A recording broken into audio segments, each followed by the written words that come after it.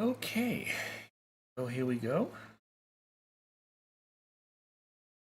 Making sure everything's all hunky-dory.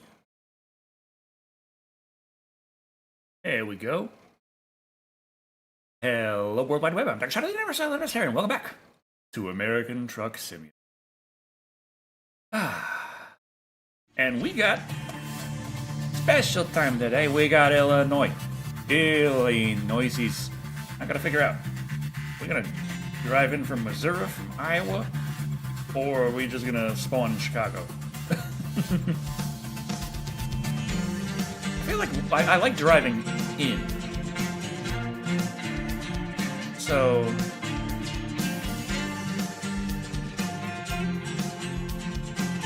let's pop into Iowa City and see what jobs they got leading in to our beautiful, beautiful land of Illinois.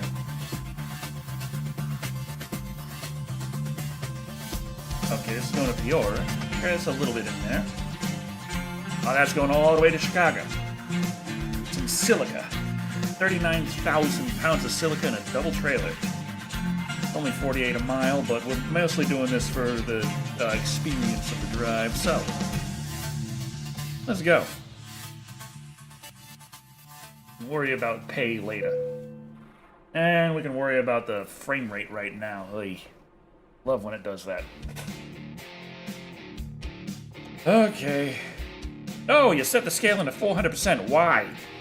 And TAA on, I don't want any AA on. We on VR. It doesn't work well there. Reflection scaling, set that to 200%. What are you doing? I like to see out of my mirrors. And depth of field. Oh, well, at least remember depth of field off. We had a little bit of something there.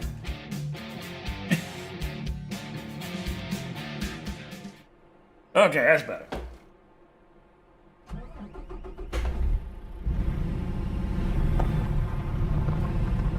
Okay, we have 1% damage on Betsy.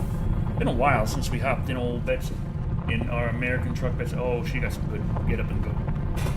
Let's recenter a bit. There we go. I always feel like it spawns me really... Oh. Spawns me real far off. I'm stalling out. Oh.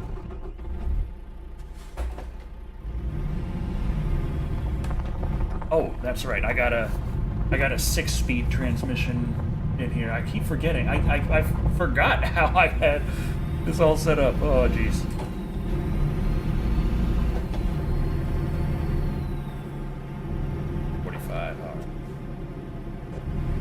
Okay.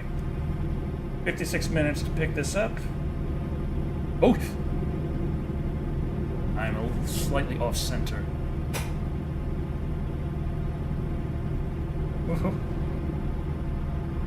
Okay. Alright, we remember what we're doing. We know what we're doing here. Right.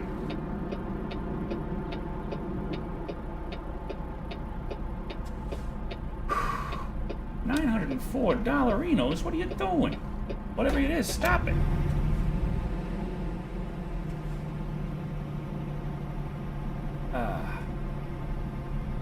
Our beautiful little chainsaw. Copy of American Truck Simulator. Life is good.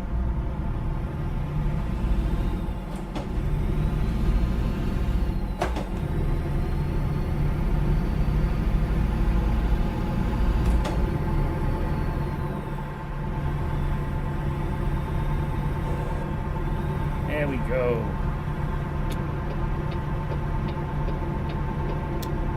$70 miles an hour. Oh, it feels like we're flying. 65, you sons of bitches, you would.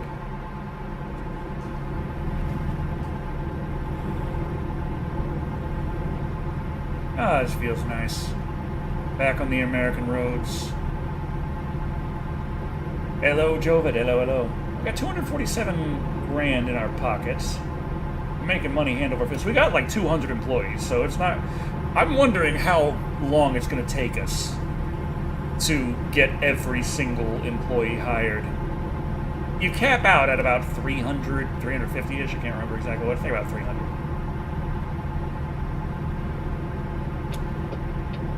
and it's just like, nah, no one else is allowed to be hired. We've hired every trucker in the nation. Which is a shame, because there's still plenty of garages to buy, plenty of garage slots to buy. Get 100% the game, that's my intention. I just want to get, like, everything as big as possible. Whoa, whoa, whoa, whoa, whoa, what the do not enter, okay. What the fuck kind of, this is, what the hell kind of half-ass, crazy, not roundabout was this? Okay.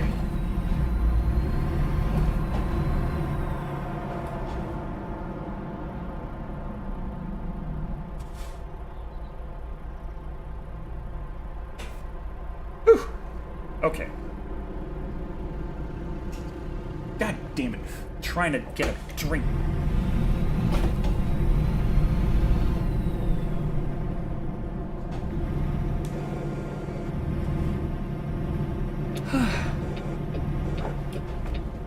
Okay, we're fine. Good. Oh, they added another truck as well. I'm thinking if we get another, what's the word I'm looking for here? Another garage going, which we most likely will, considering we're playing American Truck Simulator. We could buy the new trucks. They have new Volvos that they added. Now, they're not as powerful as Betsy here. So, while I like the idea of getting a Volvo with all the high-tech doohickeys in the dash, I want my horsepower. I really do. I got the biggest damn engine I can on this thing in the shortest cab I can have, with the biggest gas tanks that it can handle, and the best heavyweight stuff. So it's like this is a powerful, heavyweight capable day cab with great maneuverability and the power. The fucking power of 25, you bastards.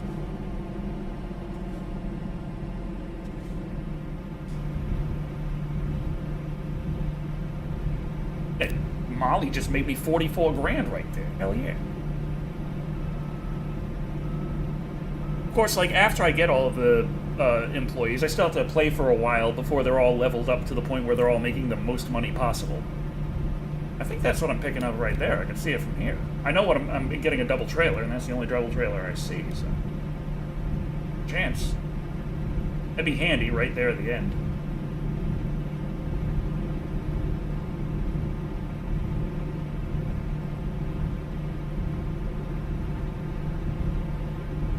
Hello, Aunt Fist. Hello, hello.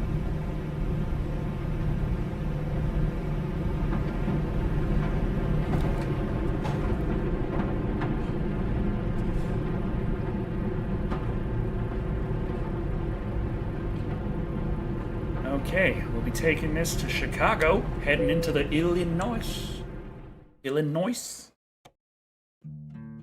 Can I say hi in your live? I'm not sure what that means.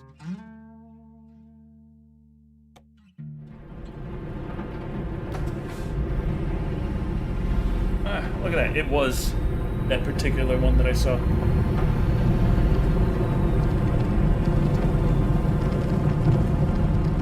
Oh, there it is. There she goes. Good little Texas trucking right there.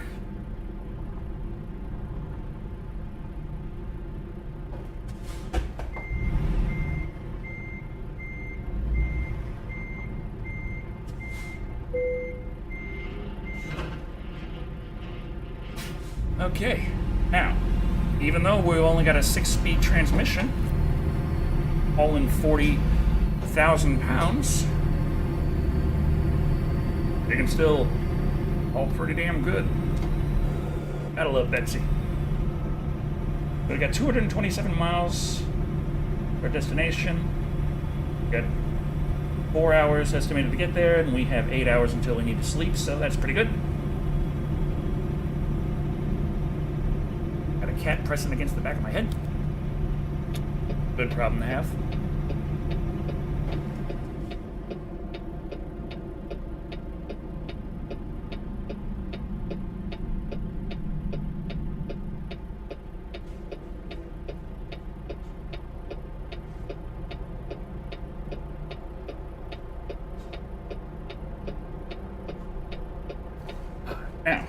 Now that we're on the road again.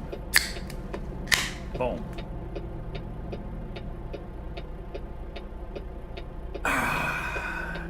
Proper Texas trucking over here.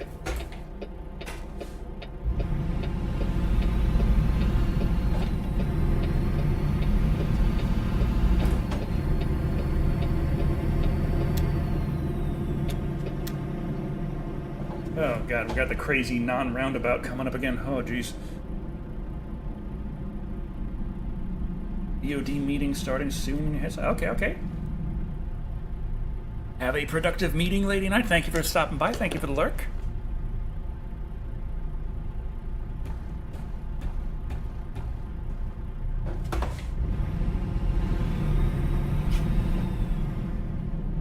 Move, go, forward. That way. 62 grand. God dang. Thank you, Maha. And Katarina. 55. How much of that was Maha and how much of this Katarina?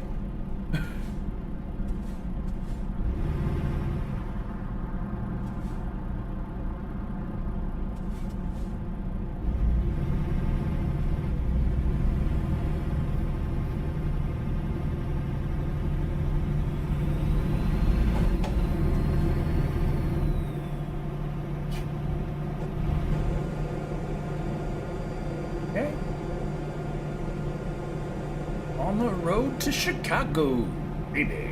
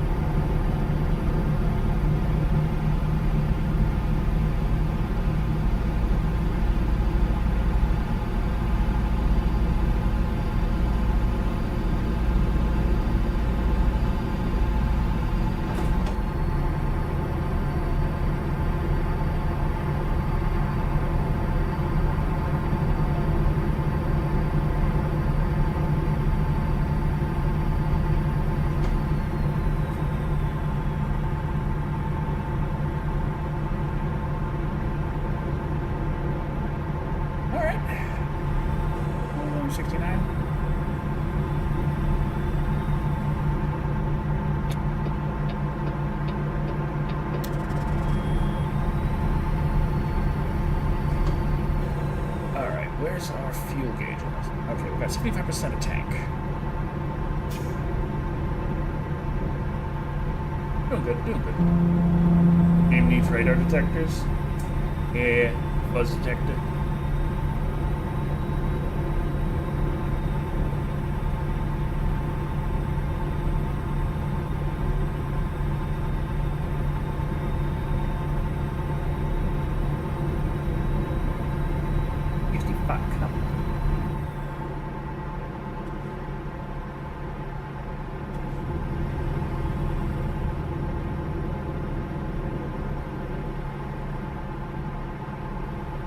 Okay, it's way to Chicago. What it tells me.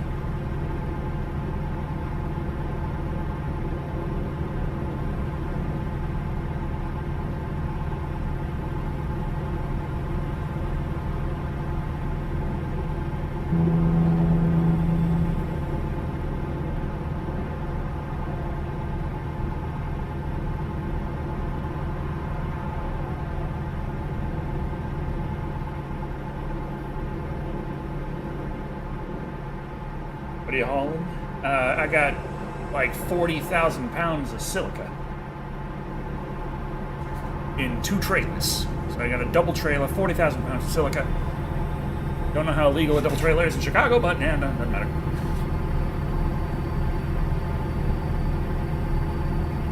We'll cross that bridge when we get there. And we already got 500,000 in our pocket. Like, it doesn't matter. It doesn't matter what we haul. It doesn't matter how valuable it is or is not. Though I wouldn't mind doing another super huge valuable delivery. Oh, the bean is in this. Hello, country shape me. Yeah, hello. I gotta move these chat boxes up a bit. They're kind of low right now. Whoa. Little bump in the road.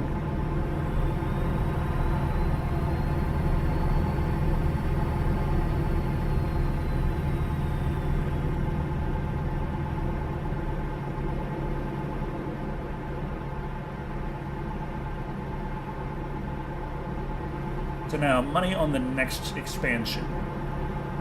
We looking at South Dakota, or British Columbia, or the road trip DLC?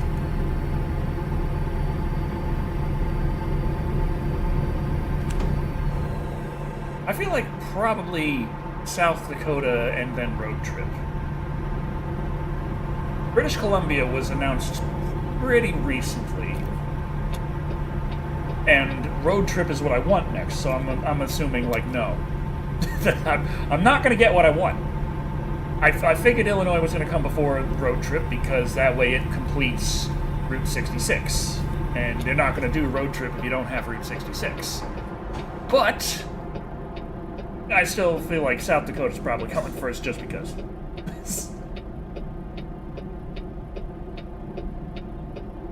Oh, there's nothing really stopping road trip now. What is that? Like, there's no new map data really needed for road trip. Just missions, I'm assuming. Like, I don't really know what the gameplay is going to be for road trip other than driving.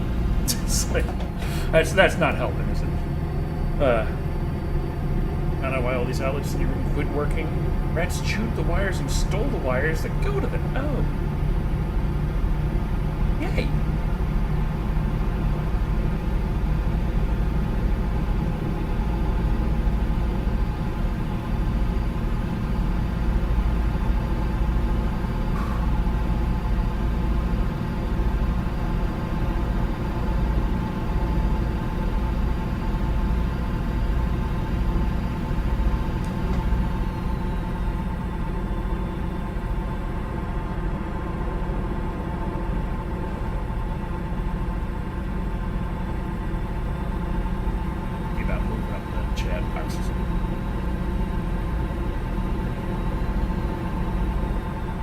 Whoa, whoa, whoa.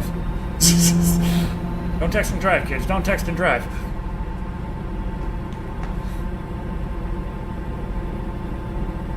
Someone lost me $1,000. And someone else made me 28 grand. Okay, it all works out in the end.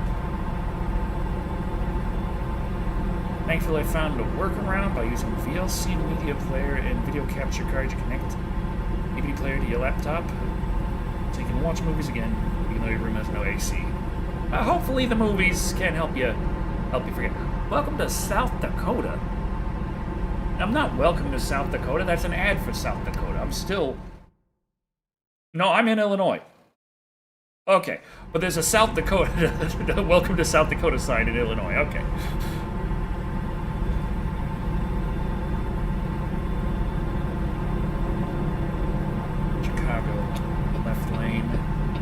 Destination, so may as well move on over.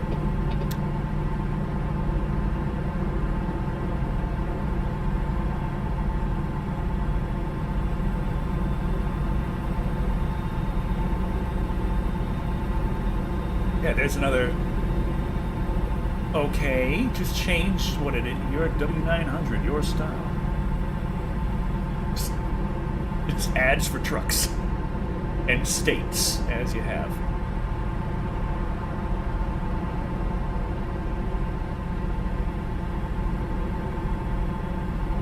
Maybe it wouldn't be so bad to have the real brands, odds, real world advertisements and such.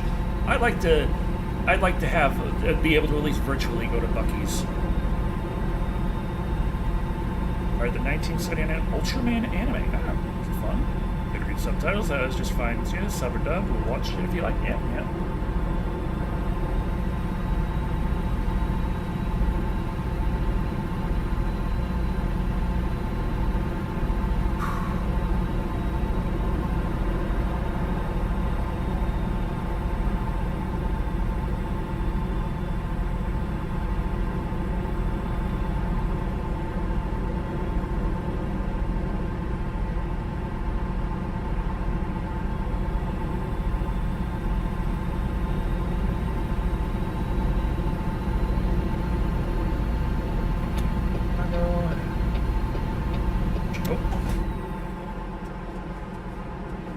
Speeding for a bit there.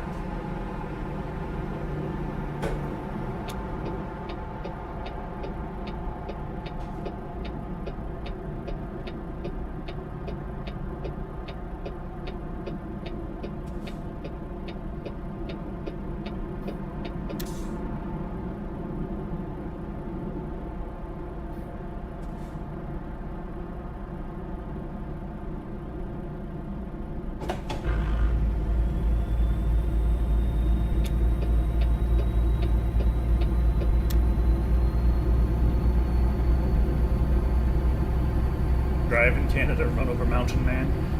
Run over the bounty man. Need to get the forklift DLC. Or forklift mod, probably.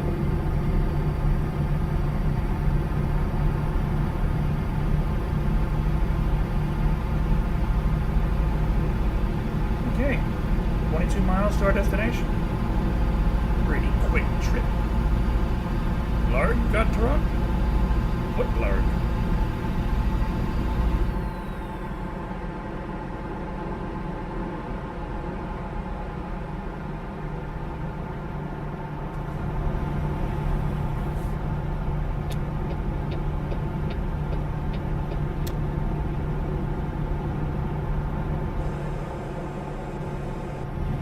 Great review on Borderlands. I thank you, Jake Chester.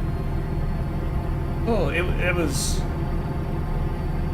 kind of a nightmare in many, many ways. But I'm glad that it's doing well on YouTube, especially after YouTube did its best to try and make sure it didn't. As I had just put it up, YouTube, of course, sent out less notifications than it should have, and was doing its best to downplay. Oh, what the? It was doing its best to downplay things like. Sir, I'm coming. Downplay things like. Well, it was screwing with stuff on its end, and it was trying to blame you all, like it does. So, like, at first it sent out, like, very few notifications. It wasn't showing it to people on their subscription feed. It wasn't showing it in most places. It was doing its best to just make sure as few people were able to see it as possible. And it gave me a little gaslighting note on the dashboard saying, huh, your subscribers are choosing to watch less of this than they usually would of your other videos. And I was like, you lying sack of shit. But fortunately, that was such total bullshit because y'all watched quite a bit of it. Now, percentage-wise, I'd have to say that you are watching less of it than you do a normal video. Only about 30%. But that's still half an hour versus the 15 or so minutes I usually get for a new video performance. So that's very, despite how much less people it showed it to, that allowed it to outstrip the average time. Because the way YouTube likes to fuck with you, they don't like to try and make it too obvious.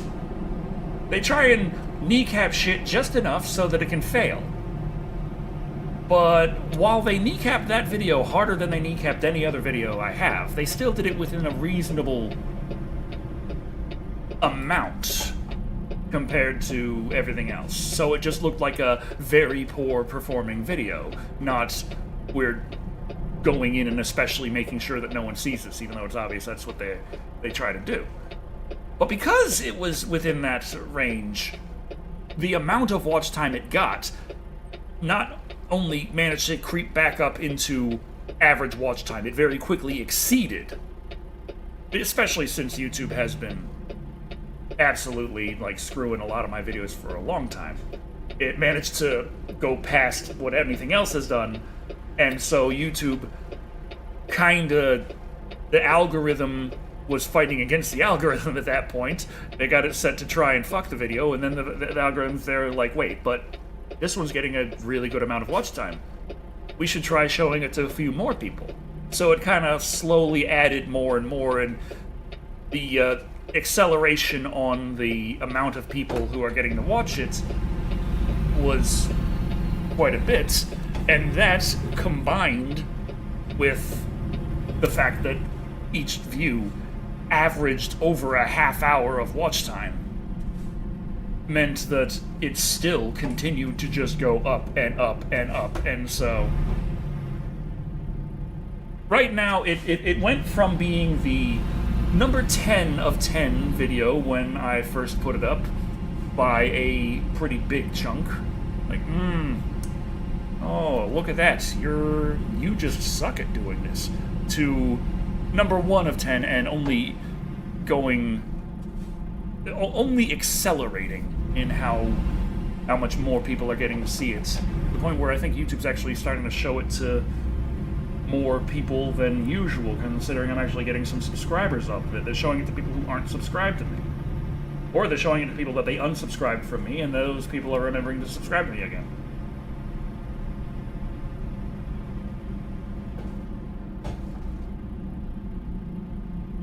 Either way, it's doing the best of any video I've put out probably all year. And it's coming up from where YouTube pretty unashamedly just tried to completely kill it right out of the gates.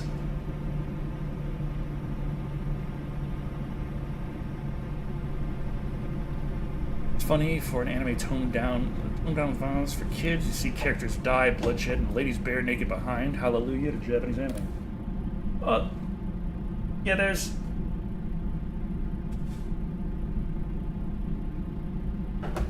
Like, in Japan, especially, like, nudity, like, a lot of places aren't as prudish about nudity as America. But, like, in Japan, it's kind of understood, like, if there's no nipples and no bush, this is not porn.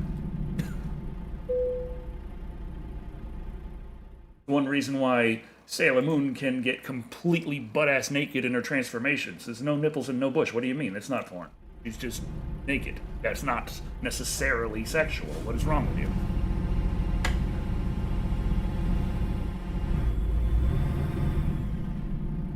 Oh, that reminds me, though. Steam has rejected Convent Chronicles Revelation right now, citing that I have made porn and I should mark it as such, and I'm having to fight them on that, saying, no, this is not... There is no frequent nudity. I actually went and tallied everything up.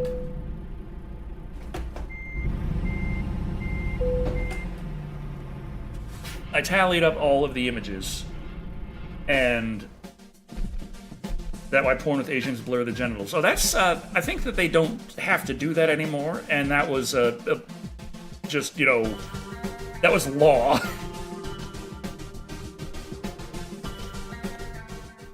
There was, but, like, the laws surrounding that are, like, one of the reasons why tentacle porn kind of blew up in Japan was because tentacles weren't penises, so they didn't have to blur them.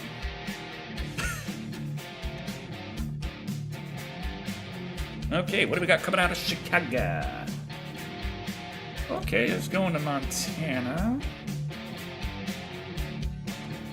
Going all the way down to San Diego. Carrying some bobcats. Now what if... See, that's 100.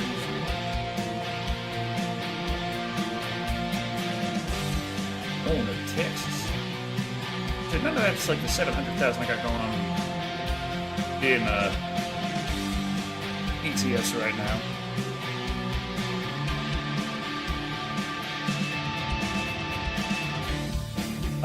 Okay, so this goes down into Louisiana, to a city I haven't been to yet. 46,000 pounds of solvents. Alright.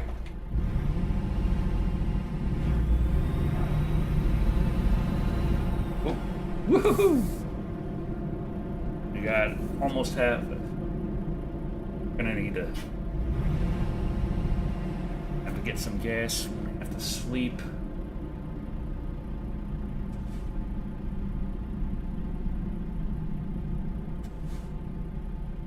It's called hentai, and it's art. That's right.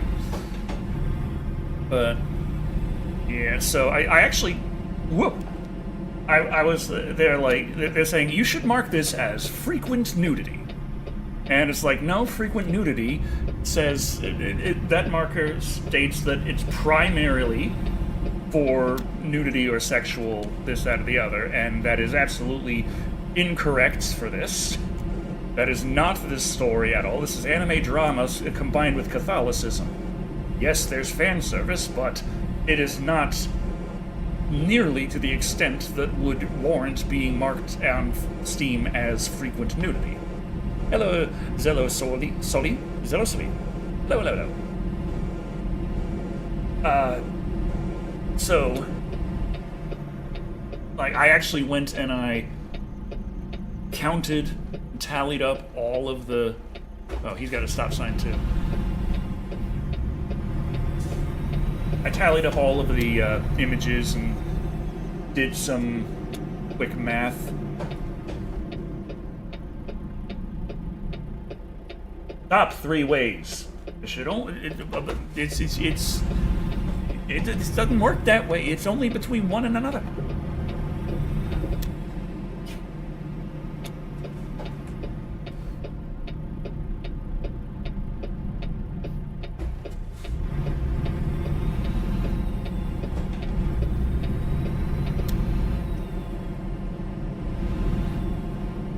Okay. There we go. All right. Now, like I was saying, I told them that, like, okay, the only thing that could actually be marked as nudity, like just straight up nudity, is bare butts. Of that, in 10 hours of this story, that occurs 3 times. That is very hard to call that frequent and the primary purpose of this story. Now, if you want to count any and all fan service, any kind of visible bra or panties going on whatsoever, anything like that, then counting things up to and including all of that, like as far as like titillation and fan service nudity kind of goes, tallied up, like, there was a total of about 97 images I could find that, like, at the most broad definition of partial nudity, they would qualify. And compared to the 3,810 images in the story, that totals somewhere around 2.5%.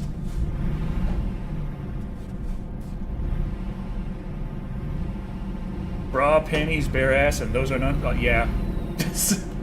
It's anime drama with a little bit of fan service, but it's mostly rooted in Catholicism.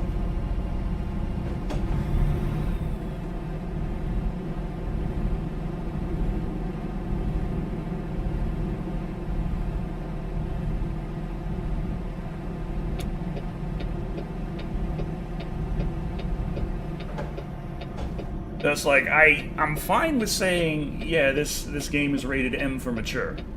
Because, yeah, there are things like that. There is death and blood. This happens. But Steam trying to insist, like, oh no, that's a pornographication right there. It's like, no it ain't. No, we're not doing this again. It almost got me to screw up and tag that on my demo, but then I read between the lines and realized what you were telling me and said fuck off then, and I'm saying fuck off now. Well, I didn't say it like that, but it's what I felt in my soul.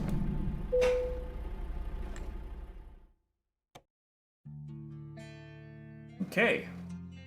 Bring this to Der Ritter.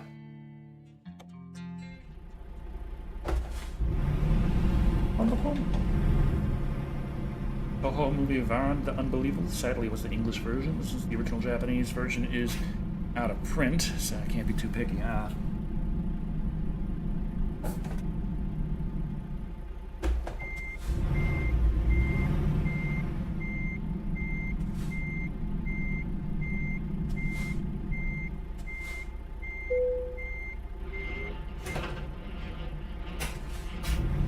There we go. Still got over half a tank of gas, 17 hours of travel time ahead of us, 49 hours to get there, 4 hours till we gotta sleep.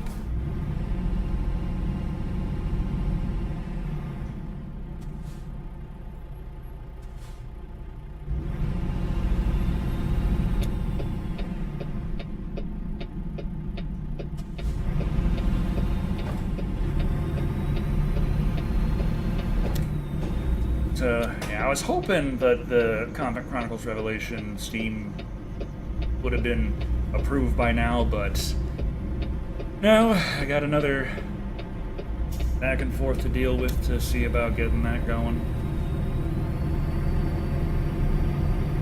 So that tells me that it's going to be at least 3 weeks before I'll be able to release it, which, considering on my pass through to double check my writing and like polish up all of the things, I've gotten to the point where I'm past the early chapters that were kind of awkward, and I wasn't great at doing. I was doing a lot of telling and not showing, and I've been kind of fixing that specifically as I've been going over the writing, so that's happening less and less to worry about as I go along, so I'm like, okay, good, maybe I can worry more about doing the best words I can rather than fixing egregious problems.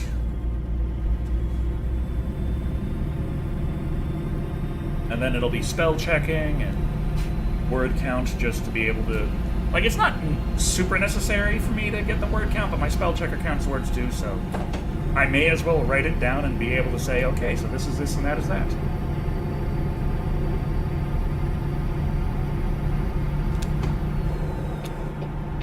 Any movies I'm looking forward to this month? I haven't been keeping abreast of that.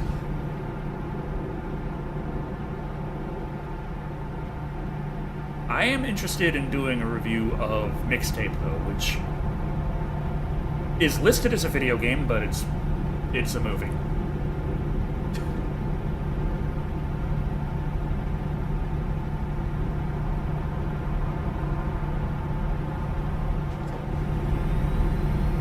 I just feel like, in terms of things that I should probably cover while they are relevant, and I'll have the best chance of doing good for my channel, covering Mixtape would probably be a good idea. Saw a stream of it and it's pretty shit. Yeah, I've seen bits and pieces, and it doesn't really look... it doesn't look promising in terms of entertainment. Which is a shame, because I did really like The Artful Escape. Like, that was one that I just fired up just because, you know, I had it on Game Pass, and it was like, yeah, whatever, let's see what it's about. I'm gonna dick around with this for a little bit and not think about it anymore, but it actually, like, it was an artsy-fartsy little indie side-scroller, but it was unashamedly artsy-fartsy, and, well, it actually was a pretty nice experience, and it had a really good message of, hey, be yourself. So I came away from it thinking, like, yeah, I really enjoyed that little experience there.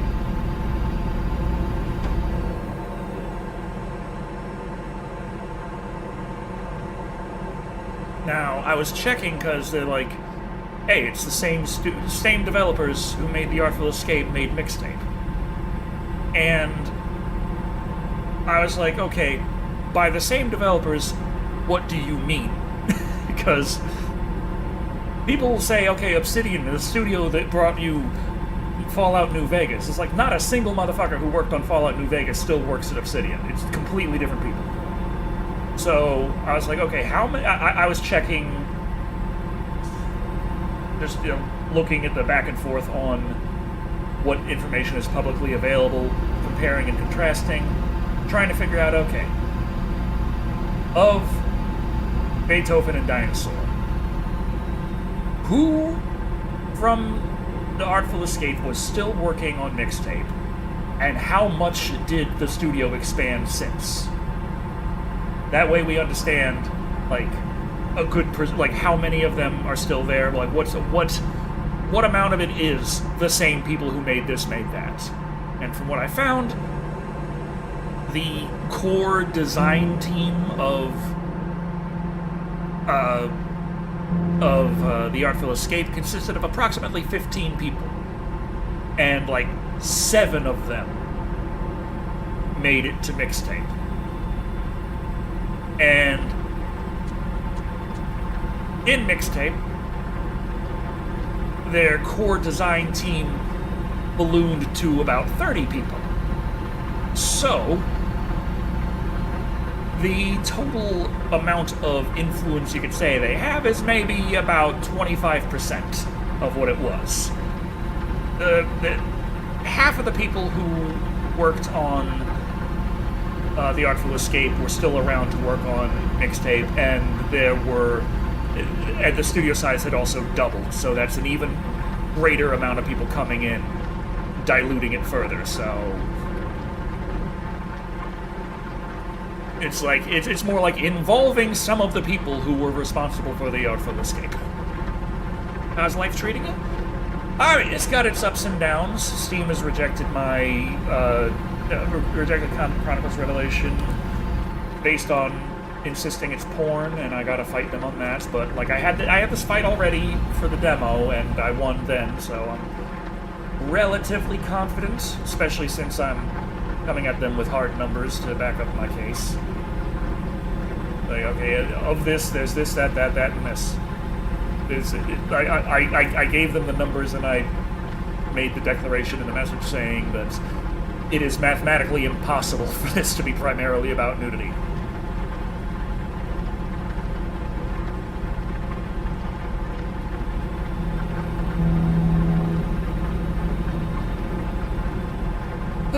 And YouTube did its best to try and screw over the Borderlands review, but the support that y'all have given of the Borderlands review has been so strong that it's managed to beat the odds, which is really nice to see. Now, am I going to play Mouse PI? That's an idea. Poulter's got it, so we should have it on our Steam family.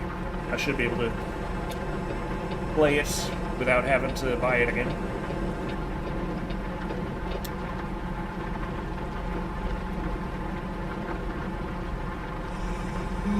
It looks like fun.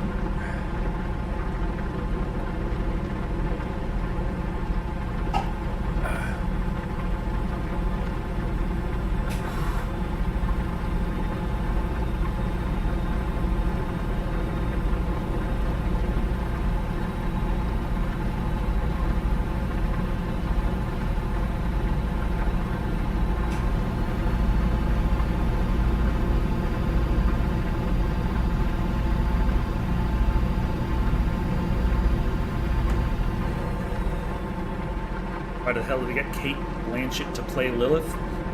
I mean, I have no idea.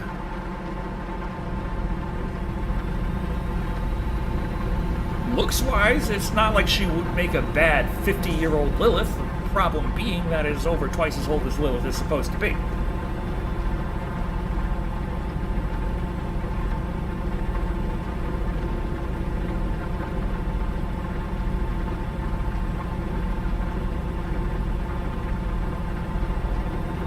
I've been trying to respond to more comments on the Borderlands review. I see that there's been some back and forth. There are some comments that are very much not in agreement with my assessments. Though I'm trying not to bother with that, because it's like I don't need over negativity in my life. What's said is said. And if people want to have a discussion over things, they can have a discussion. I just don't want to be involved in a blame war over it in my own comments. Would understand if it was like 20 plus years in the future. Yeah, that wouldn't have been a bad idea right there. That way you'd like separate yourself enough from the main story that you can just do whatever the fuck, and it's not stepping on anything's toes. And you can still have Claptrap. He's a robot. He's just immortal. Like, that's how that works, right? I don't know. I assume.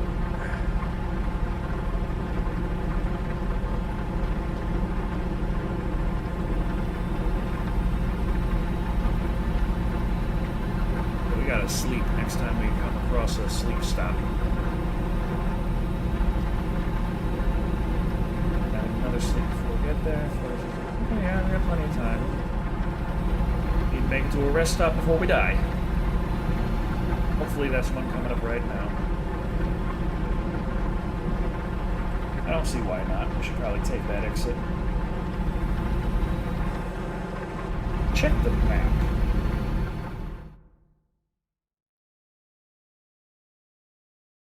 We, in fact, missed our rest stop. Okay. But if we keep going past here, we gotta... So it's like, it'll take longer to turn around and hit that than it will to be going there. So let's just tag that and make sure we don't fuck it up. Still hate Claptrap. He's why I stopped playing Borderlands. Like, I didn't mind Claptrap until Borderlands 2. But then I hated him, especially in Borderlands 3. Borderlands 1, he was just supposed to be, like, a cute little robot. But everyone was like, this robot's fucking annoying. So Borderlands 2, they're like, okay, lean into that. This robot's fucking annoying. And then they said, like, okay, let's just make him as fucking annoying as possible. And they did. But, you know, that I personally didn't like him trying so hard to be annoying. Like, if he's gonna be annoying, let him be naturally annoying, not ridiculously, annoyingly annoying. I don't know. Then, Borderlands 3 comes, and come to find out that the person who had been voice acting Claptrap the whole time had the audacity to ask to be paid for his work this time, so they didn't, and they hired a random guy to try and sound like him. I was like, well, that's kind of a dick move. Man's done 3 games at least here, between Borderlands, Borderlands 2, Borderlands the pre-sequel, and he wasn't getting paid for that voice work the whole time? And he asks you, maybe on this, your big fucking glow-up edition, maybe give him a paycheck for once?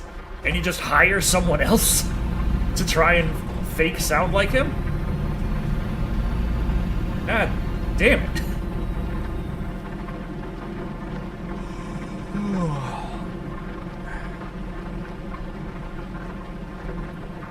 Oh, wait. This is an entirely different... This is a hidden road. Oh. Well, let's check that out when we get up. Excuse me, come through. Where the... Well, you all know about this road that I didn't? You fucking... Jesus.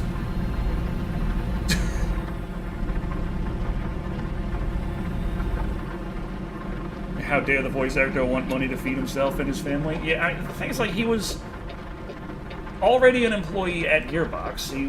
He was one of the fellas they had. Like, Claptrap was originally a placeholder, so that's why in Borderlands 1 he kind of was just there like, yeah, I'll voice this placeholder.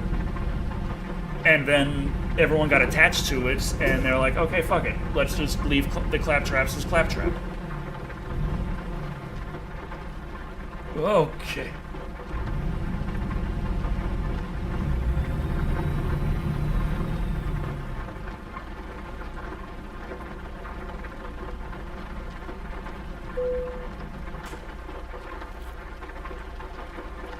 Oh, the ground texture disappeared. Oh, you know that's a problem.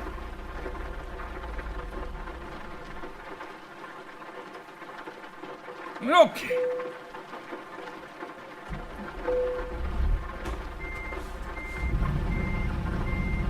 Okay, ground texture's back.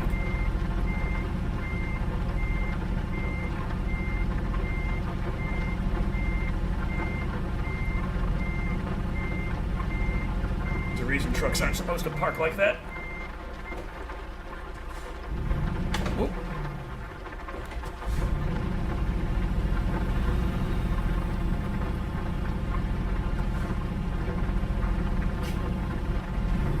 Okay, now I want to check out that mysterious hidden road. We got time. We'll make a little detour.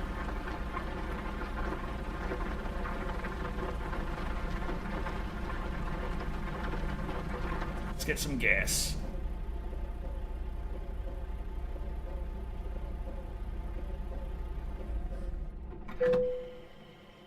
I know the ignition's off. It's supposed to be while I'm filling up my gas.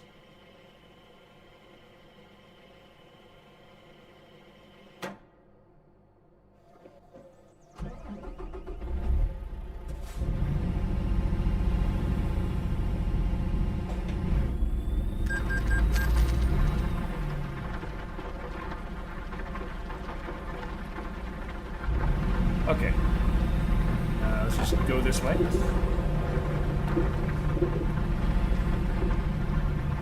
Whoa! Bitch!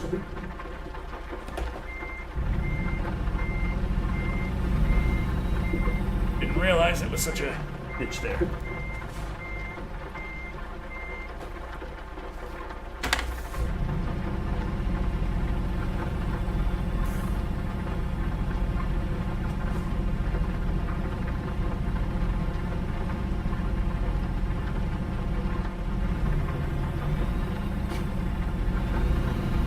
Okay. Now let's check out this road. See where this goes. See where it takes us. I'm interested.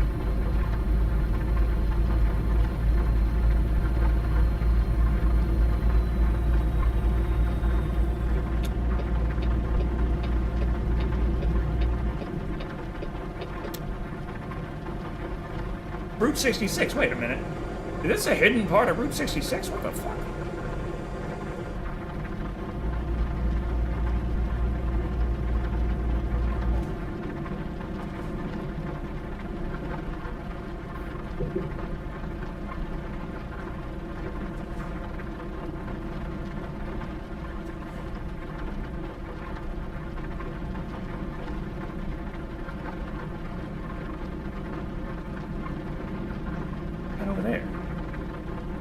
This doesn't look like a good thing to take a fucking big rig truck on. Whoa! Oh! Oh!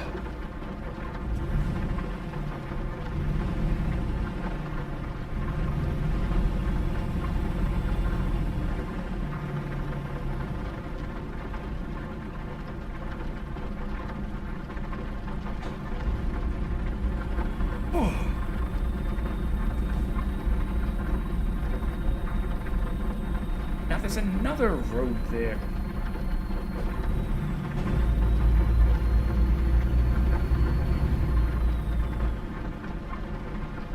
This is all kinds of mysterious.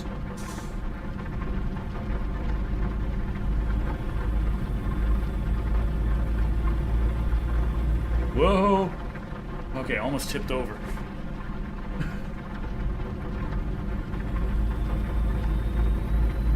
Okay, let's try the way around the bridge now.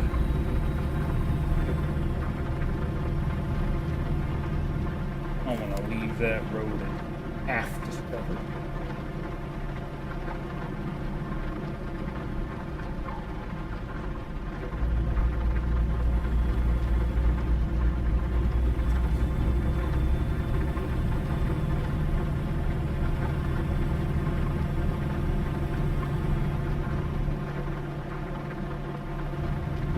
Okay, yeah. It was just a way around that particular... Hey.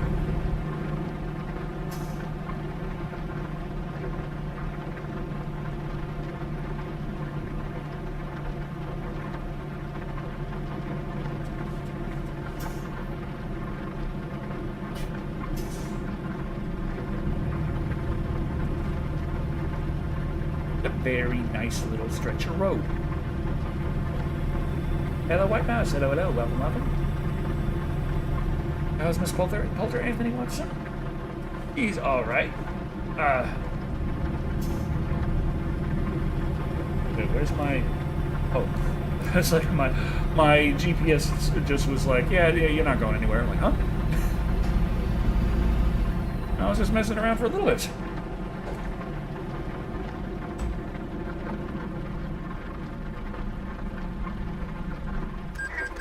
damn it.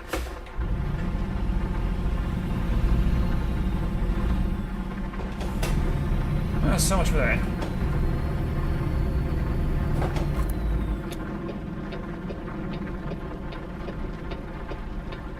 We'll just go radio.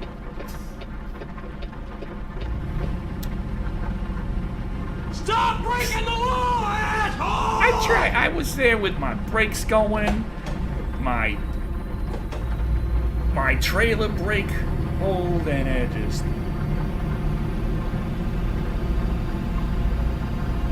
not good enough.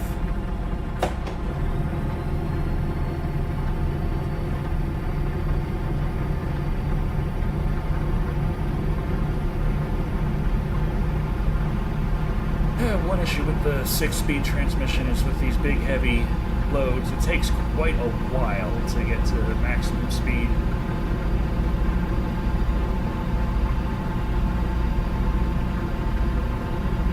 Well, not maximum, but up to speed anyway.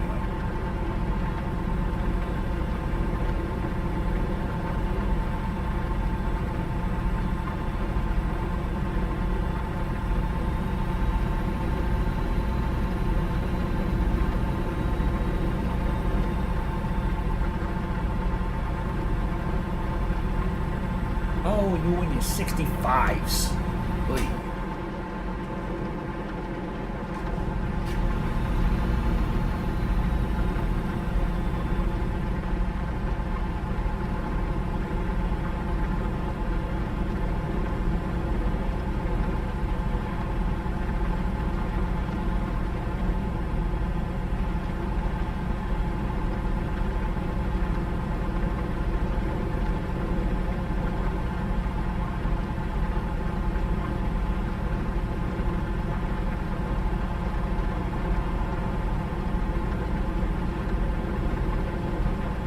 I feel like I need to turn the rain chance up in Euro Truck Sim. I think it might still be set to default, so like never raining. Did it rain one time yet in that game? I don't know. I've been playing for about 100 hours of Euro Truck Sim 2, and I can't remember if it's rained or not. I know when playing American Truck Sim, it took us 80 hours before it rained for 5 seconds. It's a green alien air freshener.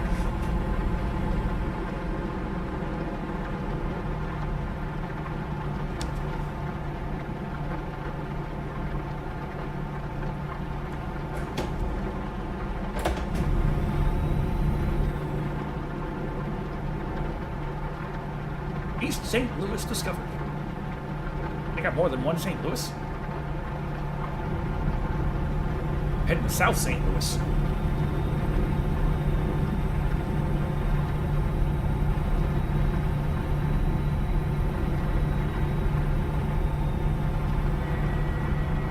Well, we got 1.5 million in our account. I forgot to check before heading out, but maybe we can buy some garages. Last Eva Bong movie reviewed was weirdly boring and weird. Yeah.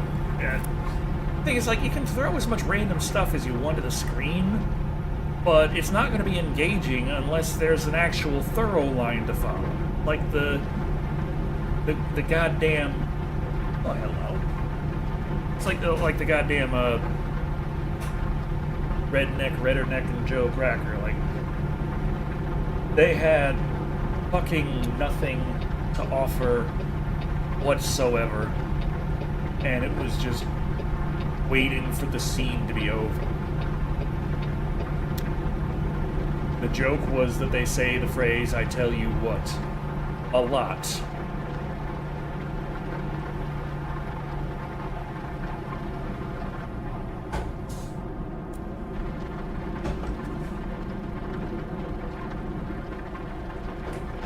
Oh yeah, Tara's been there the whole time.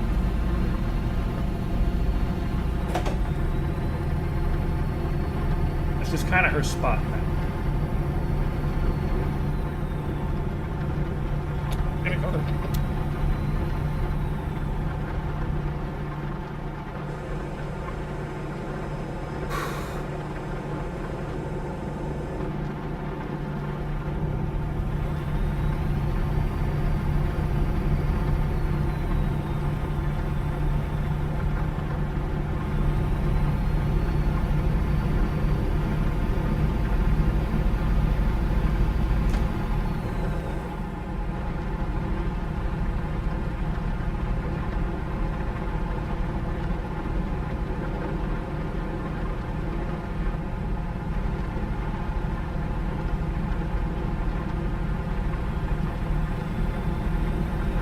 missed seeing the reflections in my hood.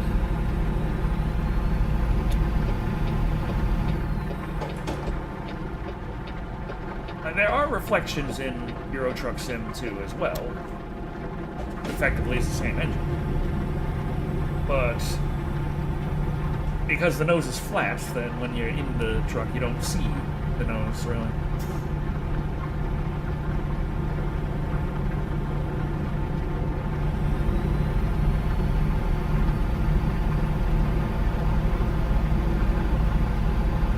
Hauling in Illinois? Hauling from Illinois now. We're heading down to Louisiana. And I'm going to see about heading back up to Illinois if I can. Still got a lot of Illinois to explore. Started out in Ohio, hauling into Chicago.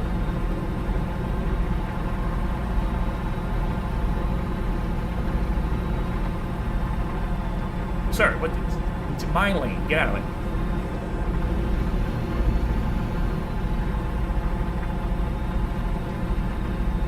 I was saying, I do want a convertible in Road Trip, if possible, but I just realized the rain might make that a little bit difficult sometimes. Still want a co-pilot feature? I mean, that'd be nice. I just have a... Why is the chair up my ass? The top of the chair is like around my thigh, so I should be like this? I don't know, it doesn't seem right. Whoa.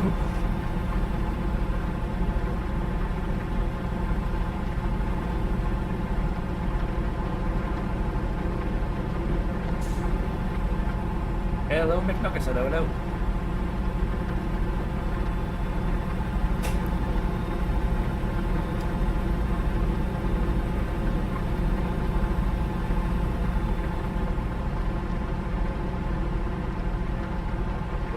4 minutes to go 630 miles. We got 10 hours before we got to sleep, 31 hours to deliver it. We'll be able to get some sleep and finish the delivery comfortably. What would the co-pilot do? That's a pretty good question. Like in Microsoft Flight Sim, that'd be pretty simple. It's like co-pilot would co-pilot. But, like, aside from punching in some nav data, checking the map while you drive so you don't stop driving,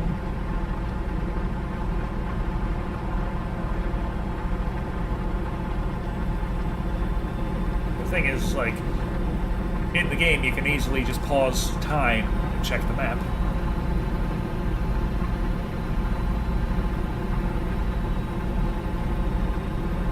Thank you, please. Thank you.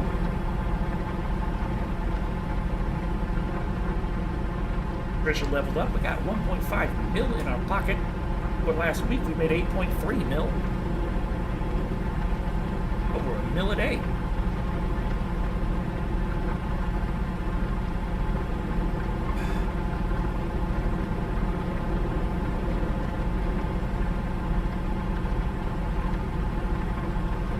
Also, I decided to use the Borderlands review as testing out the A/B testing feature on YouTube. As it's been a while since I tried posting it initially, the idea of, Borderlands movie review, Pandora's box office, is kind of mixed with the frustration of everything, and it's like Borderlands movie review, crap trap. But then I was thinking, like, okay, what if I see if the A/B testing helps things at all? Like, if YouTube likes people who try to use that feature slightly, I don't know. It's when you get to this point in trying to please the algorithm is when you feel like you're getting a chicken and, like, cutting its neck and spraying the blood on the computer and hoping for the best. What am I sipping on? Some Yangling, of course.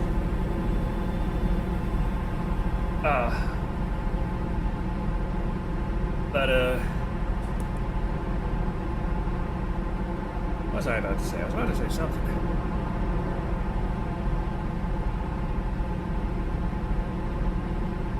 Oh, I did that.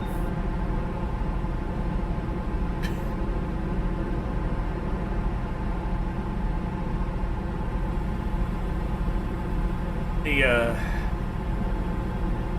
I was trying to see if maybe the A/B testing would be useful at all. As far as I can tell, no. It's mostly just sending the video out to people who are fans of me already anyway, so it's not really going to change too much. The difference between the two titles is negligible.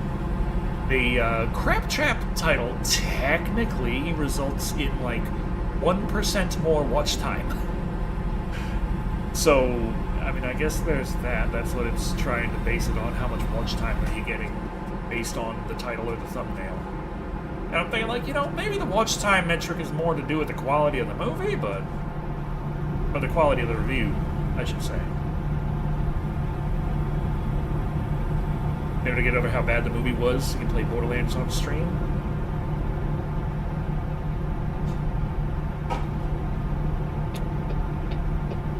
I did play,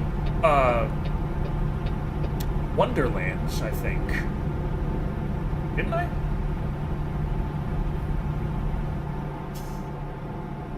I want to say I played Wonderlands.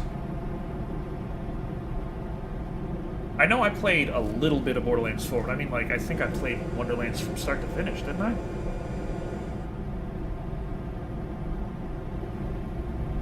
On stream. I mean, I know I've done it in reality. I didn't particularly care for the story of Wonderland. Oh yeah, that's right. We went through the Wonderlands on stream, start to finish, and I spent the time pretty much complaining about the writing and how Tiny Tina's Assault on Dragon Keep, why that worked, and why Wonderlands did not, and why Wonderlands also is best enjoyed by someone like me because I have all of this extra knowledge over the Borderlands stories and the discourse online surrounding Borderlands and its stories.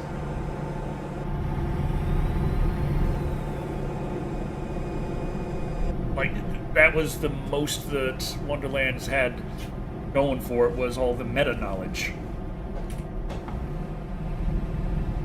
If you knew everything there is to know about Wonderlands, then you got the jokes.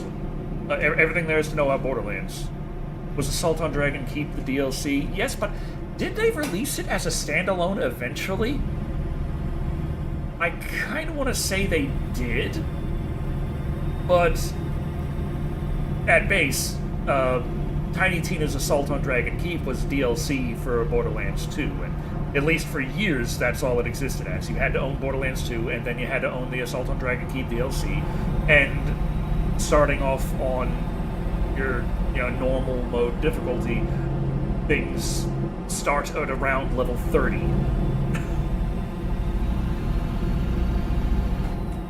But I think they did eventually actually release Tiny Tina's Assault on Dragon Keep as a standalone.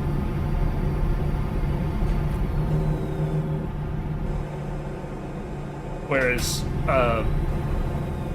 when they made Commander Lilith and the Fight for Sanctuary, the DLC for Borderlands 2 that was free for a little bit, and now you gotta pay for it.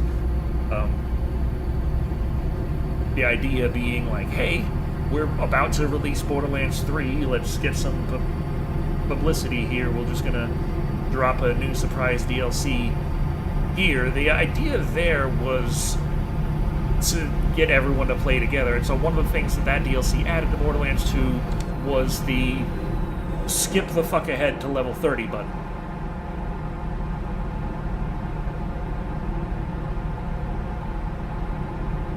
Remember liking it, surprisingly, because Borderlands usually is cold and unimpressed. Felt a bit more emotionally genuine compared to the try so hard sort of usual humor. Yeah. Yeah, that's the thing is, it's like the assault on Tiny Tina's Assault on Dragon Keep, that had subtext.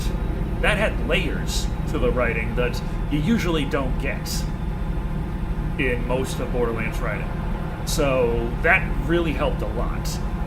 Now, the problem with the Tiny Tina's Wonderlands game was it wasn't really based on anything worth talking about. It was like, it had some layers and subtext, but it was like, hey guys, remember how we made Borderlands 3 and we introduced the character of Ava and you hated it? Well, that's kind of like this quest. Great?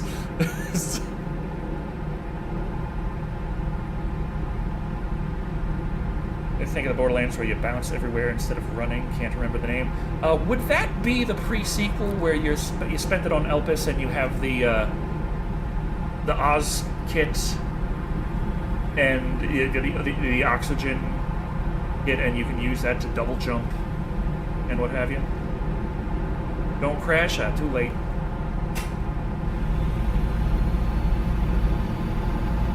Couldn't get past the first 30 minutes. Like, I enjoy the characters in... Well, I mean, I enjoy the classes in the pre-sequel. Pre-sequel is the only one where you can play as Nisha. And Nisha is like my perfect fucking Borderlands class. I love Jacobs, I love revolvers, I like the dual wield, the pistol, blah, blah, blah, blah. It's fucking great. I love it. The character of Nisha as written isn't necessarily bad, but as performed was absolutely grating. I hated every minute of it. Like, she's a psychopath, likes killing things. It's like, how can you mess this up? It's like, oh, I don't know, maybe make her say all this try-hard bullshit, but not sound enthusiastic at all as she's saying it. Like, oh, great. Did I play Borderlands 4? Yes, I haven't beaten it yet, though. Me and Poulter were playing a little bit more Borderlands 4. We've been trying to get a little bit back into it. And the characters that we had left before we decided to, you know, fuck off and play other games, we had gotten them to level 25. I was playing a Forge Knight, she was playing Siren. We recently jumped back in and, well, I had jumped back in to play as Cash, and I was like, yeah, okay, but then Poulter was like, okay, let me hop in, and she decided she was going to make a Cash, so I decided instead I was going to make the lady with the terrible pants. What the hell is she? I don't know.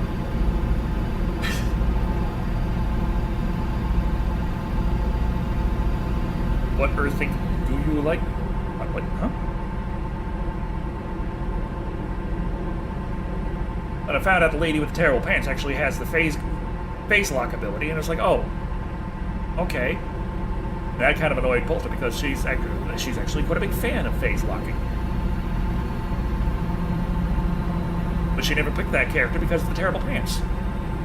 I'm sitting there looking like, why does she have such an enormous codpiece? I'm still trying to figure that out. What was with that character design there? Though I know you can get like the different skins. Sometimes you can get different body types in Borderlands 3. So I'm wondering, in Borderlands 4, do they have any version of her that doesn't have those terrible pants? What do I think of Borderlands 4 so far? I mean, I don't mind the moment-to-moment gameplay. The AI, I feel like, is kind of lacking in the gunfights. And what is it? The open world nature doesn't necessarily hinder it too much, but the open world focus of the design is it kind of does. Like, there was always a bit of a semi-open world nature to Borderlands since the first one, but it wasn't until Borderlands 3 that you had a lot of the random open world pickup stuff. Like, here, do this tower over there, do this collectible over here. And Borderlands 4 does that similarly, but whereas in Borderlands 3, you still had the semi-open world nature of the maps. They weren't too big, and the extra little pickups were small things here and there. Whereas Borderlands 4, it's a lot more spread out, and it's like, do this chunk of the map, and it's, I don't know, I really don't like the way they changed the vehicles in Borderlands 4. Turning it into your Destiny 2 little private thing that is just move a little faster because the world's too big. It separates it from being like an actual alternate gameplay style, like here's a part that you can have a car in, and here's a part where you don't. And I loved the way the cars worked in Borderlands 3 because you worked to get all the upgrades, you customized the fuck out of the car, and it really made it like your own, and you could have things that were specialized for a single person, or for like one car that holds a whole party of 4, and it's this big fucking heavy tank with hover wheels. So you take all of that away and it turns into just, okay, it's your Destiny 2 little private move faster mobile. And it takes away a whole lot of the character of the vehicles, and I don't care what skins I have for the damn thing. I'm not going to be in that when I'm doing anything remotely important. Of all the playable characters in any Borderlands game, which is your favorite? Well, favorite class would be the Lawbringer Nisha. Now her characterization sucks ass. Her written character isn't bad, but the performance was absolute dog water.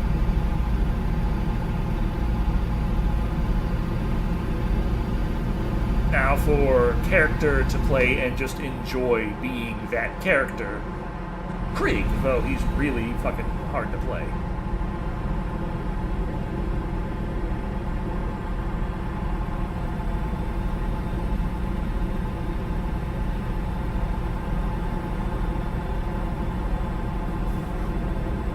Who did I play? Okay, in Borderlands 3 I'd play as Zane, but it wasn't until they added the 4th tree that he really clicked for me. The people said Borderlands 4 doesn't feel like Borderlands. Like, yeah, the focus more on open world and open world focus rather than being semi-open world with open world elements is really just...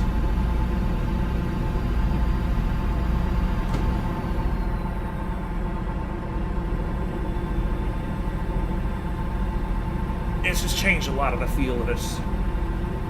And I think that might have something to do with why the enemy AI just feels so much stiffer and dumber in Borderlands 4. They feel more like open world enemies rather than FPS enemies.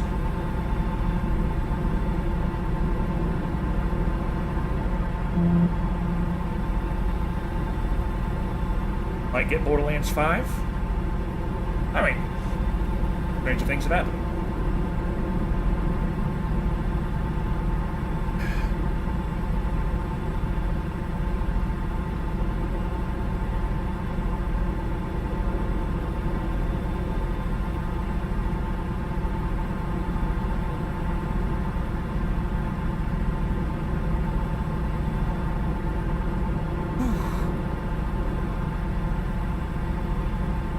I think I'm gonna buy a new garage, and I'm going to fill it with Volvos, see if I can get the new Volvo. No drinking and driving. I'm just enjoying a video game, Mr. Officer.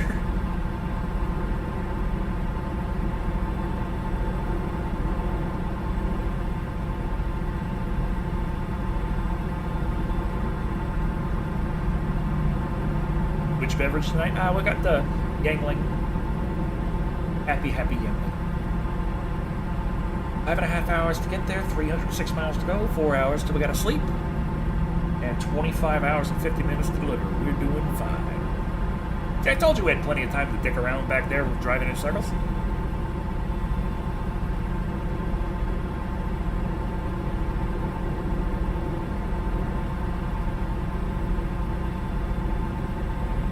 Do I see Queen Tara? Yeah, Tara, right here. Okay, that's her butt right there. Oh, so her head should be here.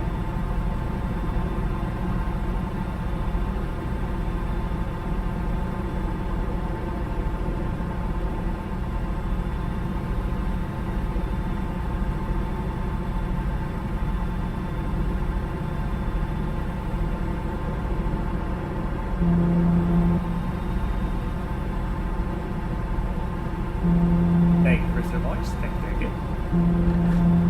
Whoa. Okay. I know how to drive. I'm fine. I'm good to drive.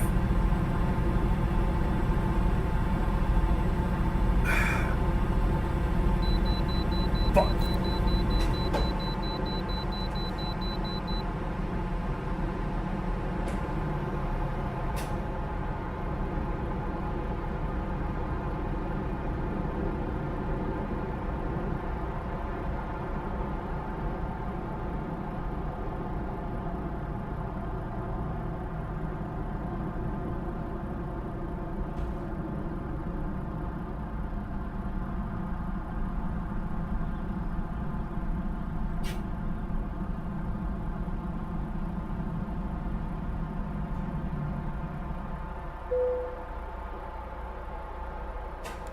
Not in perfect technical state. What'd I do?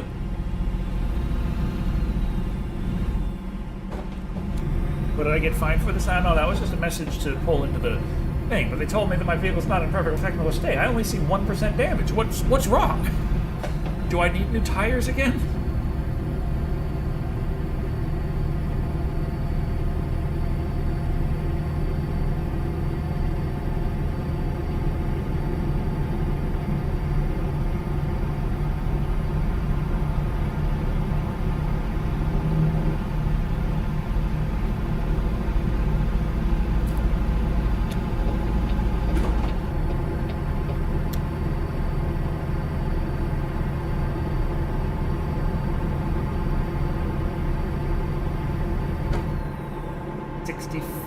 Always with your dang 65s.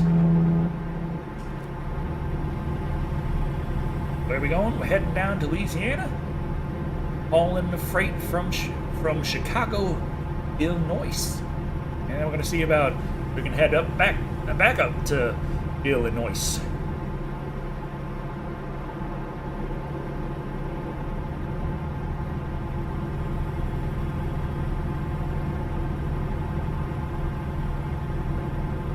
We got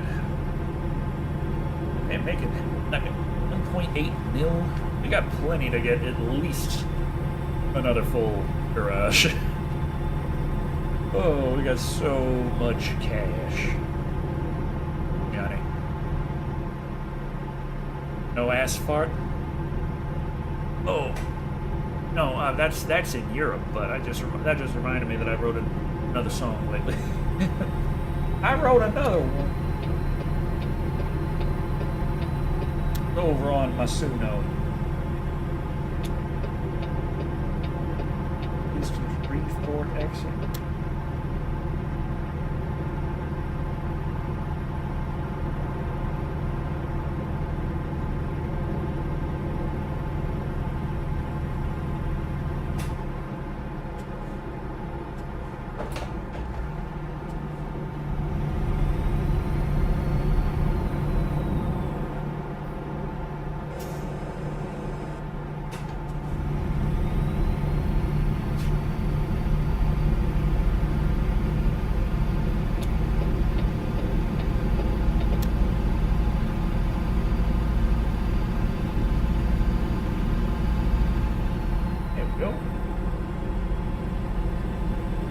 Quad Cities portion of Illinois. What would that be? I'm not as versed in Illinois as I could be.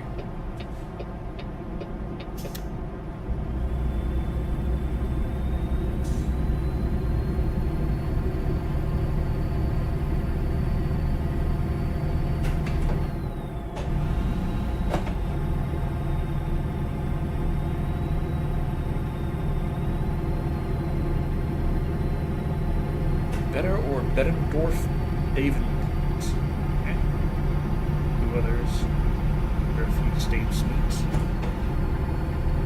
Now I gotta check. What do we got over here?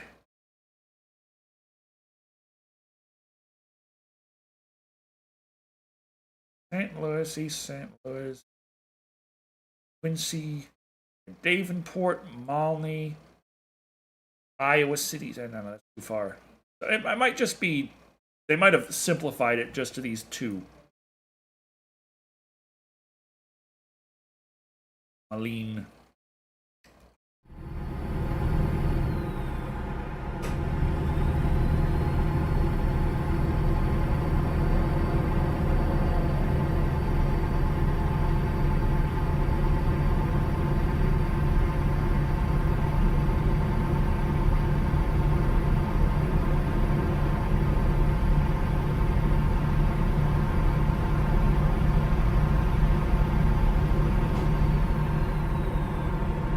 Hello, Cataclysm. Thank you, thank you.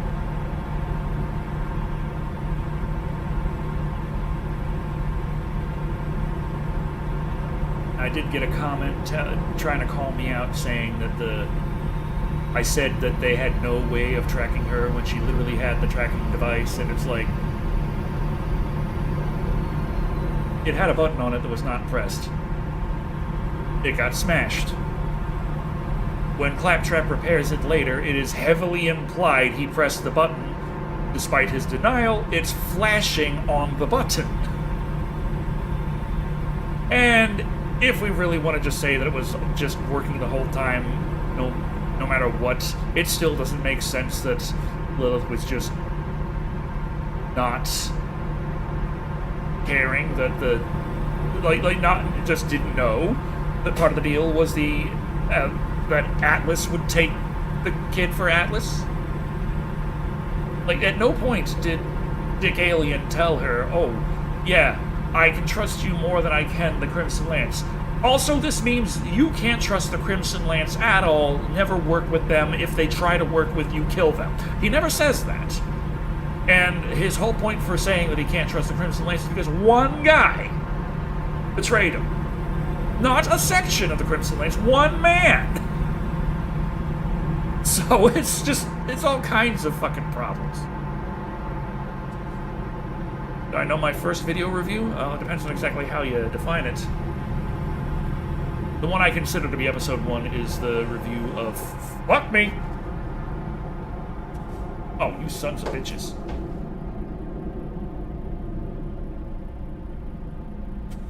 The review of, Predator 2.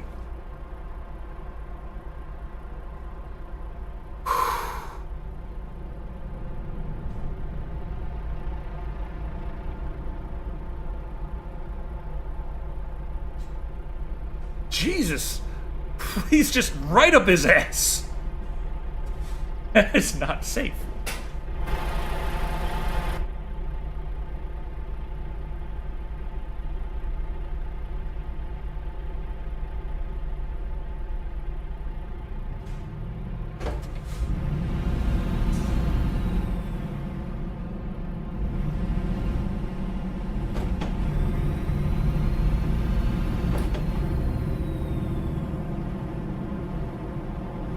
Hey, Terrace, just checking to make sure you're still there.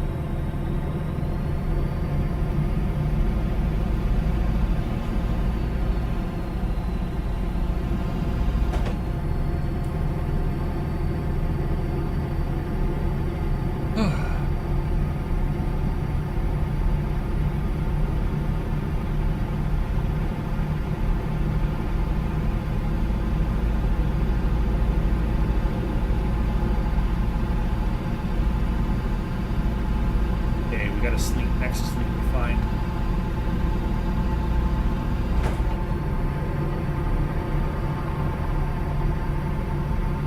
Hey, it's the co-pilot? Okay, Terry, you gotta find me a rest stop. Can you do that? Right there, you say? Oh. Okay.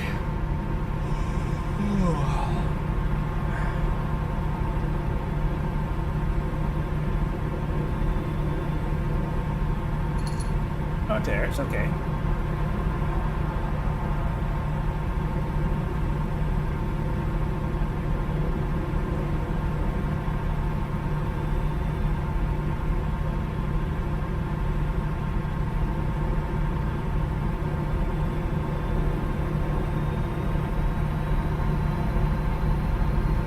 Resident Evil Raccoon City movie? Nah.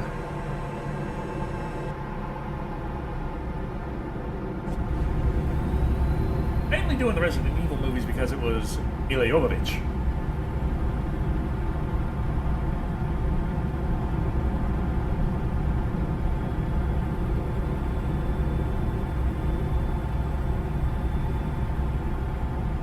Where the hell is a little picky little sleepy spot?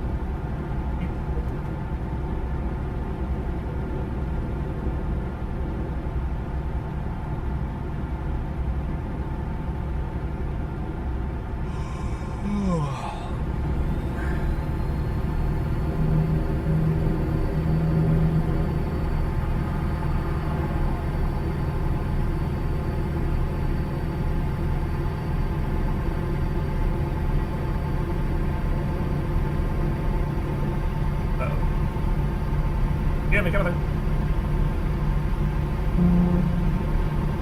Yeah, me.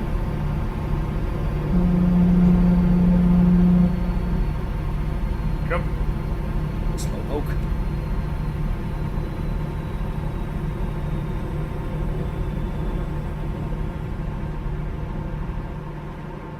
Where the hell's the sleepy spot?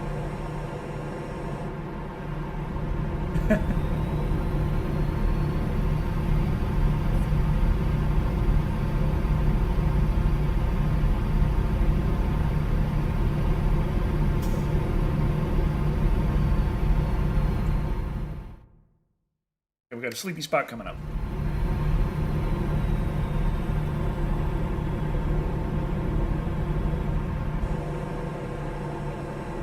Oh,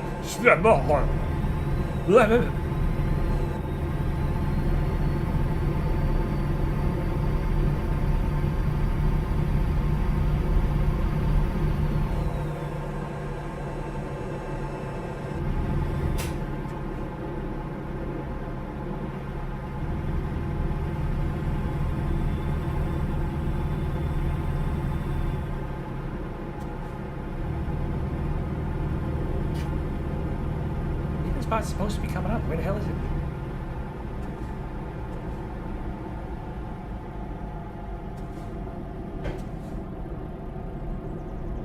Okay, it's up there. Good, because these guys ain't moving worth a shit.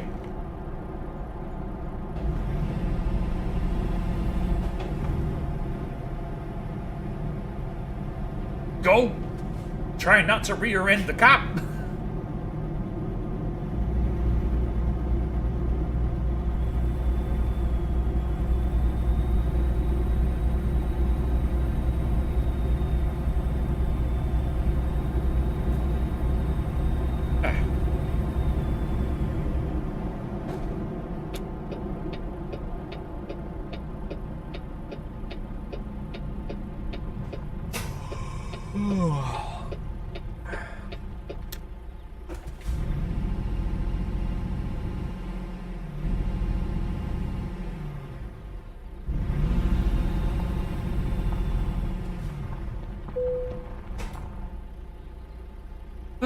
That's cousin.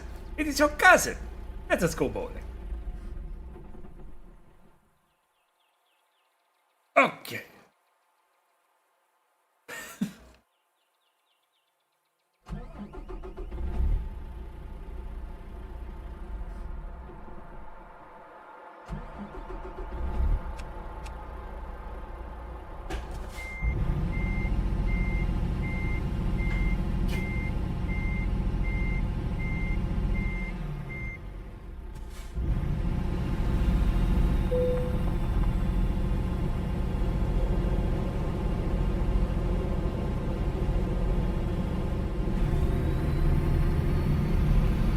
There we go.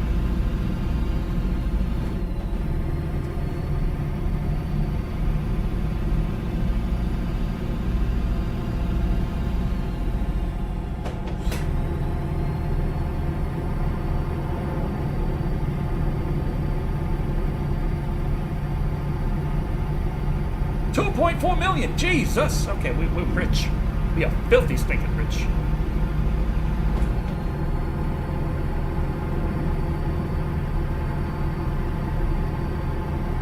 wildest dreams, that's me waking up after releasing Comic Chronicles Revelation. I look at my bank account, and I'm just like, ah! It's not happening, but it'll be fun.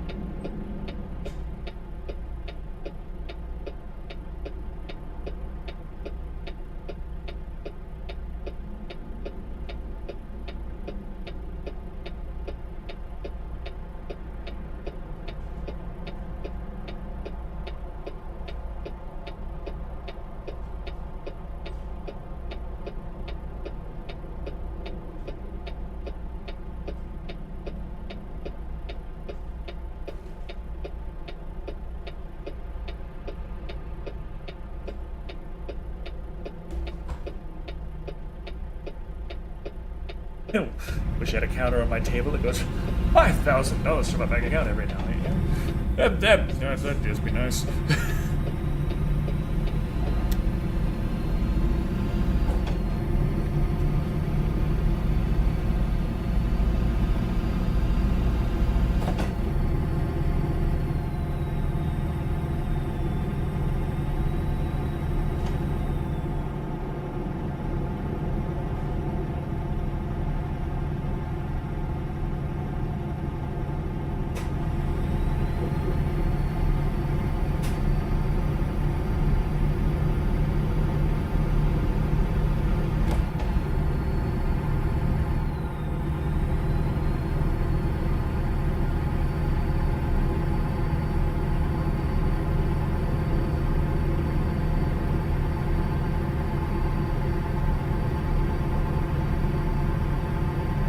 I've heard horror stories about people who come into a great deal of money all at once. There's people who have said that winning the lottery was the worst thing that ever happened to them shortly before they killed themselves. Yes.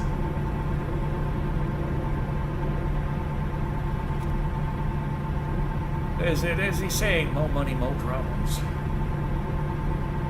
It's like...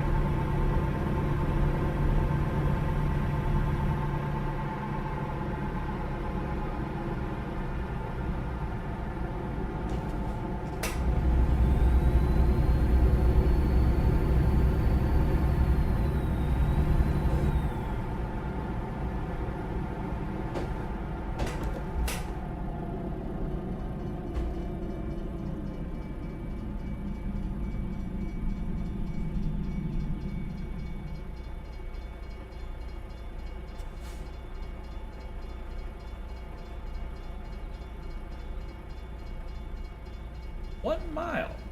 6 minutes. Okay, we're at De Ritter. We made it to De Ritter. Oh. Here it is, baby.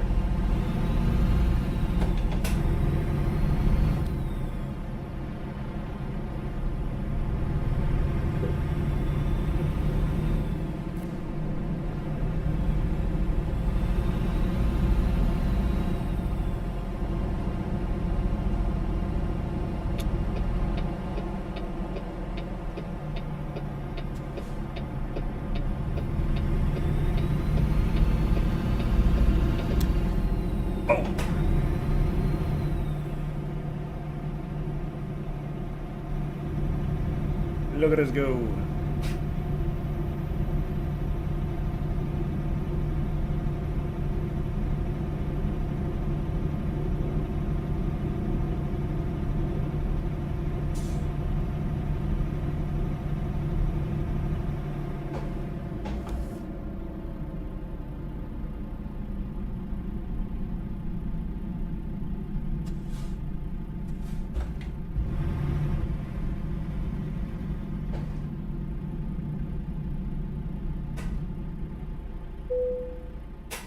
I know I would.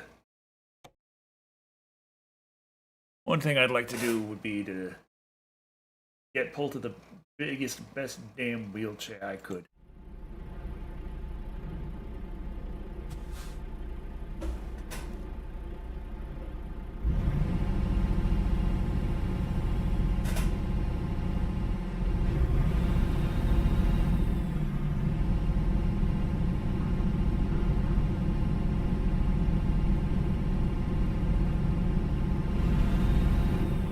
Around there, or...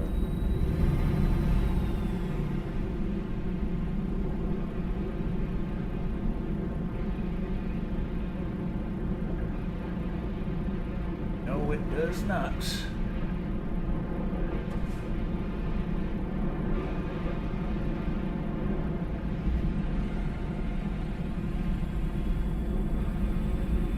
Alright, no problem. Oh, speed stripes, hell yeah.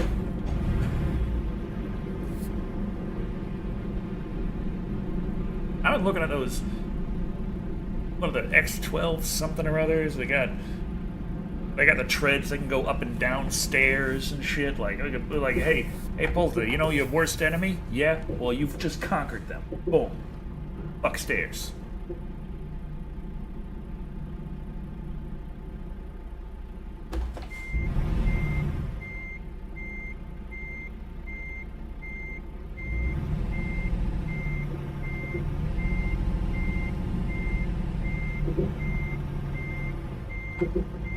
Hope they didn't care about their landscaping over here.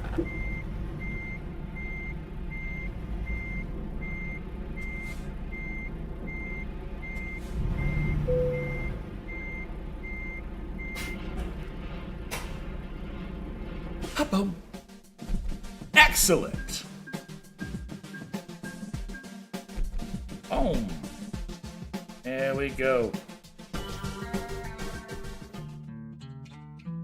So, let's buy some garage. Let's get a Chicago garage.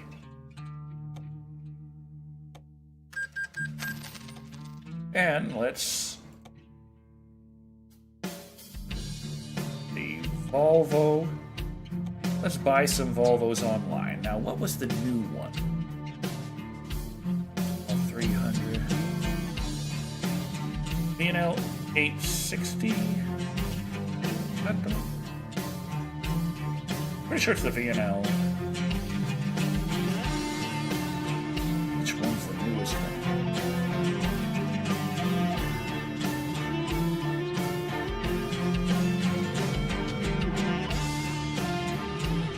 Yeah, the 860 is just a big old.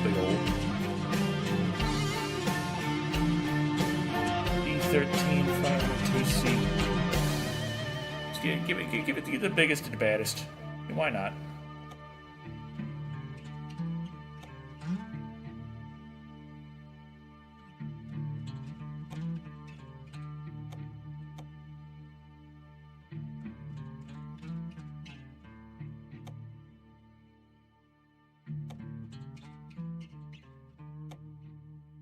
Goldschmidt, yes, of course. Only the best for Betsy.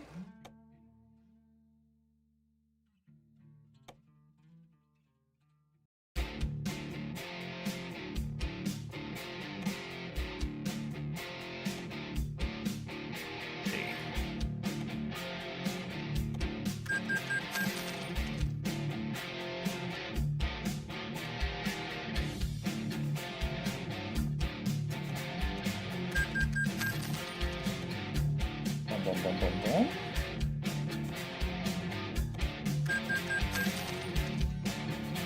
Alrighty. Still have okay.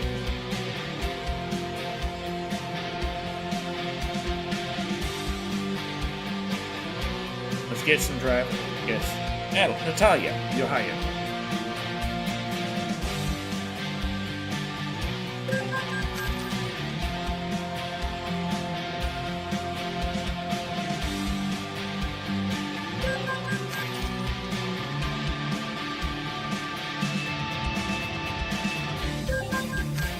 right. We still have 1.7 million. Well, we still gotta buy some reefer.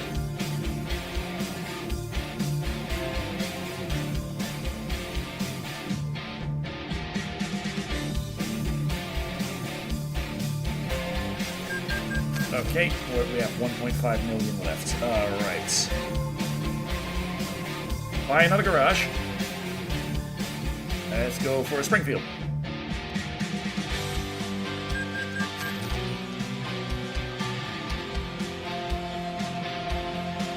Let's get some more Volvos.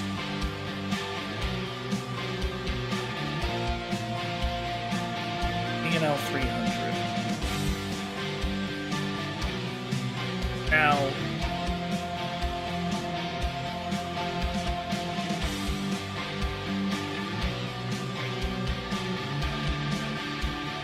the thing also, yeah.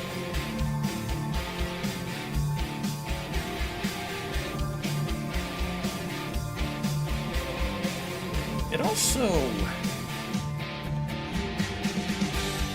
has, what's the word I'm looking for here?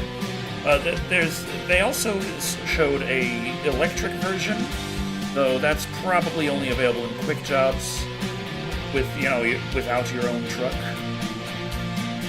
Because if you're using your own truck, there's no charging stations actually available in the game, so you can't really have electric trucks available for personal private use. But they do have them simulated from time to time.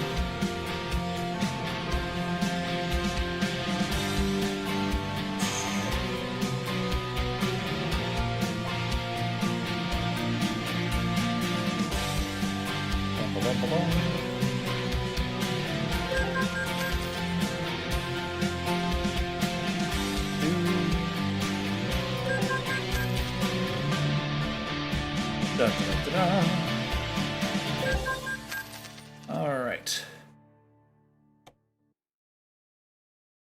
Okay, no, not trailer manager. I got a trailer purchase. Get some reefer for them.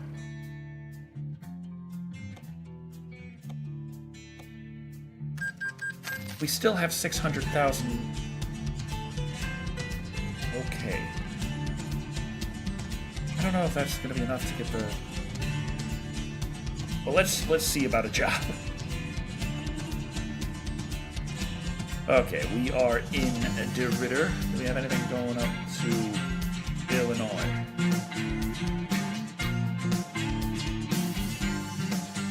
No, we don't. Andrea got stuff going in Illinois. That's going to Bloomington. Alright, 73 a month. That's 32,000 pounds of lime. There we go. Not bad, not bad.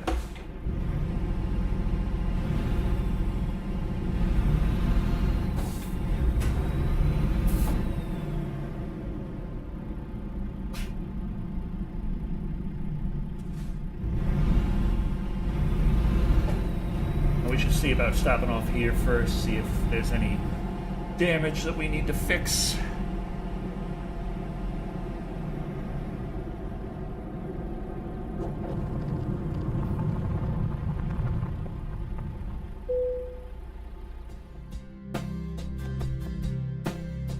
Okay.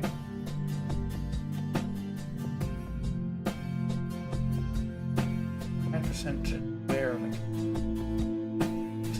And for that, just make it a smooth 20. What would be? Oh, that's a lot. Okay, but.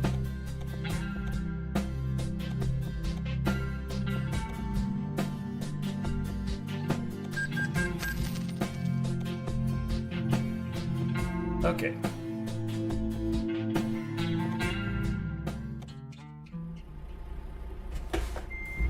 All right.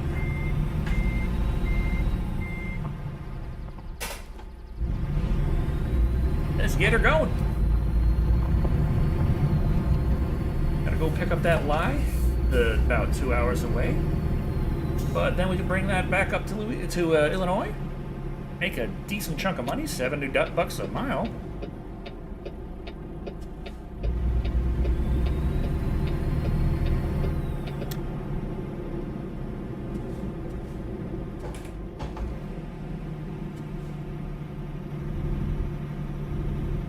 Oh. Beautiful, beautiful, beautiful. Sir, you are... Go, please, go. Stop, please, stop.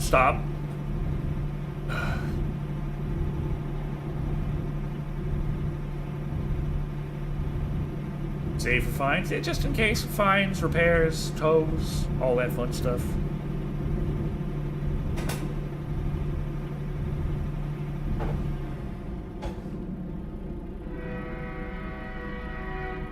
Fucking train.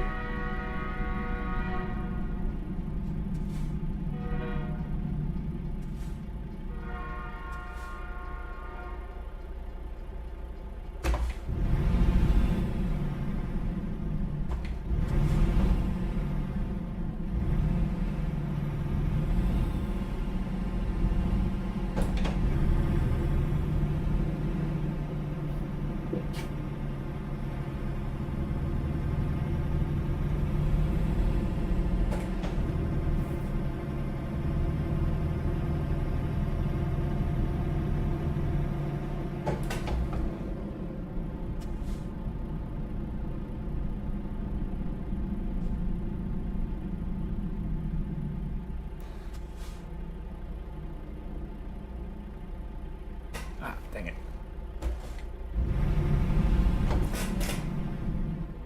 Go, asshole!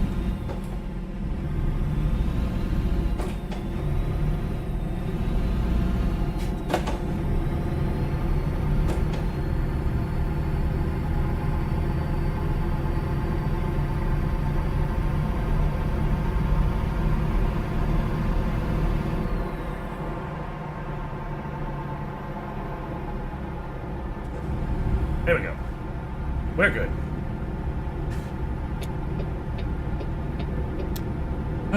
Just couldn't stand behind those bastards any longer.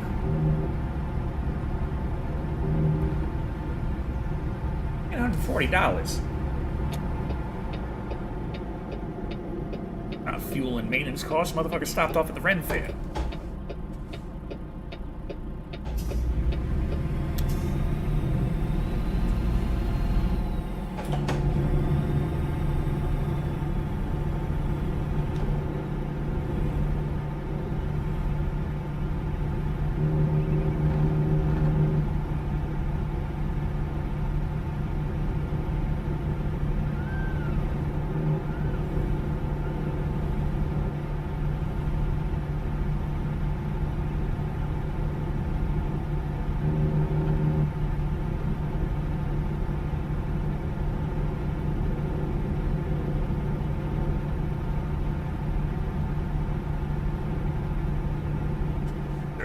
Ahead.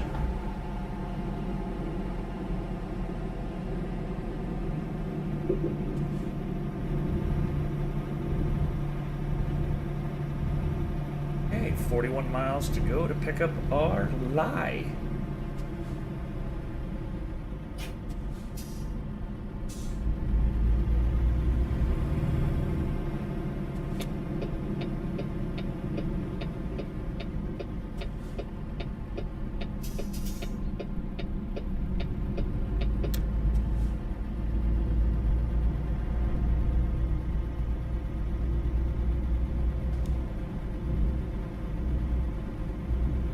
Beautiful little small town, Viva.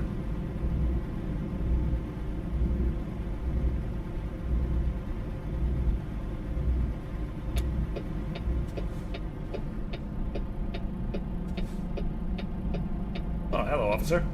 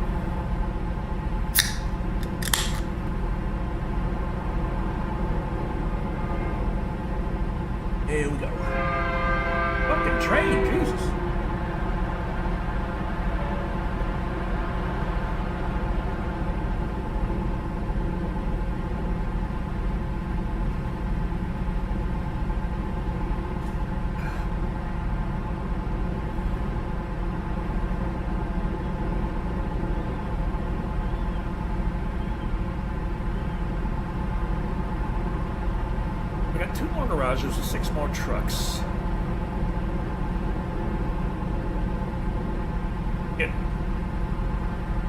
Getting so much cash.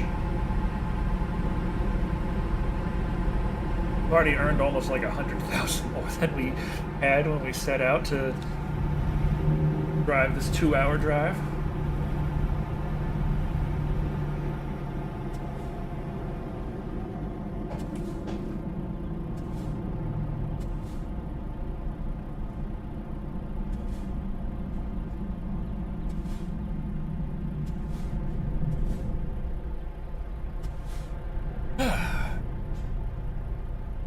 Beautiful, beautiful, beautiful, beautiful.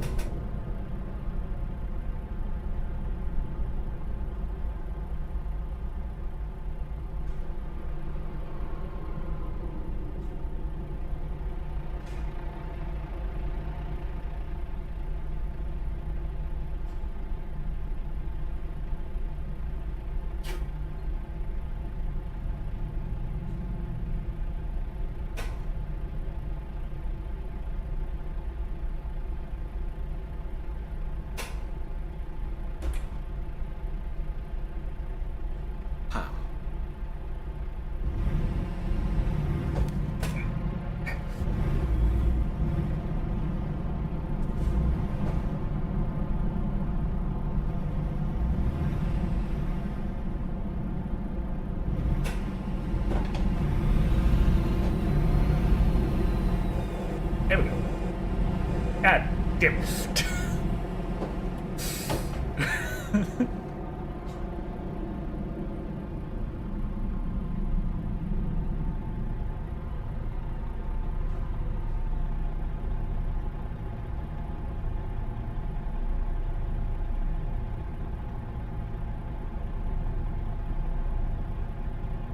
Okay, we're fine. We still got plenty of time to get there and get the job and then carry the lie up to Illinois.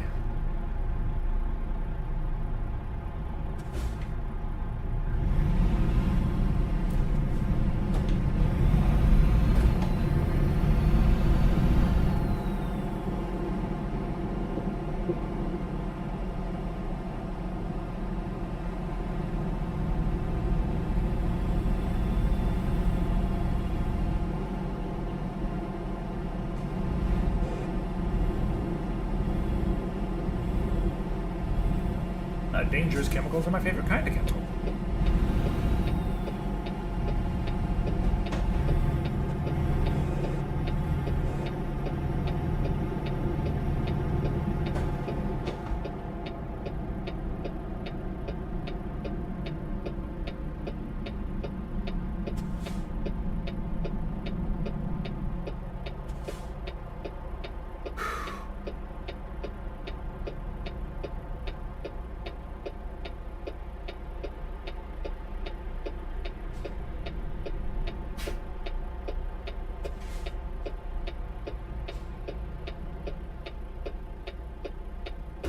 Here we go.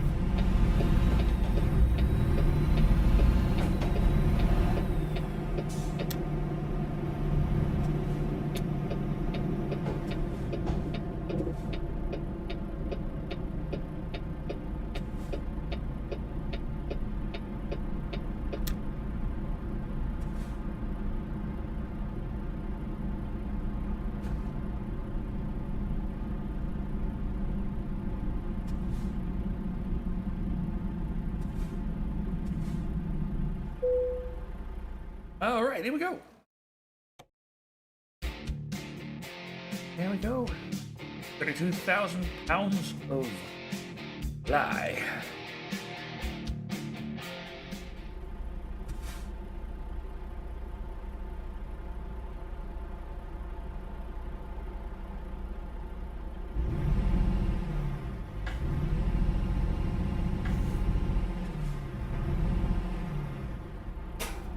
That's what I think of it.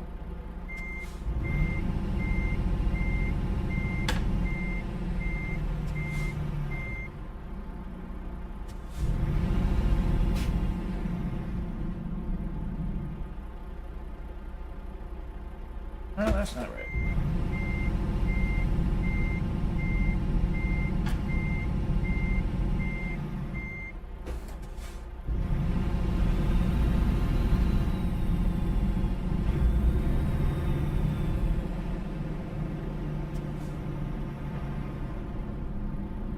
it is.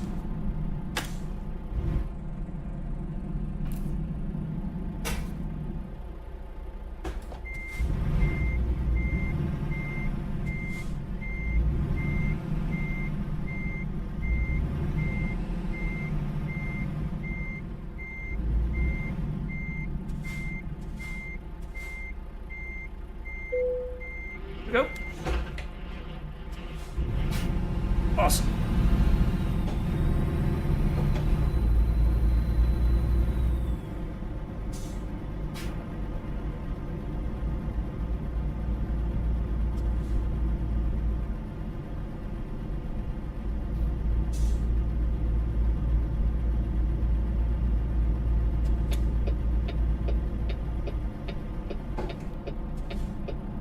And no, it's starting to fall in there. Okay. Realize the huge ditch going into the. What's the term? Fuck, whatever it is, don't want to end up there.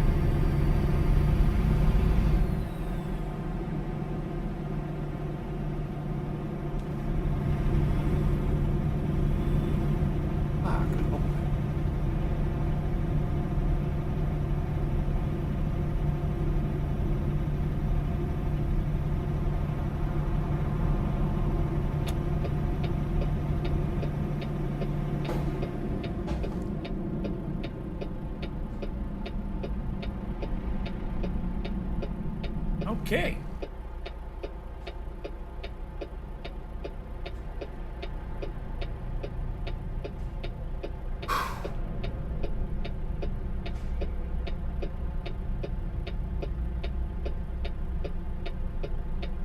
Oh, we got 28,000 miles on this truck. It's been going for a while. I was switching out trucks so many times when we were starting off. Every other job, I'd be able to afford a truck, expand my business, get some upgrades, and yeah, I was switching out truck after truck after truck after truck. Only got a couple of thousand miles on any truck before it had to be traded in. I got 28,000 on benzene. Honestly, I would have assumed it would have been more by now.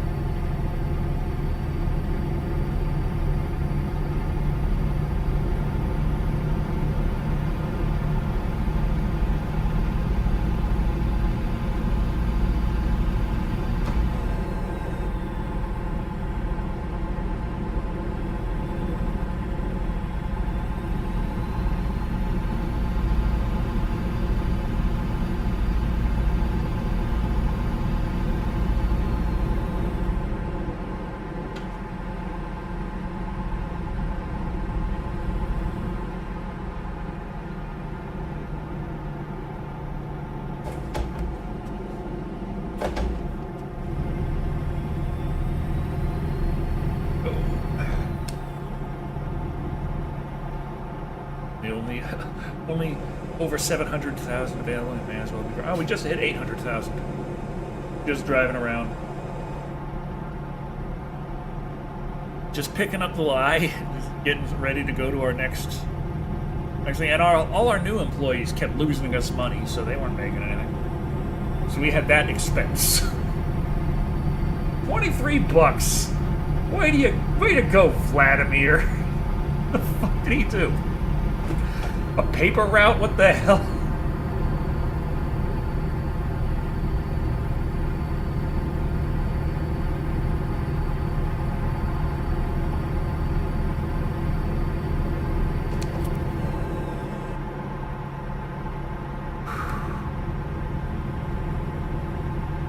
Move over so he don't smash into us for no fucking reason.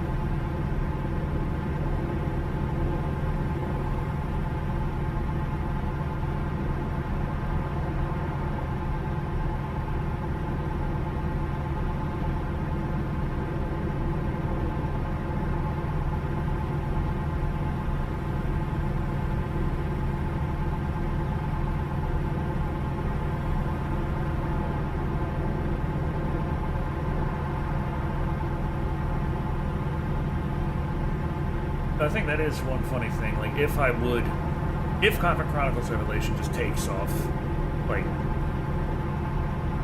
let's say Markiplier plays it on stream for some reason, and then it sells, like, 2 million copies. And I end up with, like, let's say after Steam and taxes, a couple of million in the, well, just 1 million. Yeah, 500,000. 500,000 in the account. Just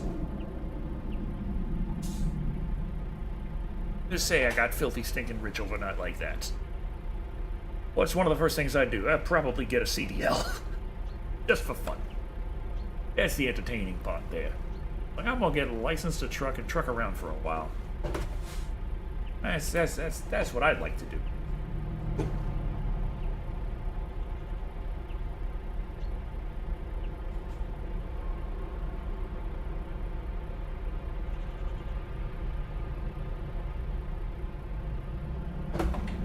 That's interesting. I can see those cars reflecting off of his car, but I did not see my car reflecting off his car.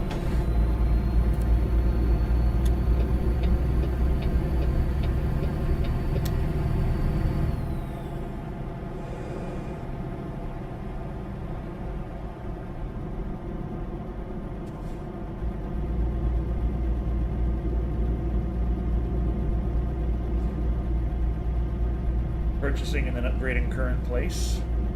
Wow.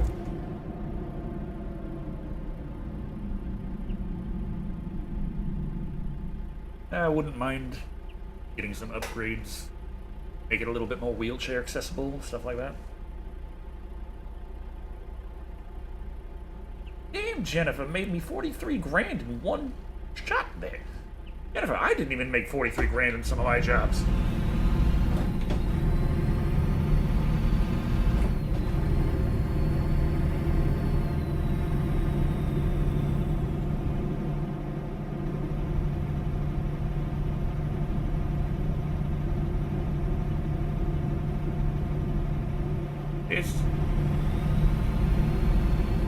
It's nice and it's private, but at the same time, it's like,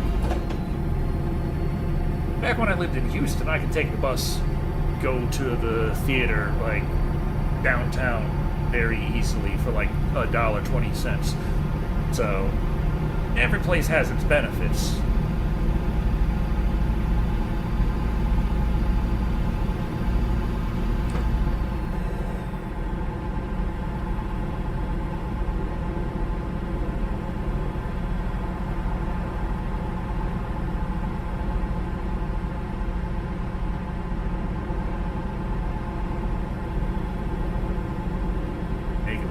Friendly, yeah. I like that.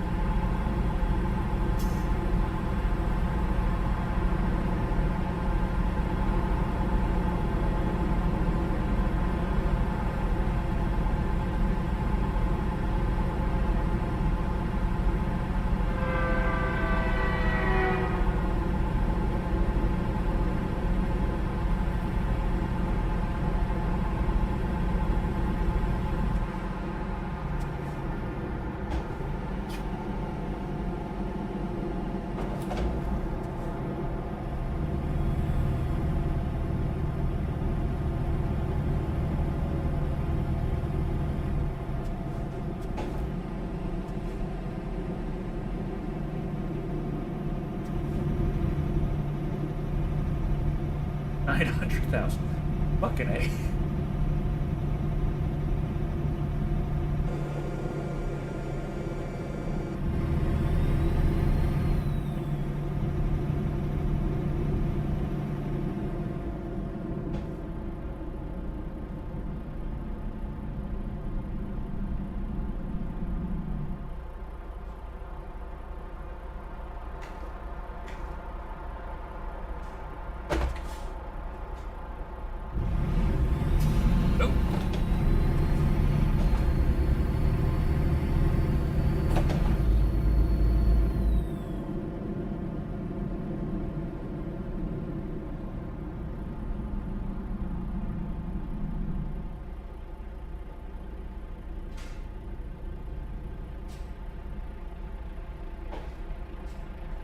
if I had a ton of money, the thing I'd be working more on projects and stuff, so I'd probably be lost for as much gaming and as much reviews, but I'd still be trying to make things. I'd still be going online and speaking my mind about stuff. Like, I'd still be me, and can't just, like, if I don't have the constant sword of Damocles above me being like, you better get a fucking review out, like, of course that means things would slow down there, but like with the Borderlands review especially, I just was like, I have to fucking say something here. I was sure to just, I wanted to make it bigger just because I felt like it needed to be bigger. Like, I knew it was going to take longer to put together. I knew it was going to probably run into some issues here and there, but I was like, nah, this has to be done like this. Okay, motherfucking chainsaw hands. There we go. There's the #1 goal. I have to become a millionaire one day. By day 2, I have motherfucking chainsaw hands.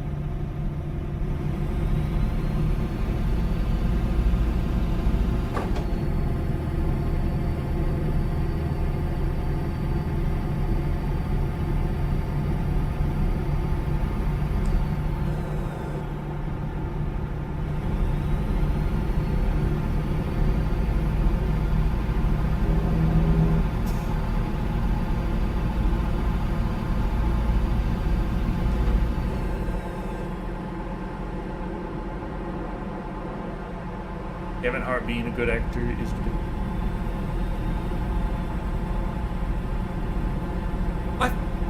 Like I said in the Borderlands reviews, like, depending on your interpretation of Roland, the exact point in the timeline, he's not necessarily a bad Roland. He's just a surprisingly short Roland.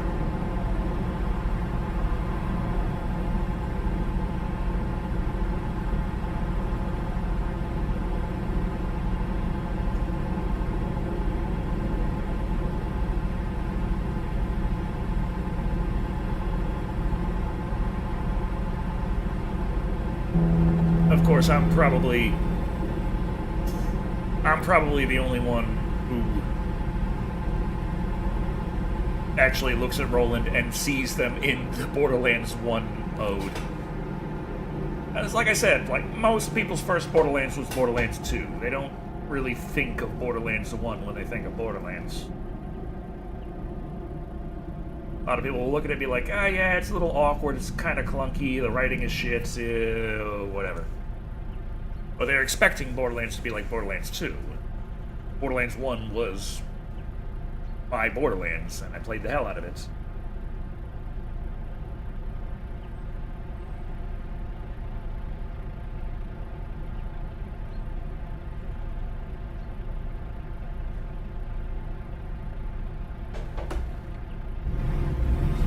I think, like, Jamie Lee Curtis wouldn't have been a bad choice for Tannis if she wasn't ancient right now. And also, like, the secondary part to that is the fact that I'm thinking of Tannis as Tannis was between Borderlands 1, 2, and 3, though mostly in 2. Borderlands 1, Tannis was a bit more serious. She was also a bit more legitimately insane and not like, haha, funny insane. Tannis in Borderlands 3 is more quirky than insane. It's like she has some eccentricisms, but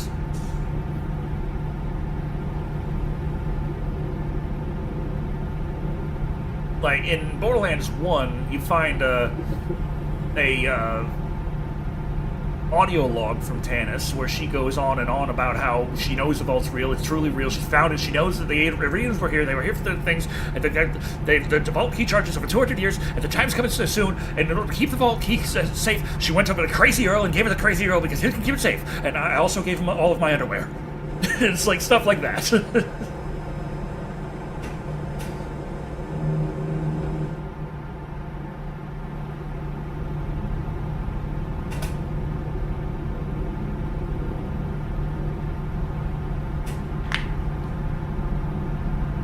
And in Borderlands 2, it's like the introductions of her is there she's saying like, "Hey, I need to get this place cleaned up. It smells like bacon. Bacon is for sycophants and products of incest." Which, you know, is still kind of insane, but it's more like funny, zany insane. And in Borderlands 3, she's just quirky. Up until the extremely out of fucking left field ending that is just written very badly. But it doesn't fit any of the characters at all. It's unearned and all that crap.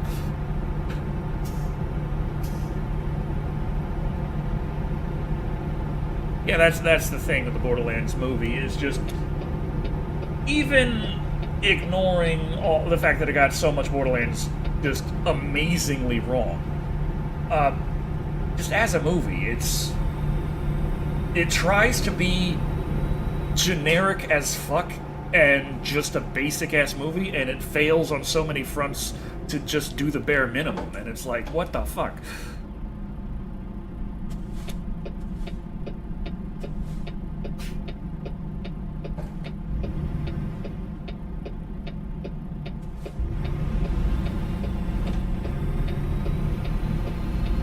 Sir. Jeez.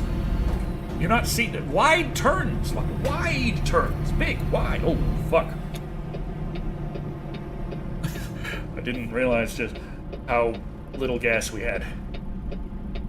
I saw the gas station. I decided to check my fuel, and I'm like, we're below 25%. We still have 6 hours before we gotta sleep, but we are not gonna make it that far unless we have some gas.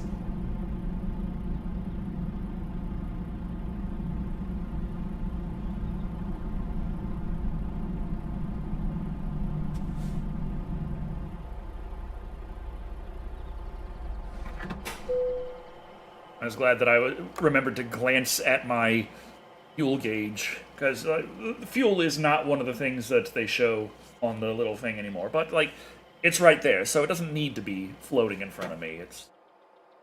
It's there.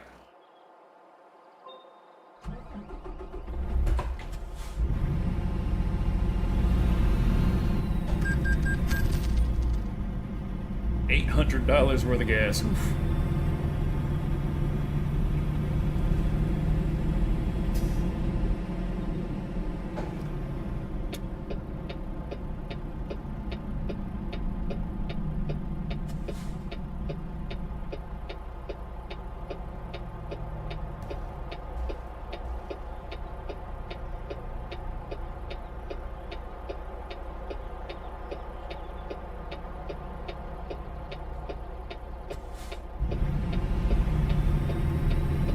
Once you just pop into existence right there, jeez.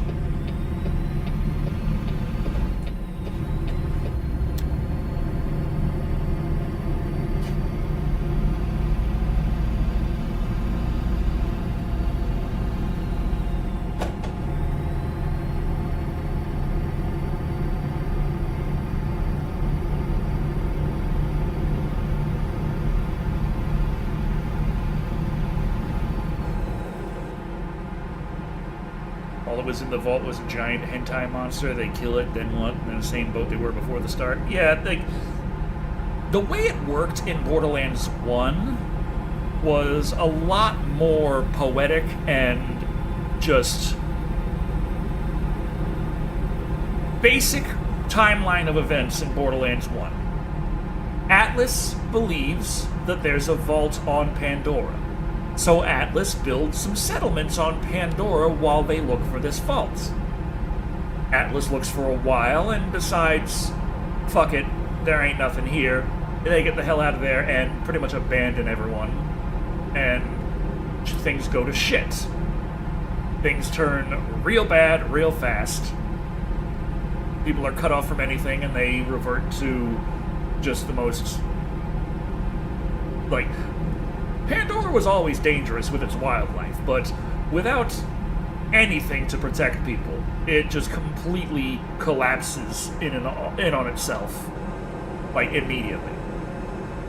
So, Pandora's a hellscape. Sometime later, Dahl shows up like, okay, maybe they missed something, if they thought there was a vault here, there's a reason they thought there was a vault here, will come in and scoop up, pick up where they left off, we'll snipe this shit out from under them, it's going to be great. Much the same kind of happens, except with Dahl, it's just everything's already hell and the people are dying left and right, first of all, so his Dahl's not sending near. Dahl doesn't have the kind of manpower Atlas has. So they're sending people right into the meat grinder for this. That's what drives Tanis insane. She was a Dahl scientist.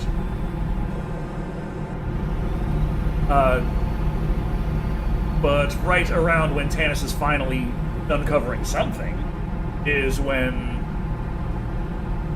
Dahl decides to pull out, fuck it, this is a waste of time and money, and much like Atlas, just fucking abandon people. Of course, for Dahl, most of the people they're abandoning were already dead, so take that for what you will.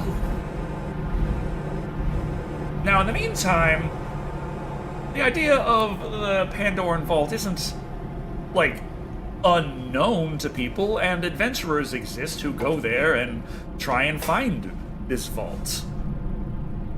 But what occurs in Borderlands 1 is the specific Vault Hunters of Roland and Lilith and Mordecai and Brick, as they arrive on Pandora, shortly after, they are contacted by a guardian angel who tells them that, hey, the vault's real and you're gonna find it, and guides them on this path to try and get the vault key pieces together and get it all going. Tanis's research has shown that, you know, the pieces, they charge over the course of 200 years, which happens to be coming up real fucking soon.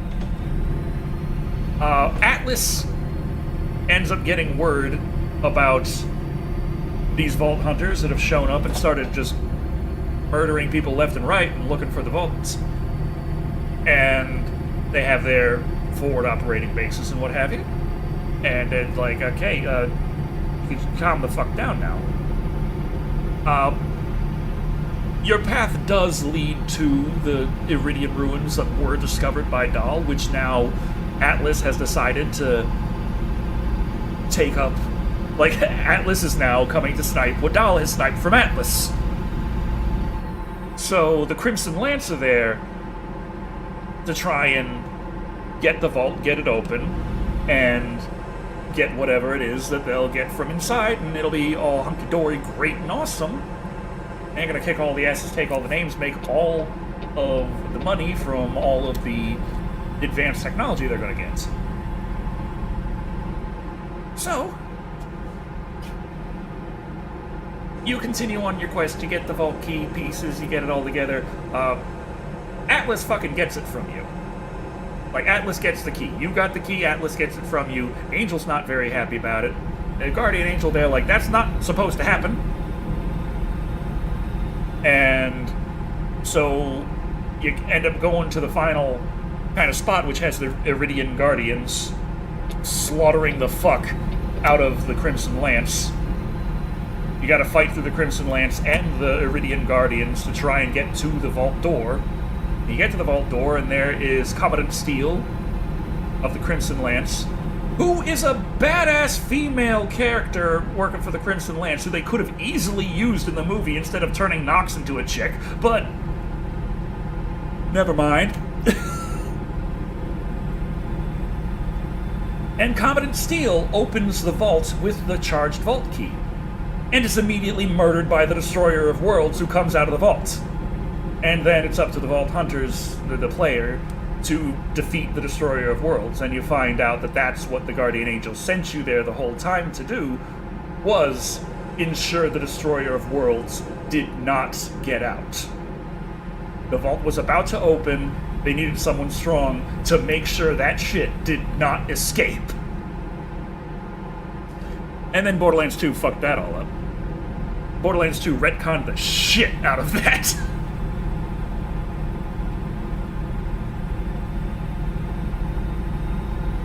Destroyer of Worlds gets killed by regular humans. I mean, to be fair, we were using Borderlands guns.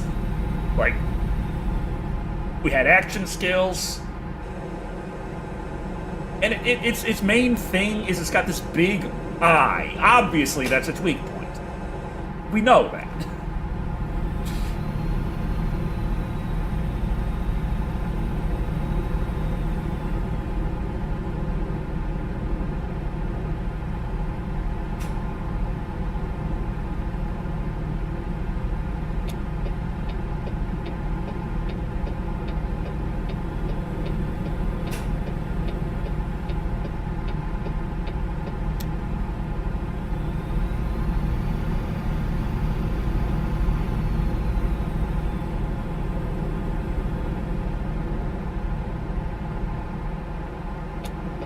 That woman really turned into a firehawk in the game. So how? She just human? Tiny Tina can teleport. Tiny Tina cannot teleport. That was the implication was that Lilith did it by accident, and Tiny Tina just assumed she did it because she's a special one. Tiny Tina could never teleport, not even in the movie. But the way Lilith operates is in Borderlands 1, she has the phase walk ability, which she pretty much changes her dimensional states. She disappears, can walk around, and then she'll reappear sometime later. As you improve this ability, you gain the ability to have explosions when you come out of phase walk, to have that explosion have elemental damage attached to it, and also have the this damage over time area of effect centered on yourself with these big elemental wings that come out your back while you're phase walking. So that combined with the fire element does give you kind of a Phoenix look, though you can also do shock and corrosive and explosive, like that's an element, and you can have an elemental relic for that as well. So it's all these different things going.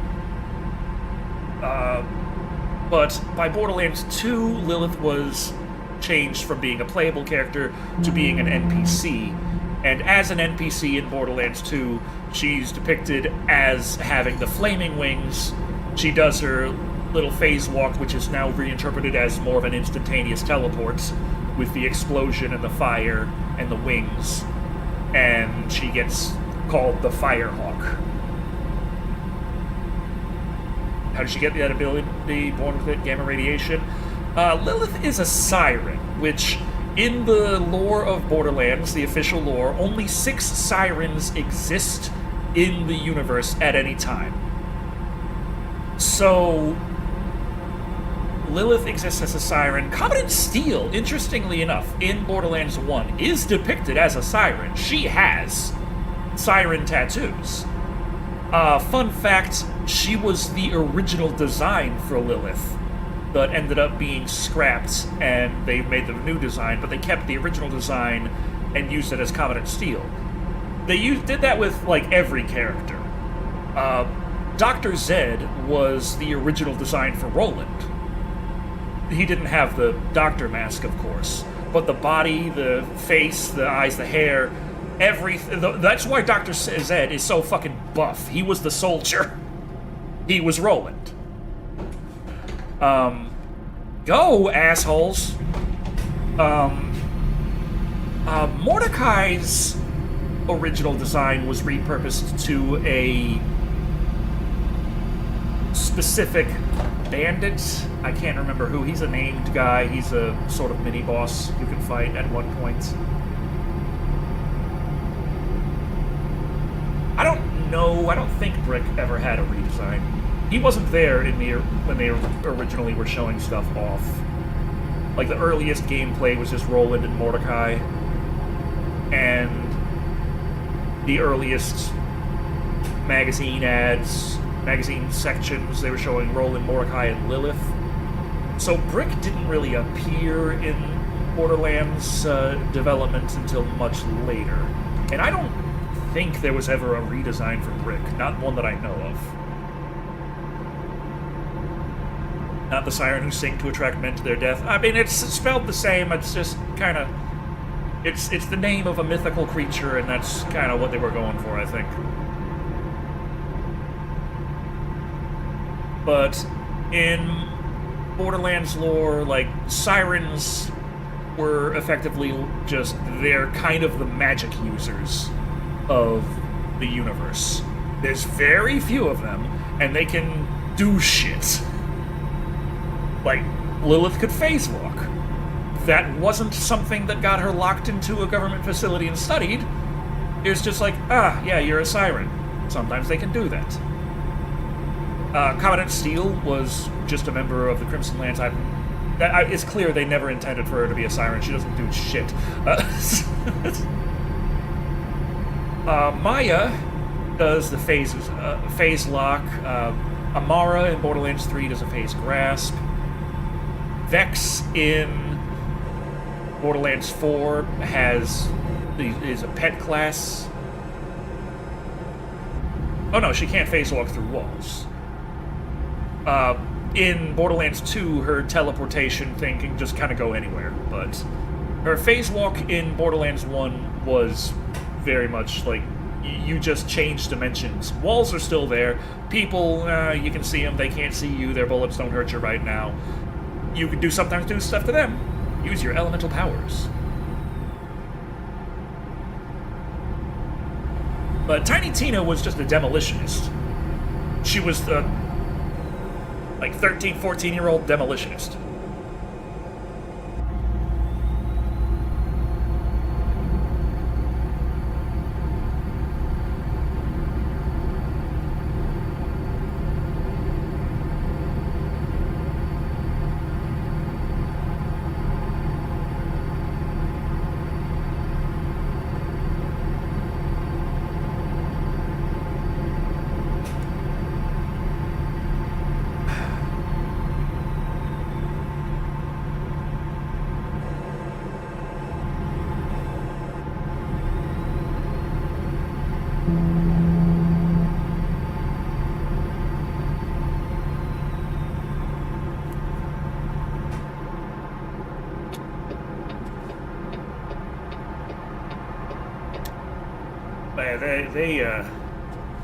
They messed with a lot of shit in the lore with retcons in Borderlands 2. The idea of Handsome Jack being like this big conniving mastermind of things, they went as unironic as you can, leaning into the whole "it was my plan all along." There's literally not a single thing that has happened in the Borderlands franchise that wasn't Handsome Jack's plan. Except for the stuff that happened after he was dead, but even then, some of that stuff too.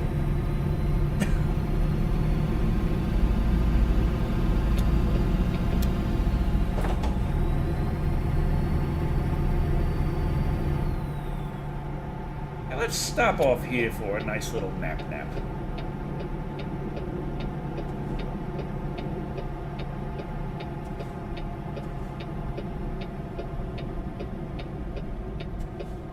I don't mind Jack calling you and taunting you throughout the game so much. A lot of the setup and payoff is kind of dumb, but I mean that's Anthony Burch writing for you.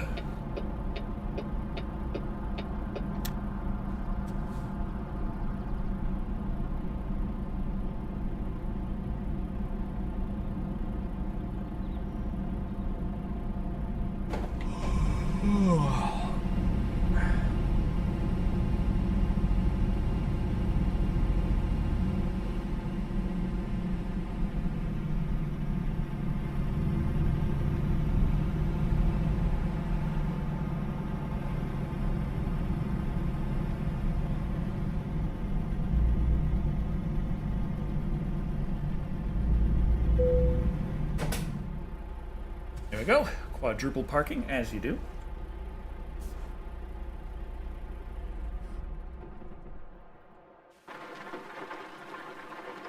Retcon the entire lore system to make it the Jailers clan from several generations of Forza events. We'll just have to figure out how to make that go away because the fans are up in arms.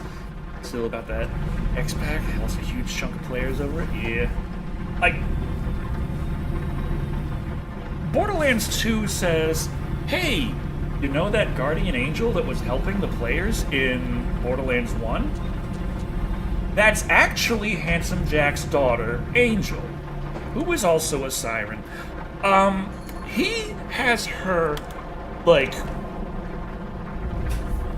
jailed and is using her to charge the vault key because actually vault keys can be charged by iridium, this element, don't you know? This element that never existed before, was never hinted at all, but also totally actually was released all over Pandora through the opening of the Pandoran vaults, which was never mentioned in Borderlands 1, including in all the DLCs that take place after the vault opened, and reference the opening of the vault and how it didn't have anything in it except for... It didn't do anything except... Like, the literal thing said in the Jacob's Cove DLC is, the Vault Hunters, their quest for the vault over, finding nothing but tentacles and disappointment. That's what it says. No, actually, it released unobtainium. Yes, unobtainium all over the planet. Which was totally the plan the whole time. But Handsome Jack knew that there was going to be the problem with the old Destroyer of Worlds getting in the way, and he's a bit of a coward, you see. So that's why he sent the Vault Hunters to do it. Even though he didn't need to send the Vault Hunters to do it, because everyone was trying to do it anyway. And Handsome Jack was part of Hyperion, who had fuck all to do with the events. It was all Atlas and Dahl. But that was actually Hyperion doing a bunch of shit. And it's like his Handsome Jack's connection to shit is made so overt in the Borderlands 2 audio logs. You find the audio log where he is coaching Angel on exactly what to tell the Vault Hunters as they're still on the bus being led off by, like, that's how much he was totally in control of absolutely everything, and it's so fucking ridiculous and stupid. Like, it completely ruins the entire poetic idea of this mad dash and impromptu corporate war over this mystery box that turns out to be a fucking alien prison. Like, it completely shits the bed on that and says, actually, it was super wealth and power. It's like, no, it wasn't. That's the point. It wasn't.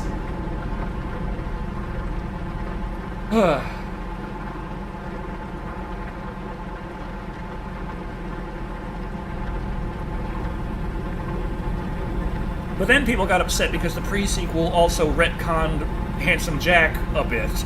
And it's like, well, yeah, what are you expecting, guys? Honestly, what are you expecting? It reminds me of how when Borderlands 3 came out and everyone was pissed off that the writing was so much different and changed so much. And it's like, yes, speaking as someone who was a fan from Borderlands 1, this fucking happens! Your favorite Borderlands did this and then some. A lot!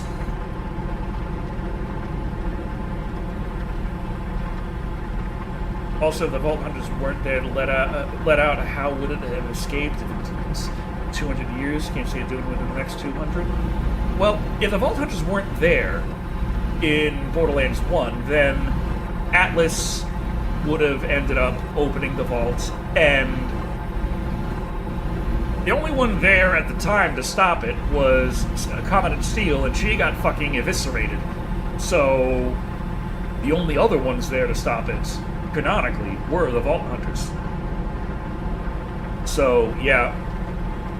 Now, if 4 ragtag motherfuckers can take out an Elder God, probably the Crimson Lance could have got around to it eventually. But I don't know. It never really got that far past the vault door. I don't know if it had some other tricks up its sleeve, if all that iridium that popped out was going to supercharge it in some way.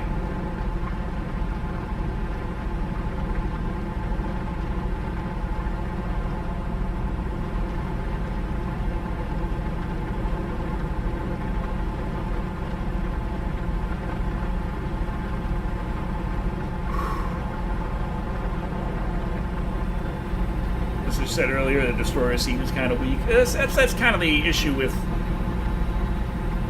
having a villain and having having a villain, having a monster, and having a video game. Like, in a story, when you tell a story, it has to... In order for the Destroyer to have really seemed threatening, killing Covenant Steel, a character who we never saw in combat, and had no concept of her fighting prowess, does nothing to tell us how strong it is. Us killing it immediately tells us a lot about how strong it is. Not very.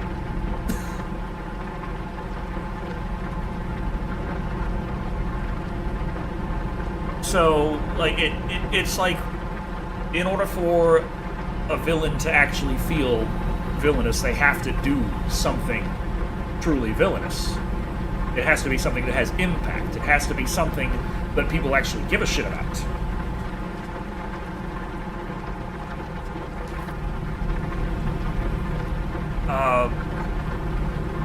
Similarly, a monster needs to be shown to be an actual serious threat for us to really feel like we actually dodged a bullet by destroying it. Like, oh, thank fuck, it's finally been destroyed.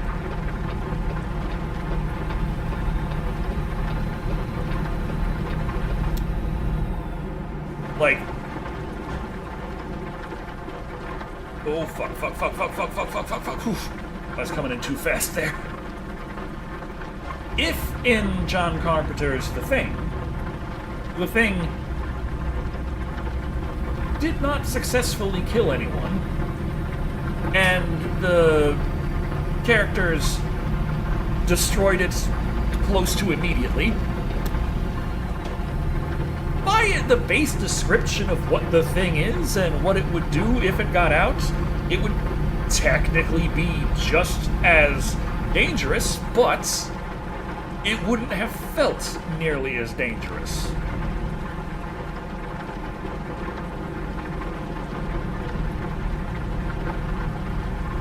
Could have been like, oh, they defeated the Thing. Oh, nothing special.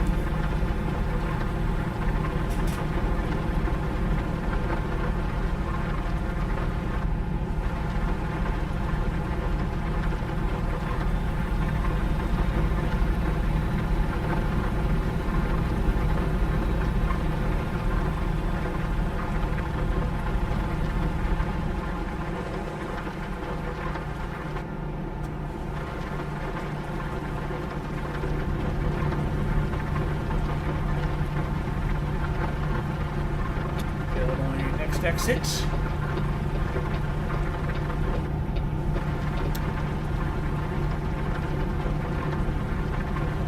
Maybe not eating for 200 years weakened for the tad?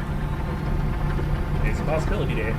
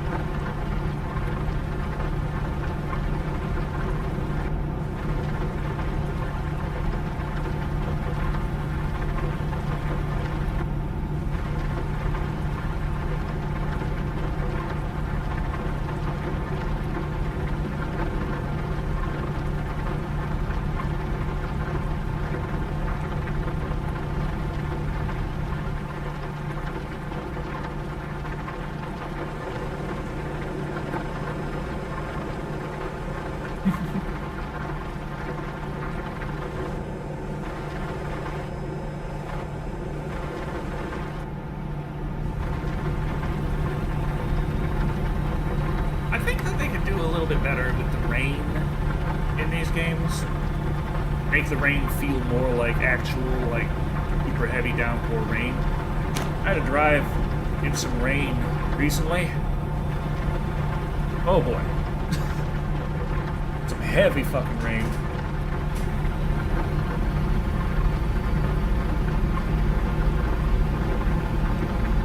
it was a little bit scary.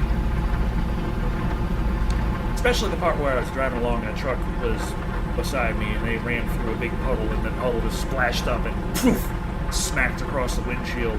And I was completely fucking blind for a couple of seconds while the wipers did their thing.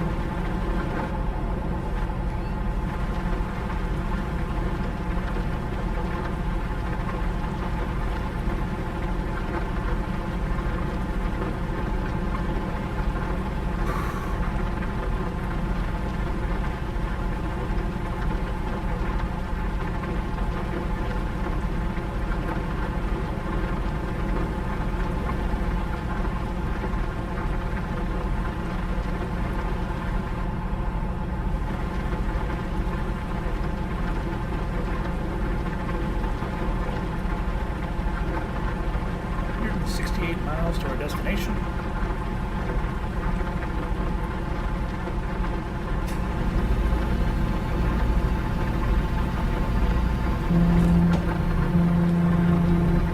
Okay.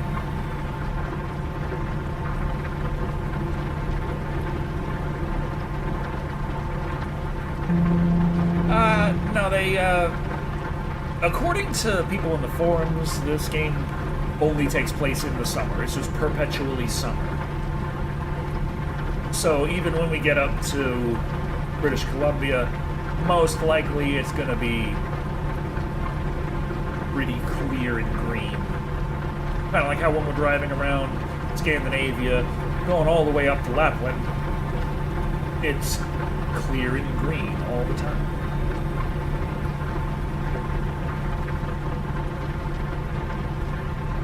2.1 mil in our pocket. Just keep making that money. All that money. All that money all the time.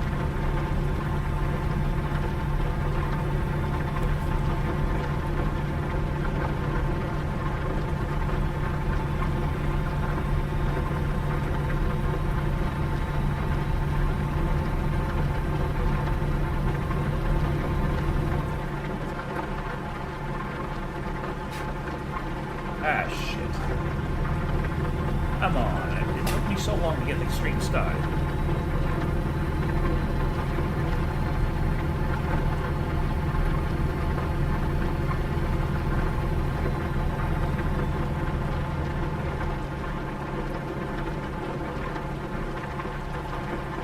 There's so much trucking I gotta do. When did I get started? I don't know, it was not on time, I know that. I had to feed Lou and walk Lou. I had to go to the Domino's and get pizza. I wasn't about to spend time cooking.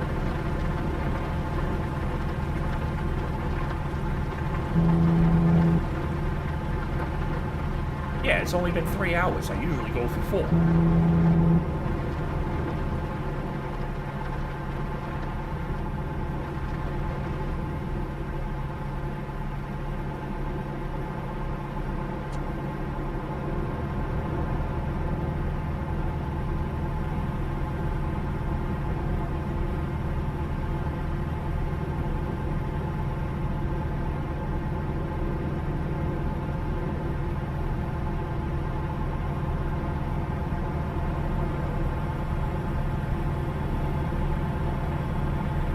Big old white truck just coming up there.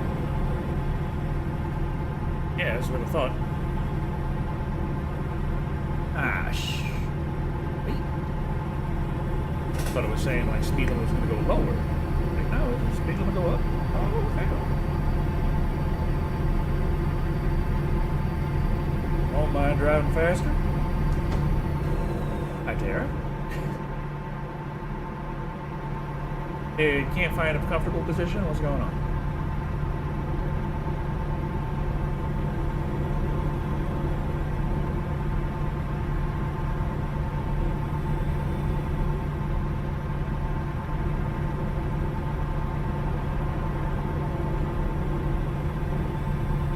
Oh yeah, but I got up to chapter 8. I went through to do to polish up the writing. gonna look over chapters 4 through 17 again after I'm done the first pass, just to be sure, just to be certain.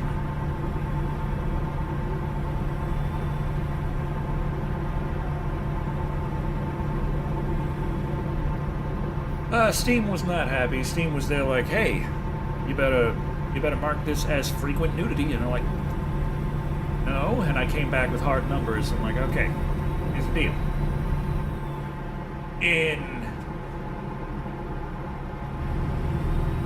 In about 10 hours of total playtime, there are 3 butts. In 10 hours, we have 3 butts.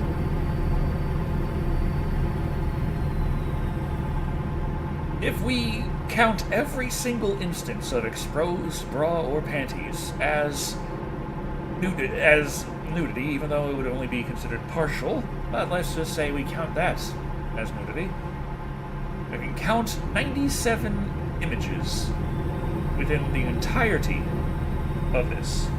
The entirety being 3,810 images, making for a total of approximately 2.5%.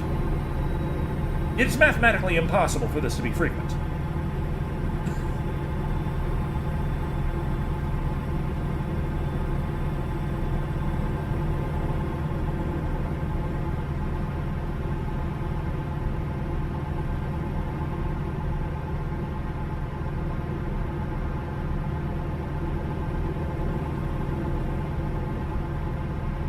Well, see what happens.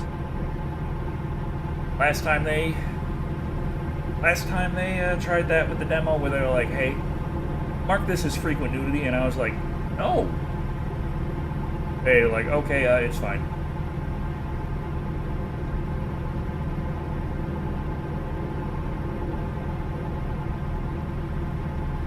I'm like the learn English guy. And this would be frequent nudity. Oh, why would you think it's some nudity?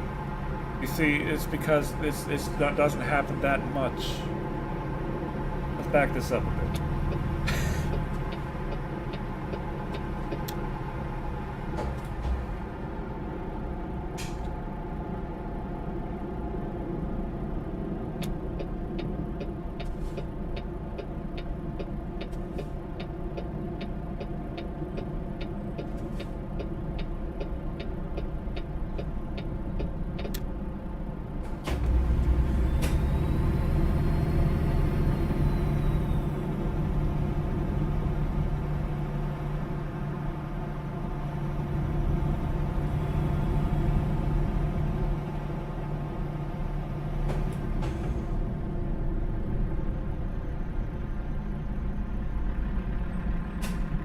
Hello, officer.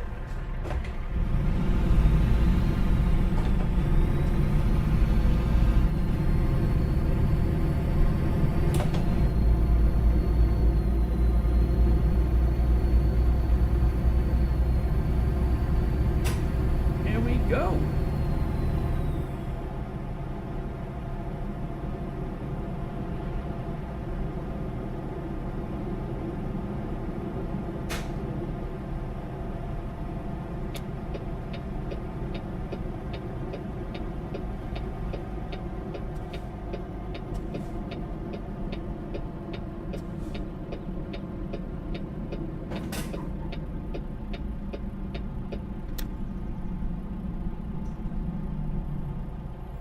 And there we go.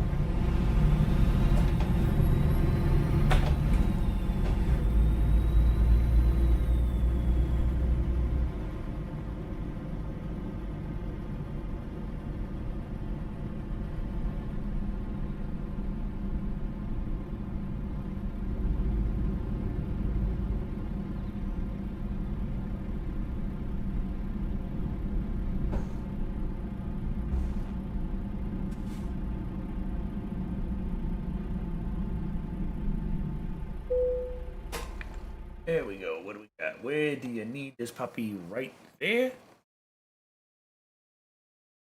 Right.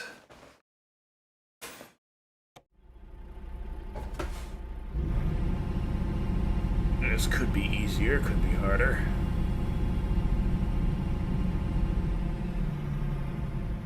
Yeah.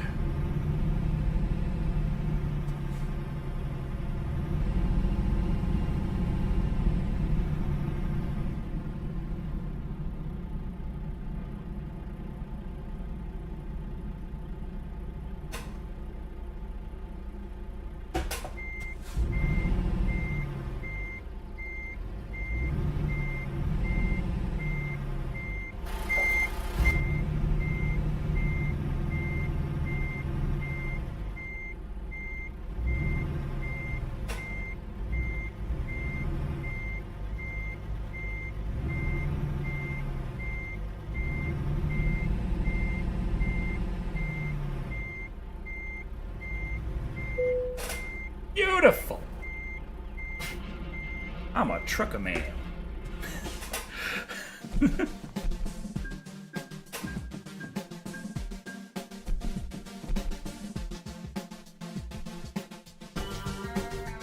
There we go.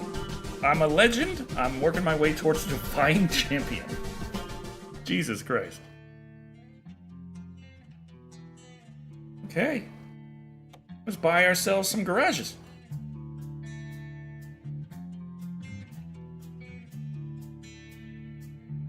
Let's see. Get the garage in St. Louis.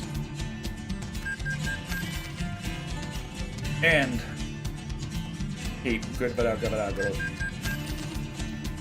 Okay.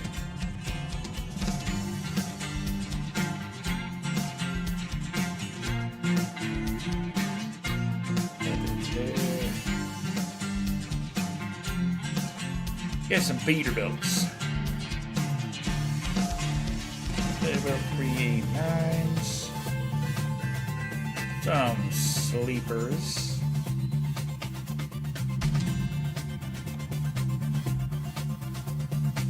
Give him the old king of the hill. At 18 speed.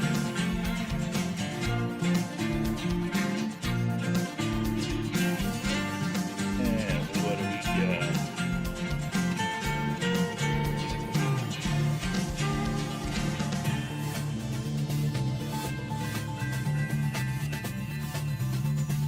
got? Okay, true love it is. Premium truck. Motherfucking chainsaw.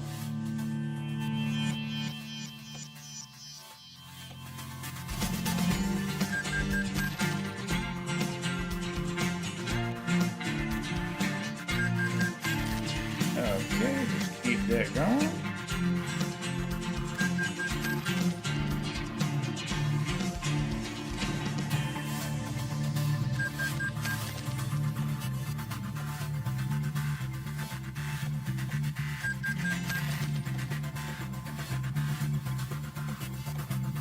There we go. Now, gotta get some employees.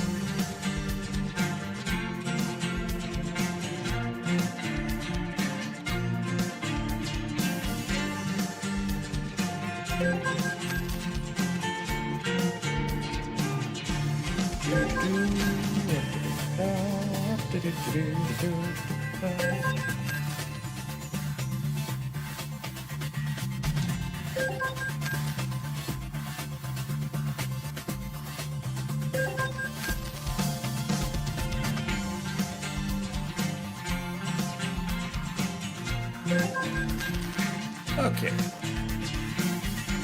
feel like I'm seeing a bunch of new faces. Did they actually add more drivers, or just crazy?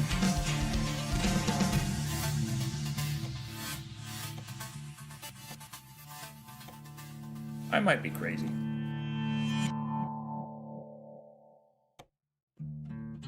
Okay.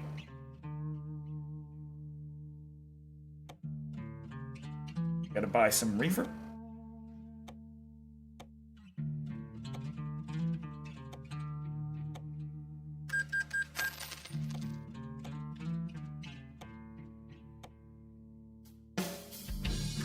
And there we go. We have $500,000 left in our pocket just to be safe. And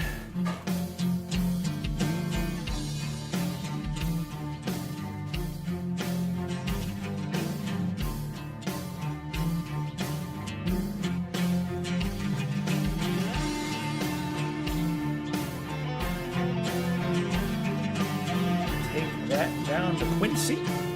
Scaffolding.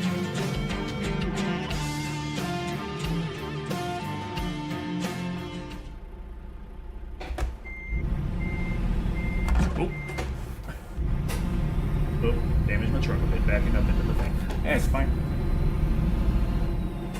Just gotta go get this scaffolding.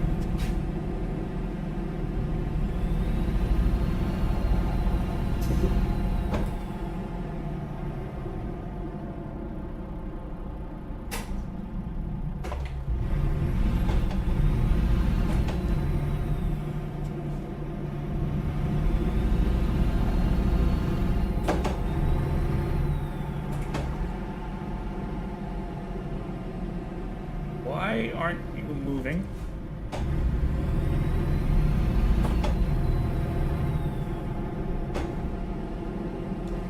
Okay. Someone on a bike?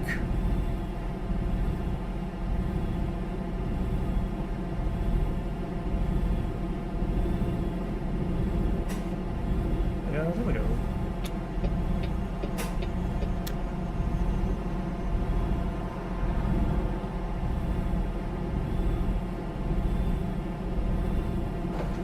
Damn.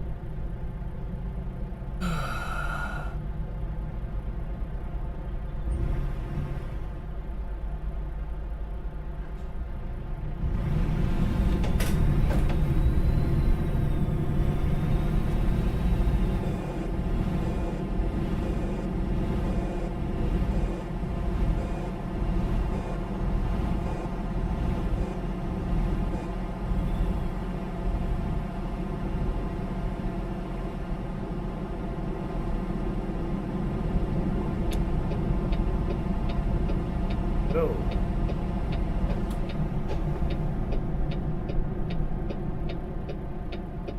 Dynamics.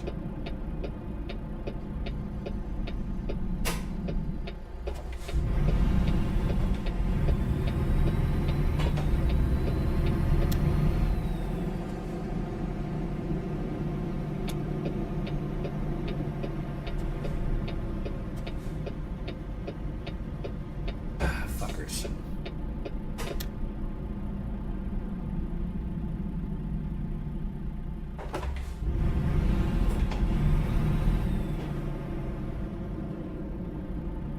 Okay, there's my planks.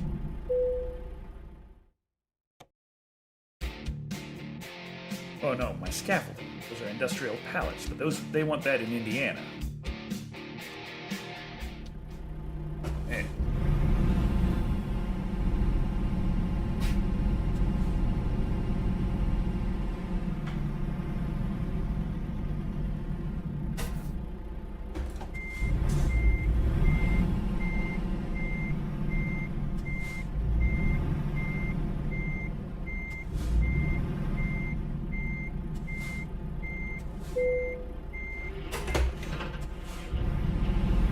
Go.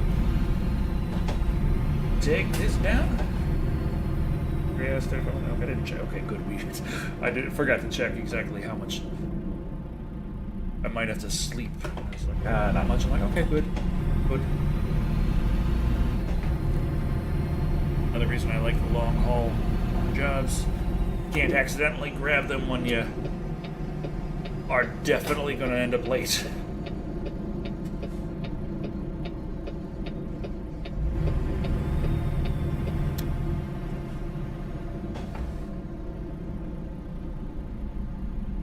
we go. Hopefully they listen and understand my points with this is not frequent nudity. Don't say that it would be incorrect.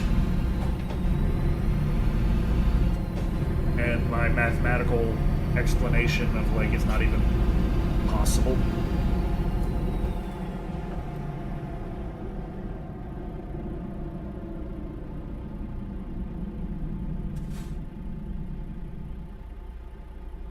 The point where I get to exchange comments with a person, not that I had, not from last time.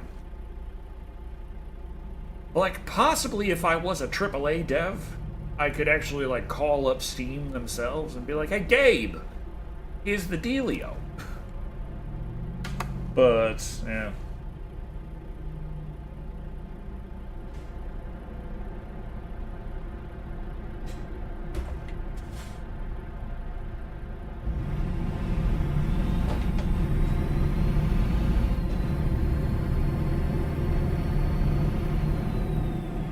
Fucking lights?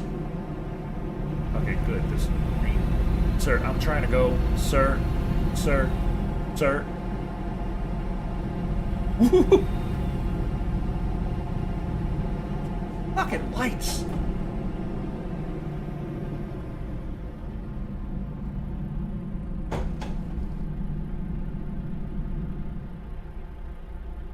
Fuck.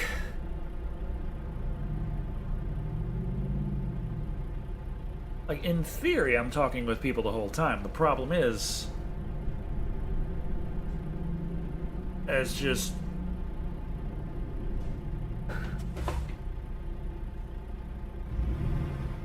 they tend to err on the...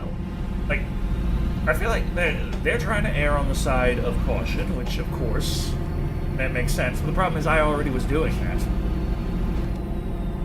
Like, there are plenty of games that go way more extreme in terms of violence and sexuality, but do not list it as openly. It's kind of like how I have my AI disclosure, which is just a complete and utter disclosure of all the AI used. Whereas I've seen games that have obvious and clear use of AI that don't disclose their use of AI, such as this one. And then there's also... I've seen... I'm never gonna fucking forget the one where it was this little visual novel game thing, and it was very, very clearly and obviously AI writing. So I tracked down the game. Like, I saw someone else streaming it, and it was just like, that is AI and a fucking half.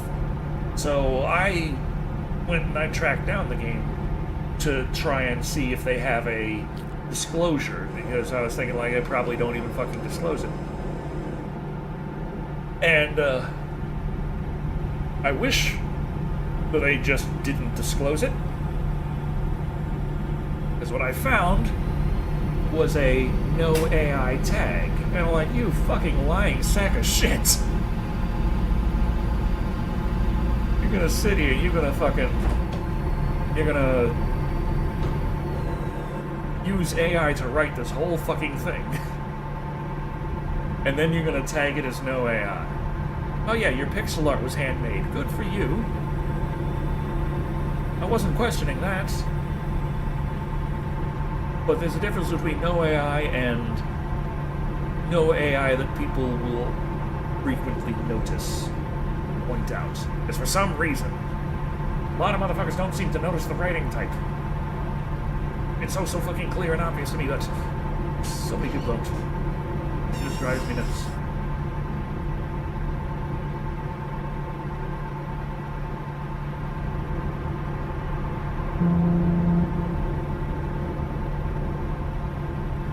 possibly people will notice a little bit.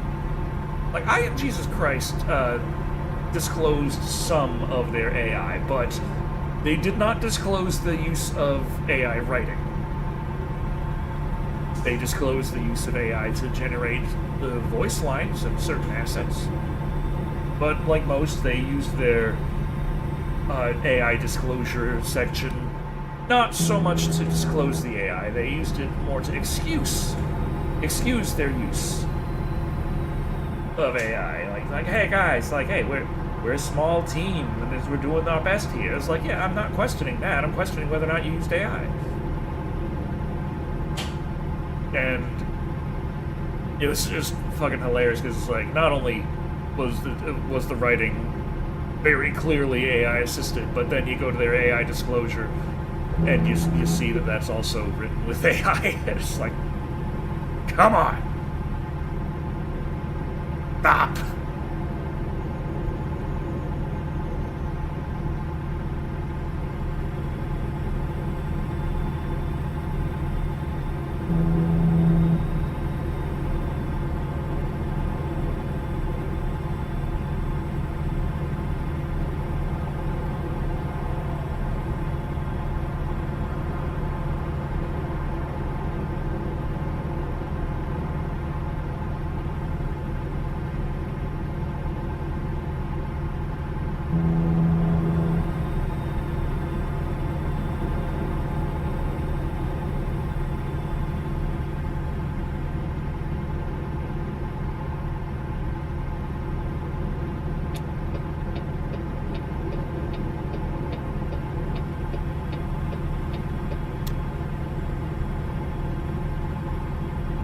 Twitch escape room game? I did not see that.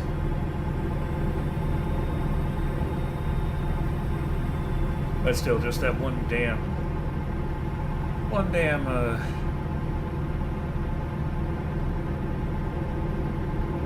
thing where it was just so clearly AI written, and then it's just like no AI tag. It's like, lying bastards.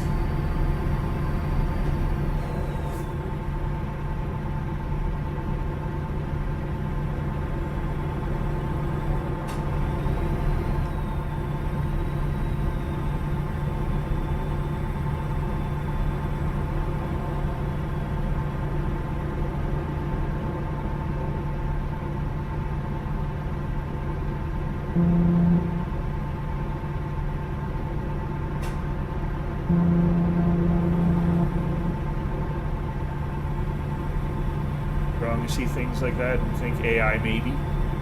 I mean, GOG game? Okay.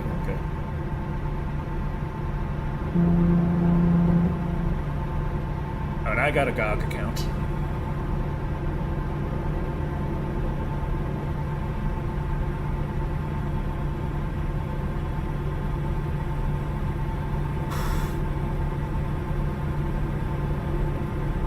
Potentially try to get Comic Chronicles on GOG as well. I'd like to see about getting it as many places as I can. It's just, you know, being a solo dev has its challenges.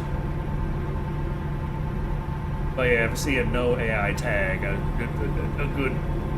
good thing to think is just possibly AI. Is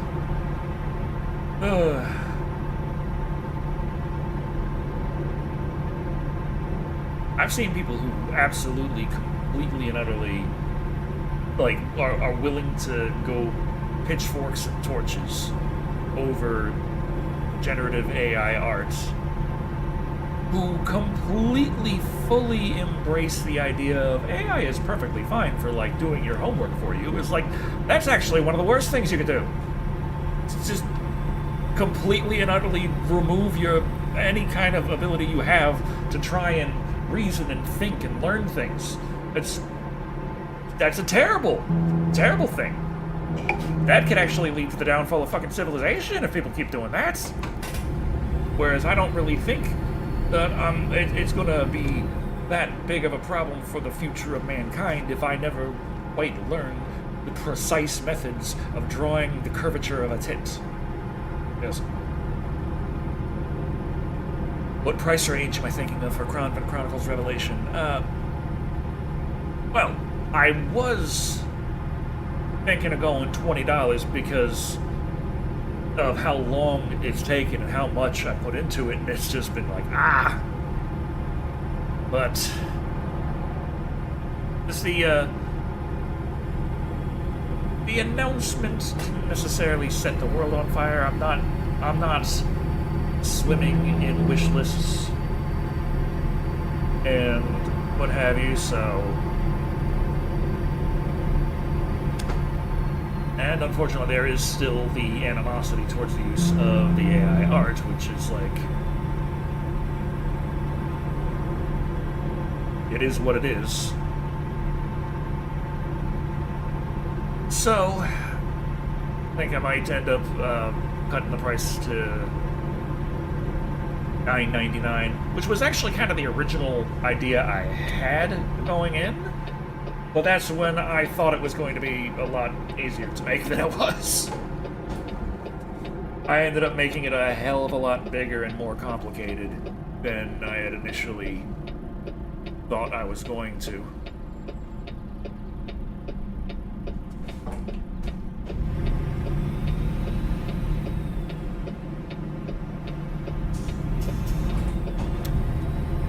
I started on the project thinking like, this will take me about a year to make. I could charge $10 for it. And then over 2 years later, I'm like, okay, this has gotten a lot larger than I had ever thought it was going to.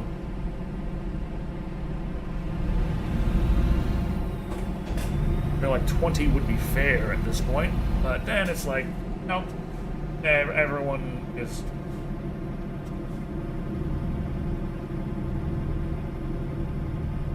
I mean, yeah. I just feel like if I priced it at 20, I'm going to end up pricing myself out. Split the difference and go $14.99. Still, I'm worried about effectively pricing myself out. People are just going to be like, hey, this has AI. It's not worth that much. It's like, it's got 4,000 images. This has magnitudes more than any other visual novel that has ever come before.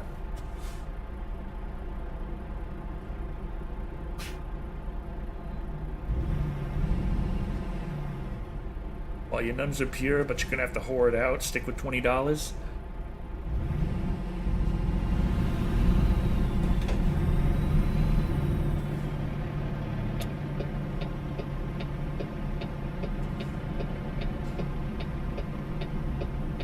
Like the overall, like, mixtape just came out. That's $20, and that's like 2 hours long. Comic Chronicles Revelation isn't nearly as. You don't have voice acting. You don't have the That's another thing. People do see the value in voice acting, and I didn't have voice acting because AI voice acting is kind of crappy. And it's not nearly, like, if you're going to have something that is as story-focused as Comic Chronicles Revelation, like a straight-up visual novel, having AI droning the entire time would be extremely grating. So, if that would have voice acting, it would have to be actual people. Like, there's no half measures on there.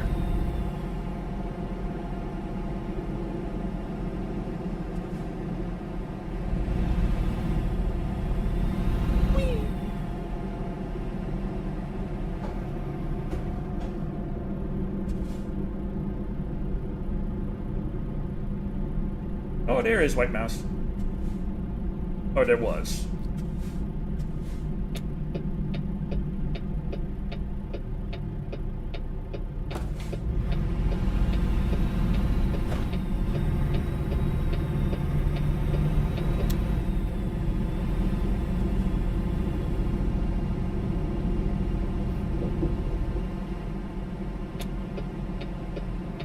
Play for fair.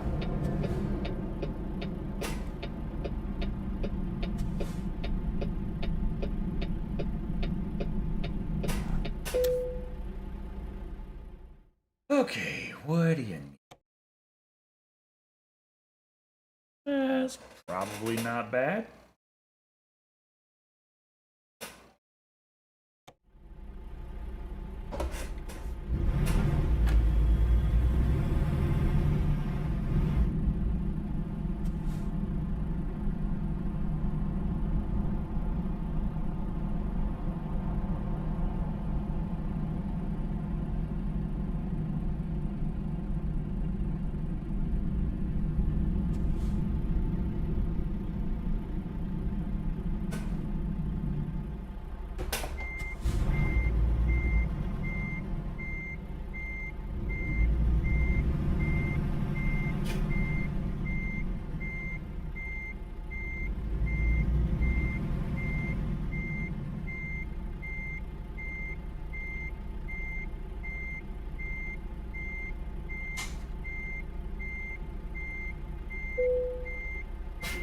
Oh.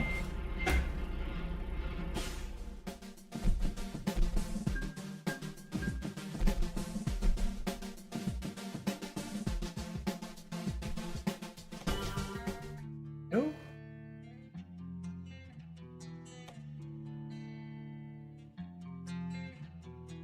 We still got a lot of Illinois to look through. Never got to Monroe.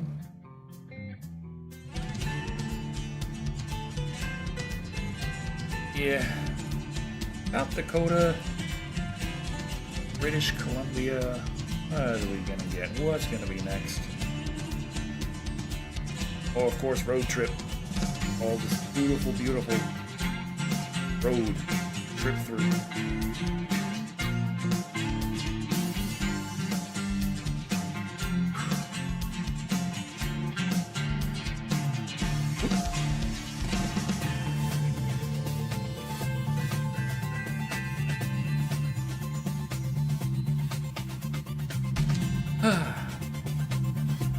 Yeah. It's about time got for the night, I think. And technically, we're way past quitting time, but it's been a nice, fun romp through Illinois.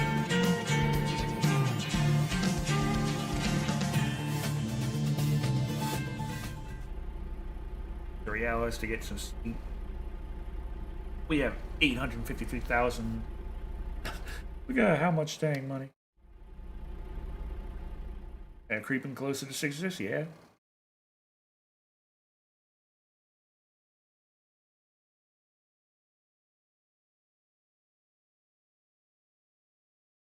Where's the starter? Where's it? Place go thing 66.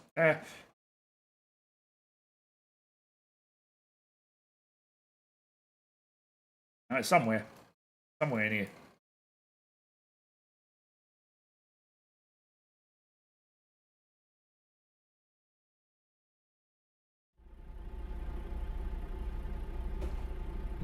Oh, gas. Well, I got half a tank of gas. There, it's okay. Whoa.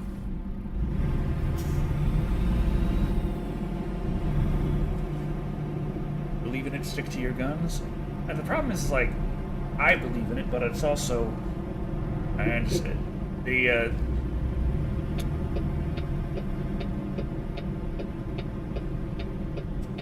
it's like, just the animosity towards the use of AI art, which is like,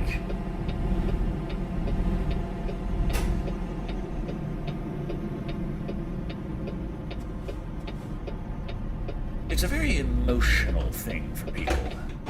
A lot of people will try and present it in a logical way, which I can easily, like, address the logical arguments of. The problem being, that's not actually going to convince them because it's emotional in nature.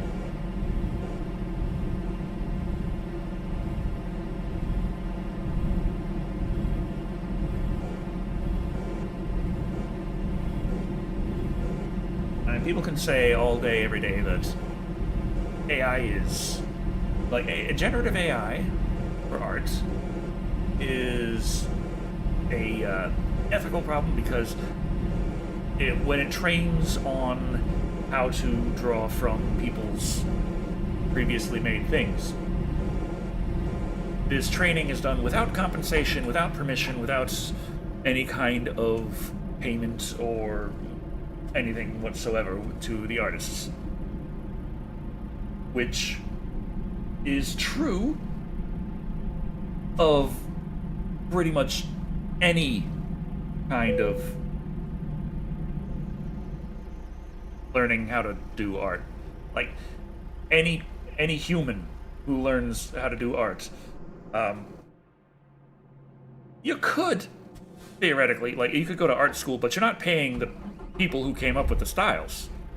You're paying the school.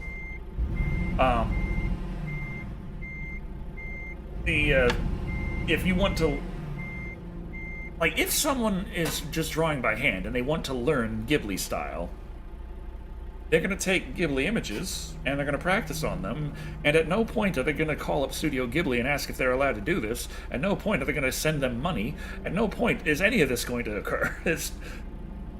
So this differentiation is really odd to me. It's like, if the AI is unethical because of this, then also learning to draw that way is unethical, and you should call up these guys and ask permission and throw your money at them before you try to learn those styles. Or is that why does that not matter at that point? Why? What is the difference there? I just remember there's a. There was one anti-AI comic I saw recently that just had me rolling my eyes because the comic described like, hey, it had this guy who was there, the bad guy, talking to the guy like, you should use AI to make your art.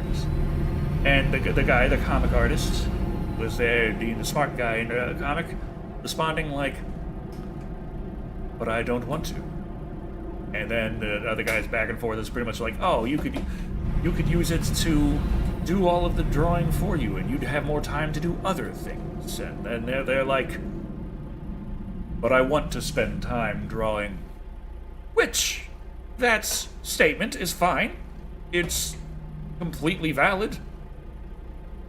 The problem I had with the comic was it was extremely simple shapes for these characters, and it was copy-pasted 11 times, and it was just the speech bubbles that were changed. And it's like, if you want to spend time drawing and putting effort in, then why the fuck didn't you?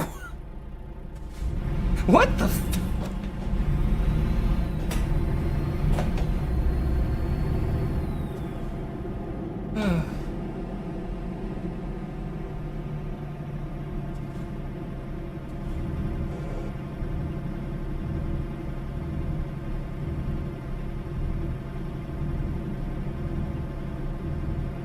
Now the problem is, like I said, at its heart, it's actually an emotional argument. They dress it up like a logical argument, which can be easily dismantled, but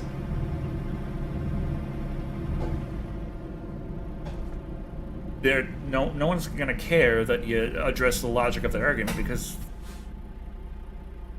most of the time they didn't even come up with the argument. In another bout of irony, they're just repeating what they heard someone else say. But, other than that, it's also just...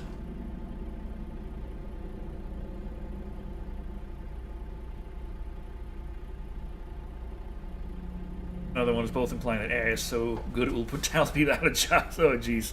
AI is so bad it can never replace talented people. AI is AI. It's...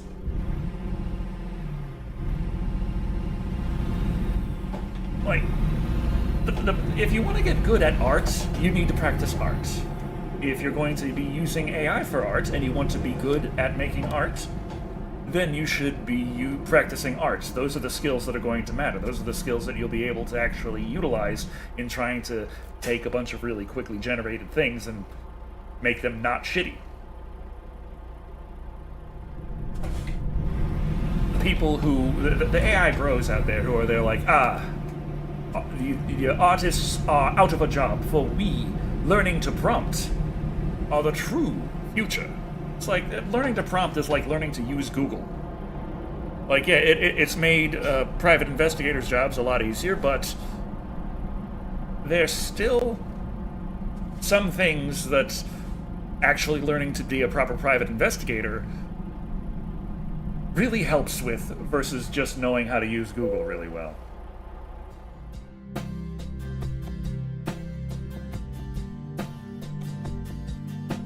Ooh. Okay, just a little bit of a bump in the rub there, but we're good.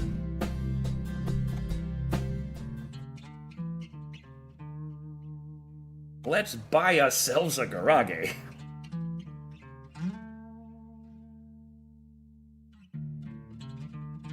Let's get a garage in Marion. Now let's see.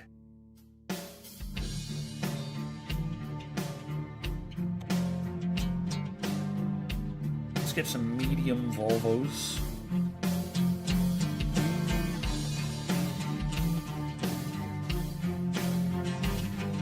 Yeah, the 440. Give it a big old 500.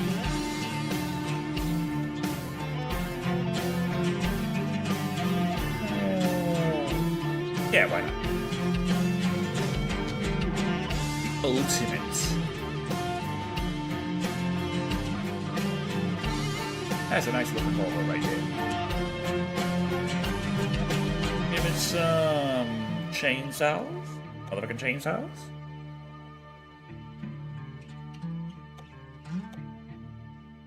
Buy it up, send it to Marion.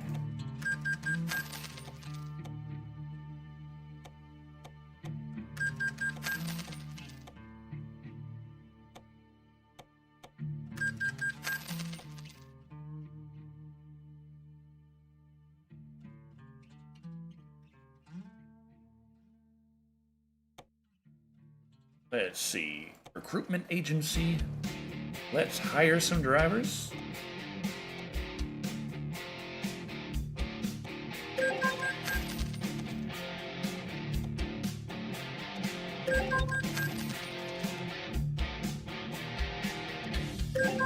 There we go. Purchase a reefer.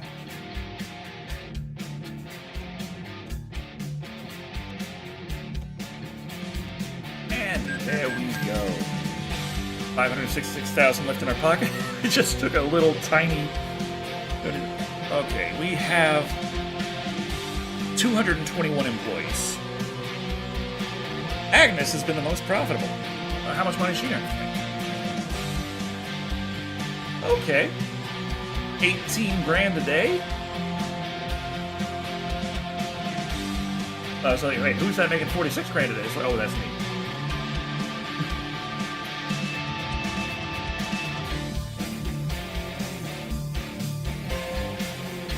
But immediately classify as AI. There's a Photoshop patching plugin that could generate missing parts of the picture using Fourier transform math. That AI.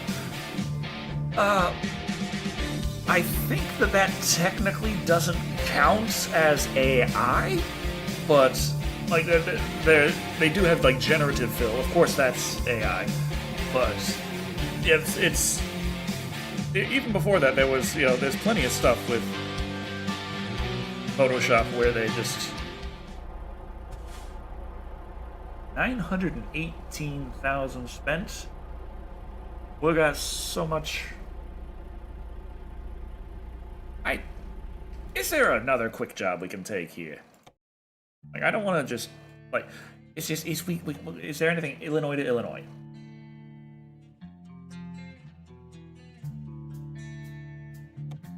Yes, there is. Empty pallets. Okay.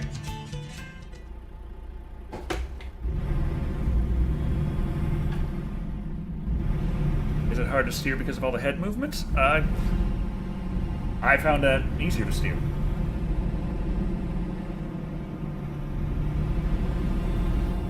I started playing in VR simply because I couldn't figure out how the hell to get my head to look left and right without VR.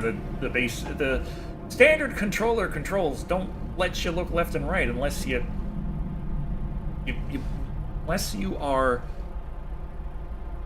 in third person, in which case it will. And it's like, I just want to be in my cab, and I want to be able to look left and right and see my mirrors. Oh, God!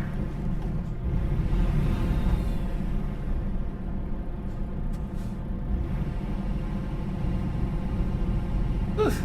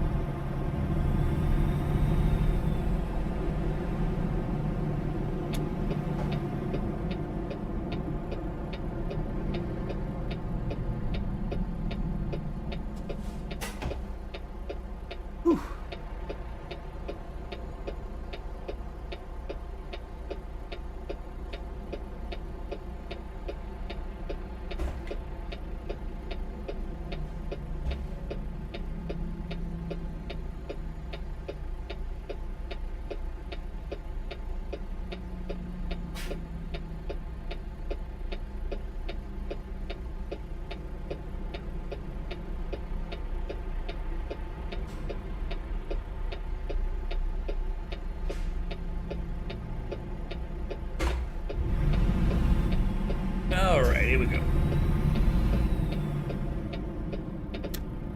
Oh. Hey, come there, excuse me. Come here.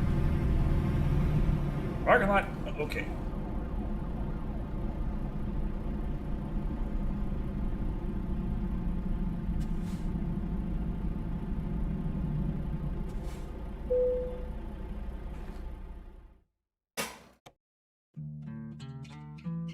Go.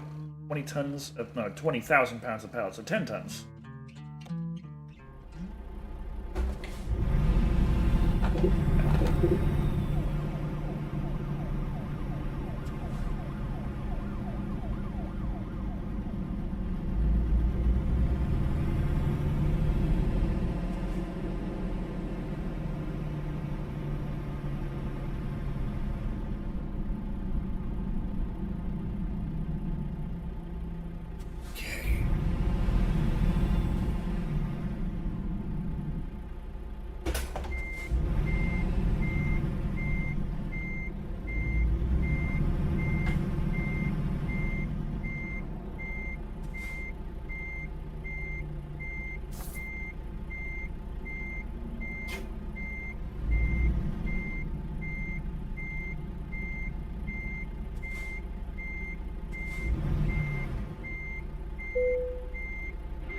There we go.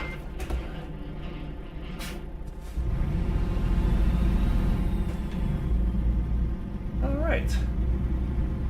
4 hours, 10 minutes to drop this off. We are well rested. We might need some gas.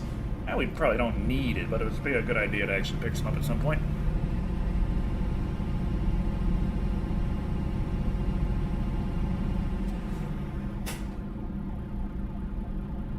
Whoa, brakes! Oof.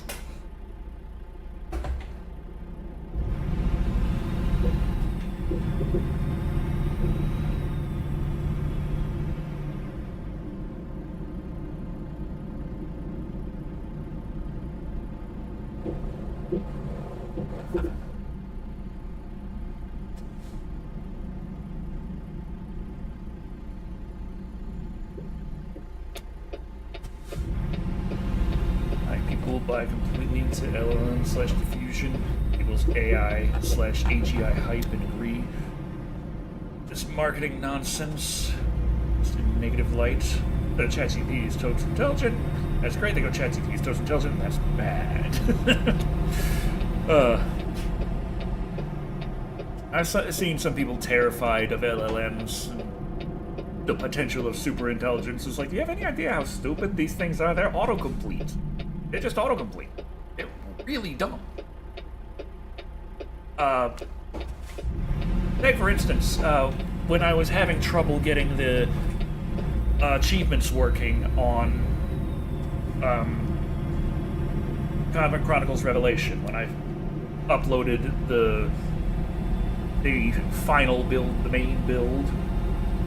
Not really final, I'm still, you know, polishing up the writing and stuff, but the final, the full thing. I uploaded that to Steam, downloaded, got the thing going, and then I was trying to get the last few achievements, and they were not triggering. So I had to figure out why.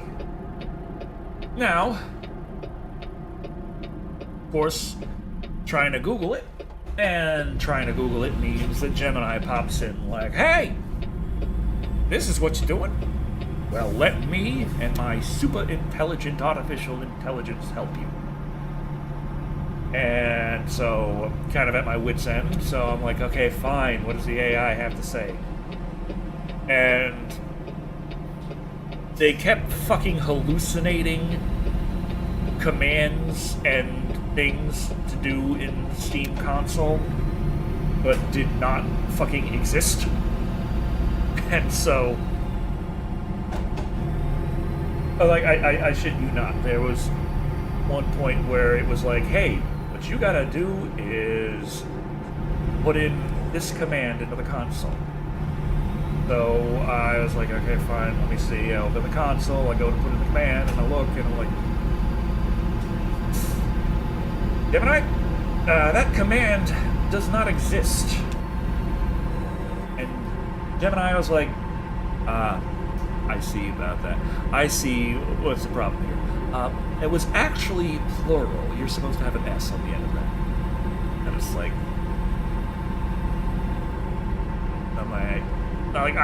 there's an autocomplete in the console for the commands that exist.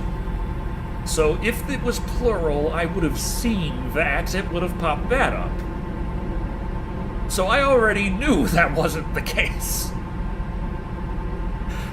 So I tell Gemini, I'm like, that command also does not exist. And Gemini, they're trying to gaslight my ass. They're like, oh, well, they must have had a patch or something. What are you gonna do? And so after enough of running around with that, it was like, ugh. Then I got on ChatGPT, like, fuck it. That AI's useless. Let's try ChatGPT. I'm like, hey, ChatGPT. Let's work this way. I'm not going to tell you that I'm having a problem with this. I'm not going to tell you anything that's actually like this situation. I'm going to tell you what I'm trying to accomplish. I have an Electron game. I'm using Seamworks.js, and I'm trying to get achievements to work. What do I do? And then it just kind of came out with its bullshit, and I'm like, that doesn't work, and that doesn't work, and that doesn't work. And then it's there like, oh, well, press F12 to bring up the debug window and shit. And I'm like, it's on Steam. F12 takes a screenshot. But then it did say something useful. It told me to bring up that window. I could do Control-Shift-I, which did work. Then it started talking a whole bunch of bullshit with the error codes I was getting and not helping at all. But then I looked at the error codes I was getting my damn self, and I was like, okay, this is telling me that there's a syntax error here, this is telling me that we've got missing stuff here and here, it's expecting this here and not finding it there. And so I'm looking at the error codes, and I'm like, okay, let me just go into these files and do what the error codes are telling me to do.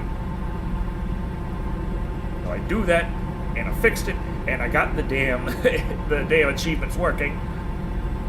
And it's like, I did get help from the AI in terms of I found out how to access the little console that shows me the error messages that were relevant to what I was doing. But in terms of the AI's proposed solutions, they were completely fucking hallucinated bullshit.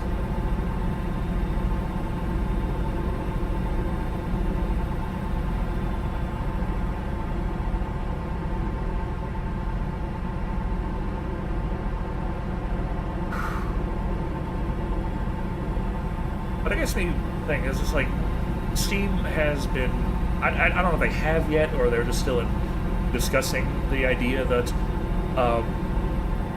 if AI was used for things like coding, then you don't have to disclose that. And I'm thinking like that's probably one of the most important ones to disclose because AI code is spaghetti code and a half.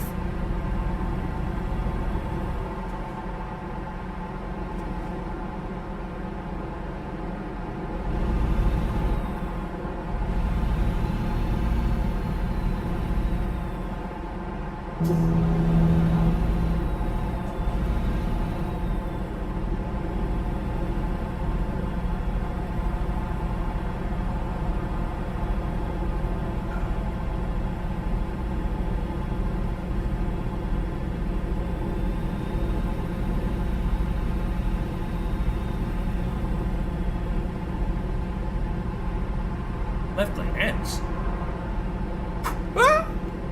Happened. What if they did that shit? Instead of this zipper merge now, they were just like, left lane ends. Road out.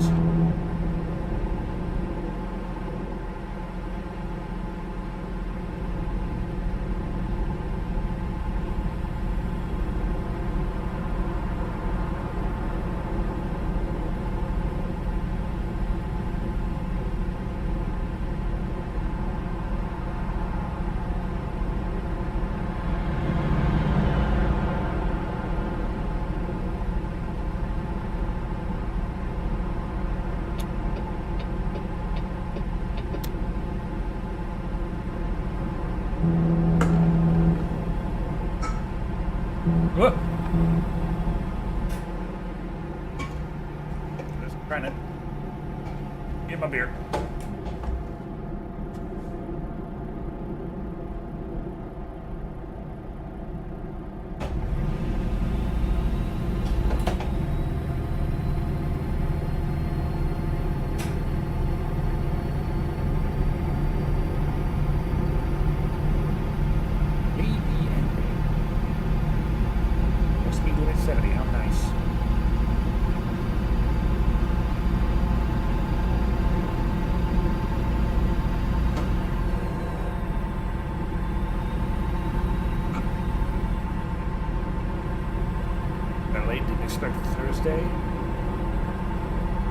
After bad news, I get alcohol and depression, not good combo.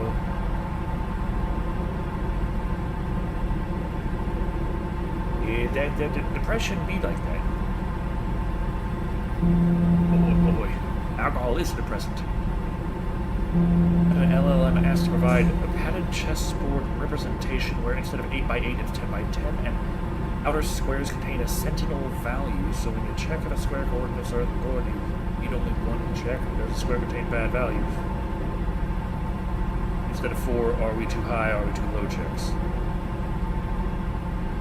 I don't know what for, so I don't understand. Like, is this a good idea or a bad idea? The LLM doing it, that's probably a bad idea.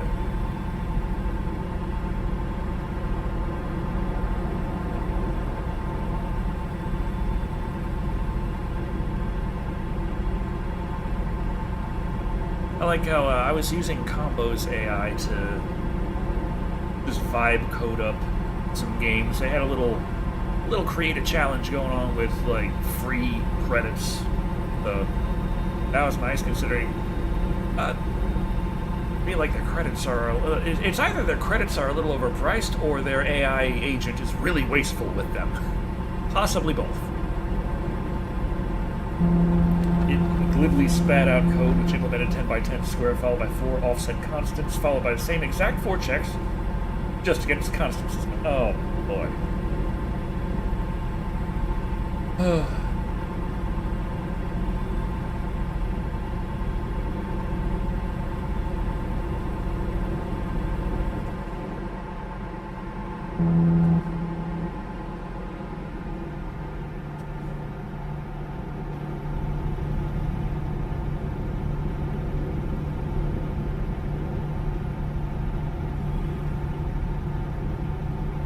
Champagne discovered. Beer discovered. What? Median discovered.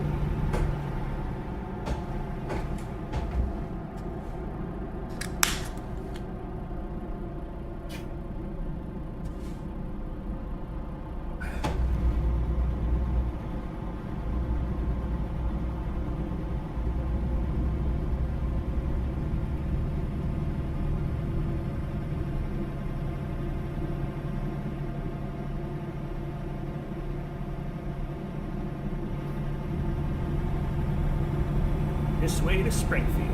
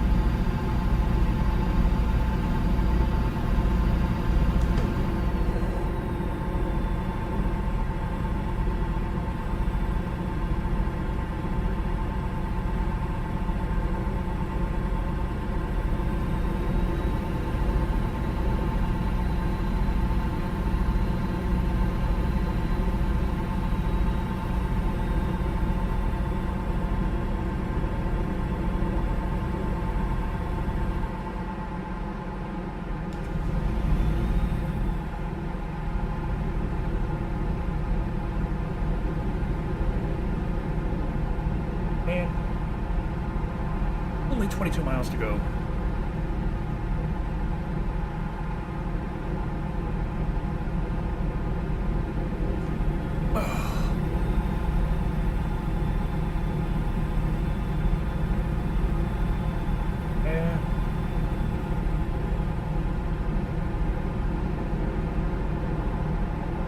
We're making all kinds of great time. We're making all kinds of great money here.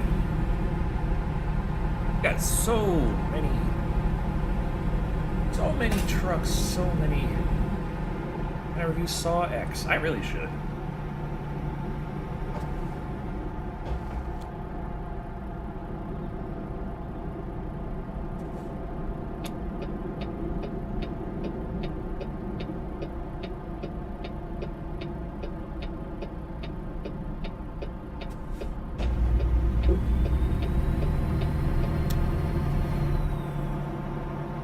Bad human code, there's a correlation between bad overall logic and not following proper coding standards.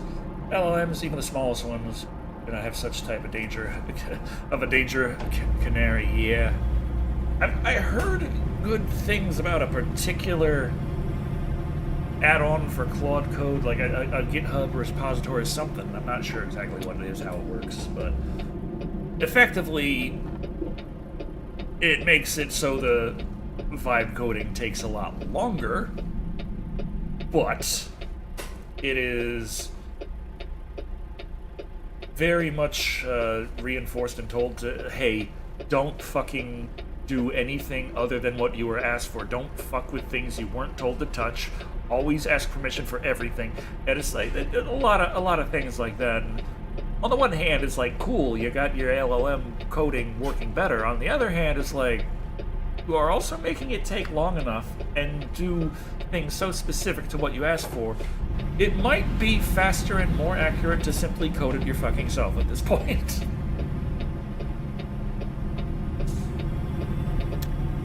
It's kind of like whenever I complain about AI writing and then an AI writer pops up on Twitter because they stalk posts that complain about AI writing.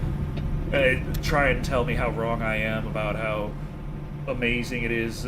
All you need to do is these prompts, and all you got to do is polish up this, that, and that, and this. And it's like, if you're doing all of this to try and make your AI writing not sound horrifyingly AI, you know what's faster, easier, and works 100% of the time? Just fucking write it yourself from the start.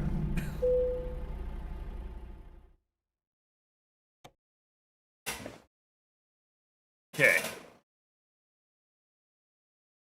Don't know much about Claude. If it's GCP for wiki coding, though, got really good results. I mean, what I did with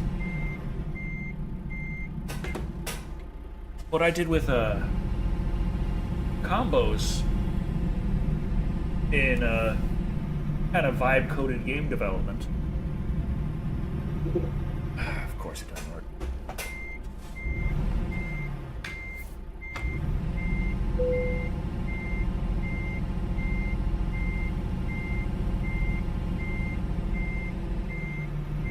Well then. Okay. Well, that's there. Woo. Right.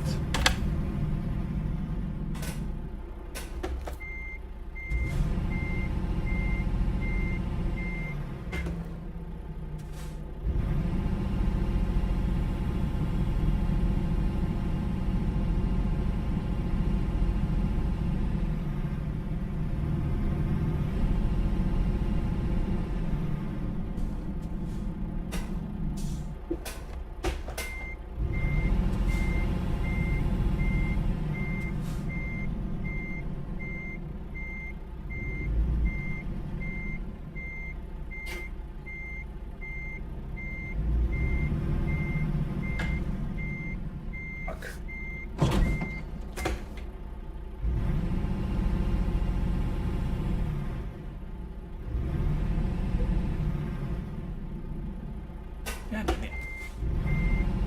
This place wasn't covered in shit.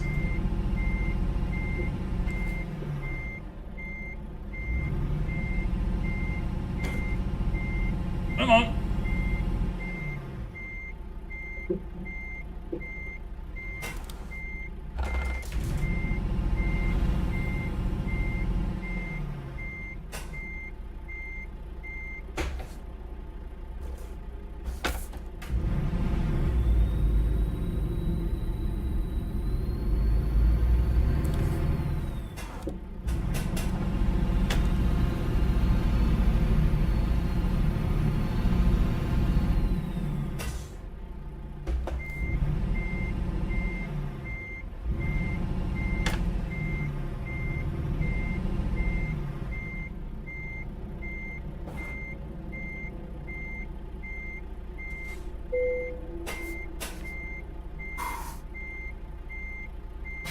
Oof.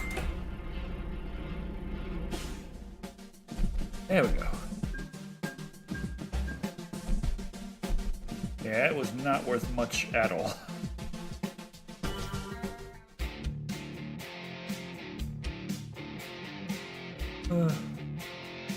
Okay. Yeah, that's the time.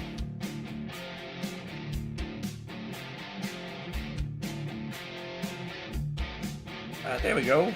We still haven't reached Rockford, Peoria, Springfield, Effingham, or Marion, or Moline, but we've done some driving around. While it feels like the smartest among others, but still suffers from, you need to tell it to be critical, otherwise it's brown nose o'clock, oh yeah. And we got some wild idea of mine, only then asked about to criticize and immediately point out you were reinventing the wheel. Badly. Checked. Totally. Oh boy.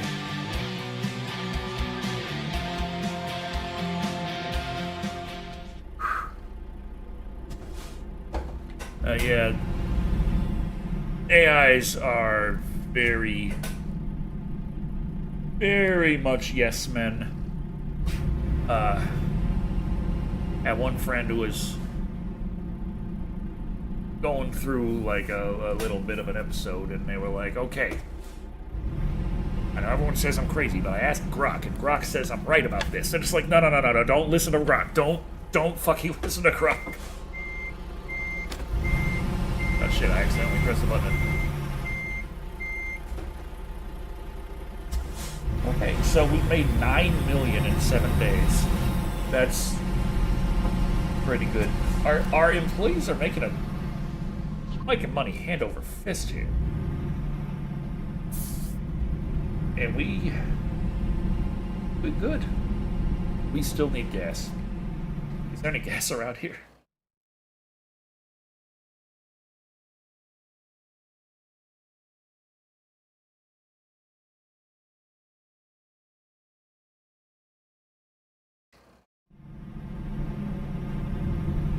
Wolf Creek 1 and 2.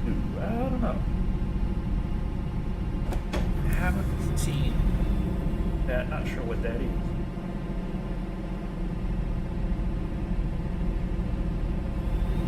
Get me, coming through. Get me. Just, coming through.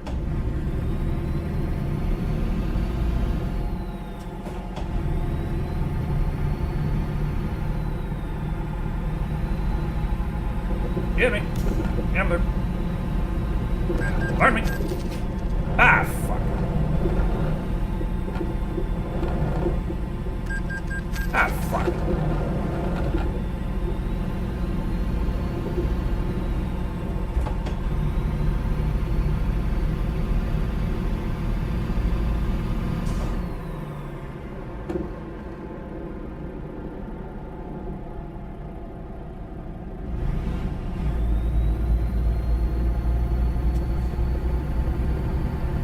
How far away is this gas station? 6 miles. Damn.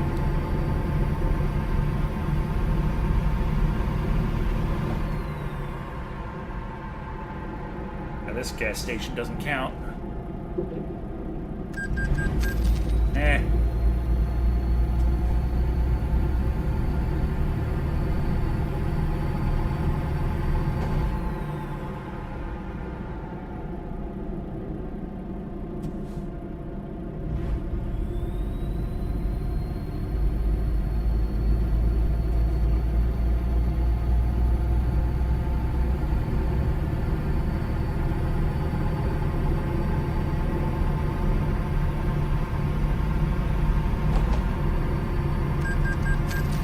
Damn it.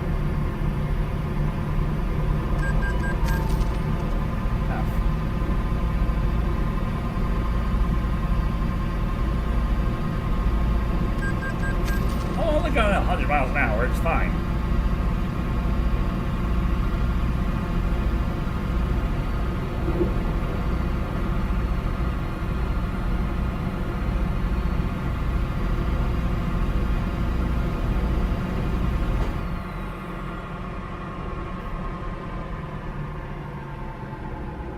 Brakes. Here we go.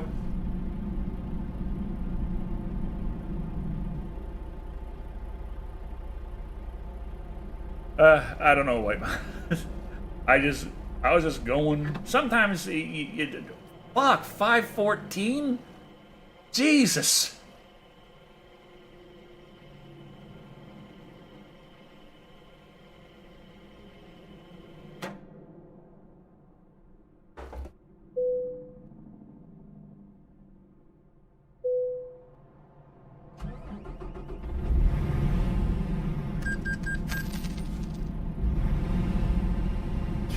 Okay.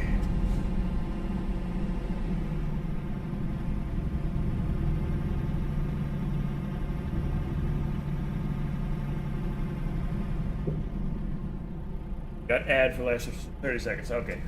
Well, sometimes it misses the fines, but generally there's no cooldown.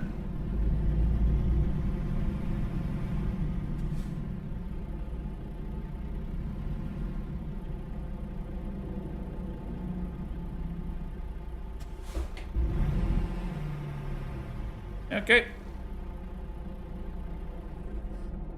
Park Betsy right here. So yeah, that's all the time I really got tonight. Nice little romp through Illinois. Making cash. Dripping condensation on my cat. Stay refreshed with Trucker Cola. I will.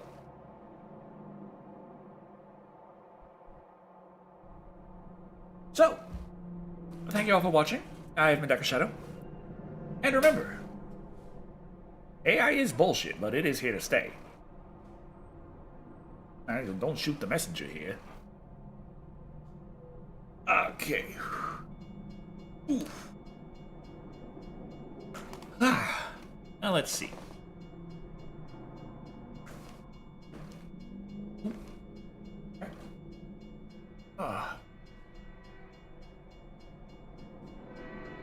Let's see.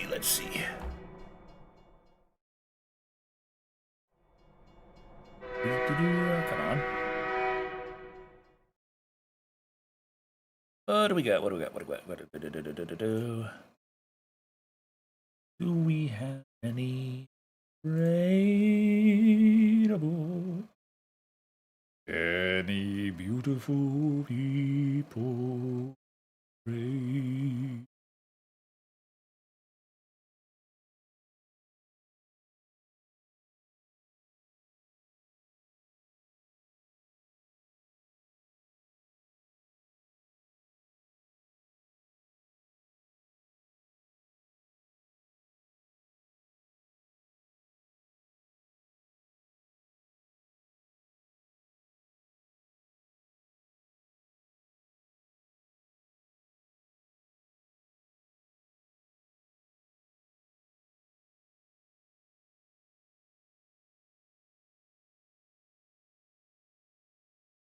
Have they been streaming for 14 hours?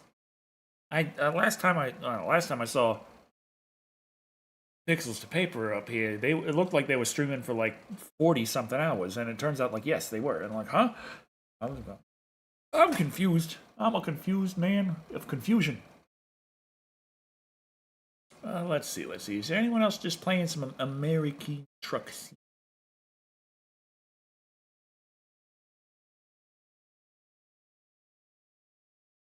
Okay. King 18-wheeler has been up for a bit less than an hour. Yeah. Looks like that might be okay just to say hi. How's it going?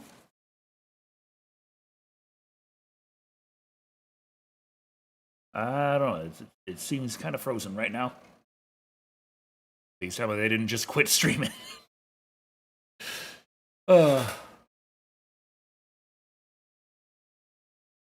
There was an error. Please try again later. Okay, wonderful.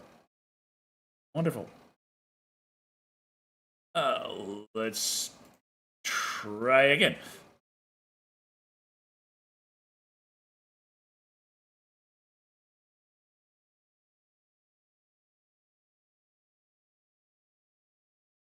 Okay.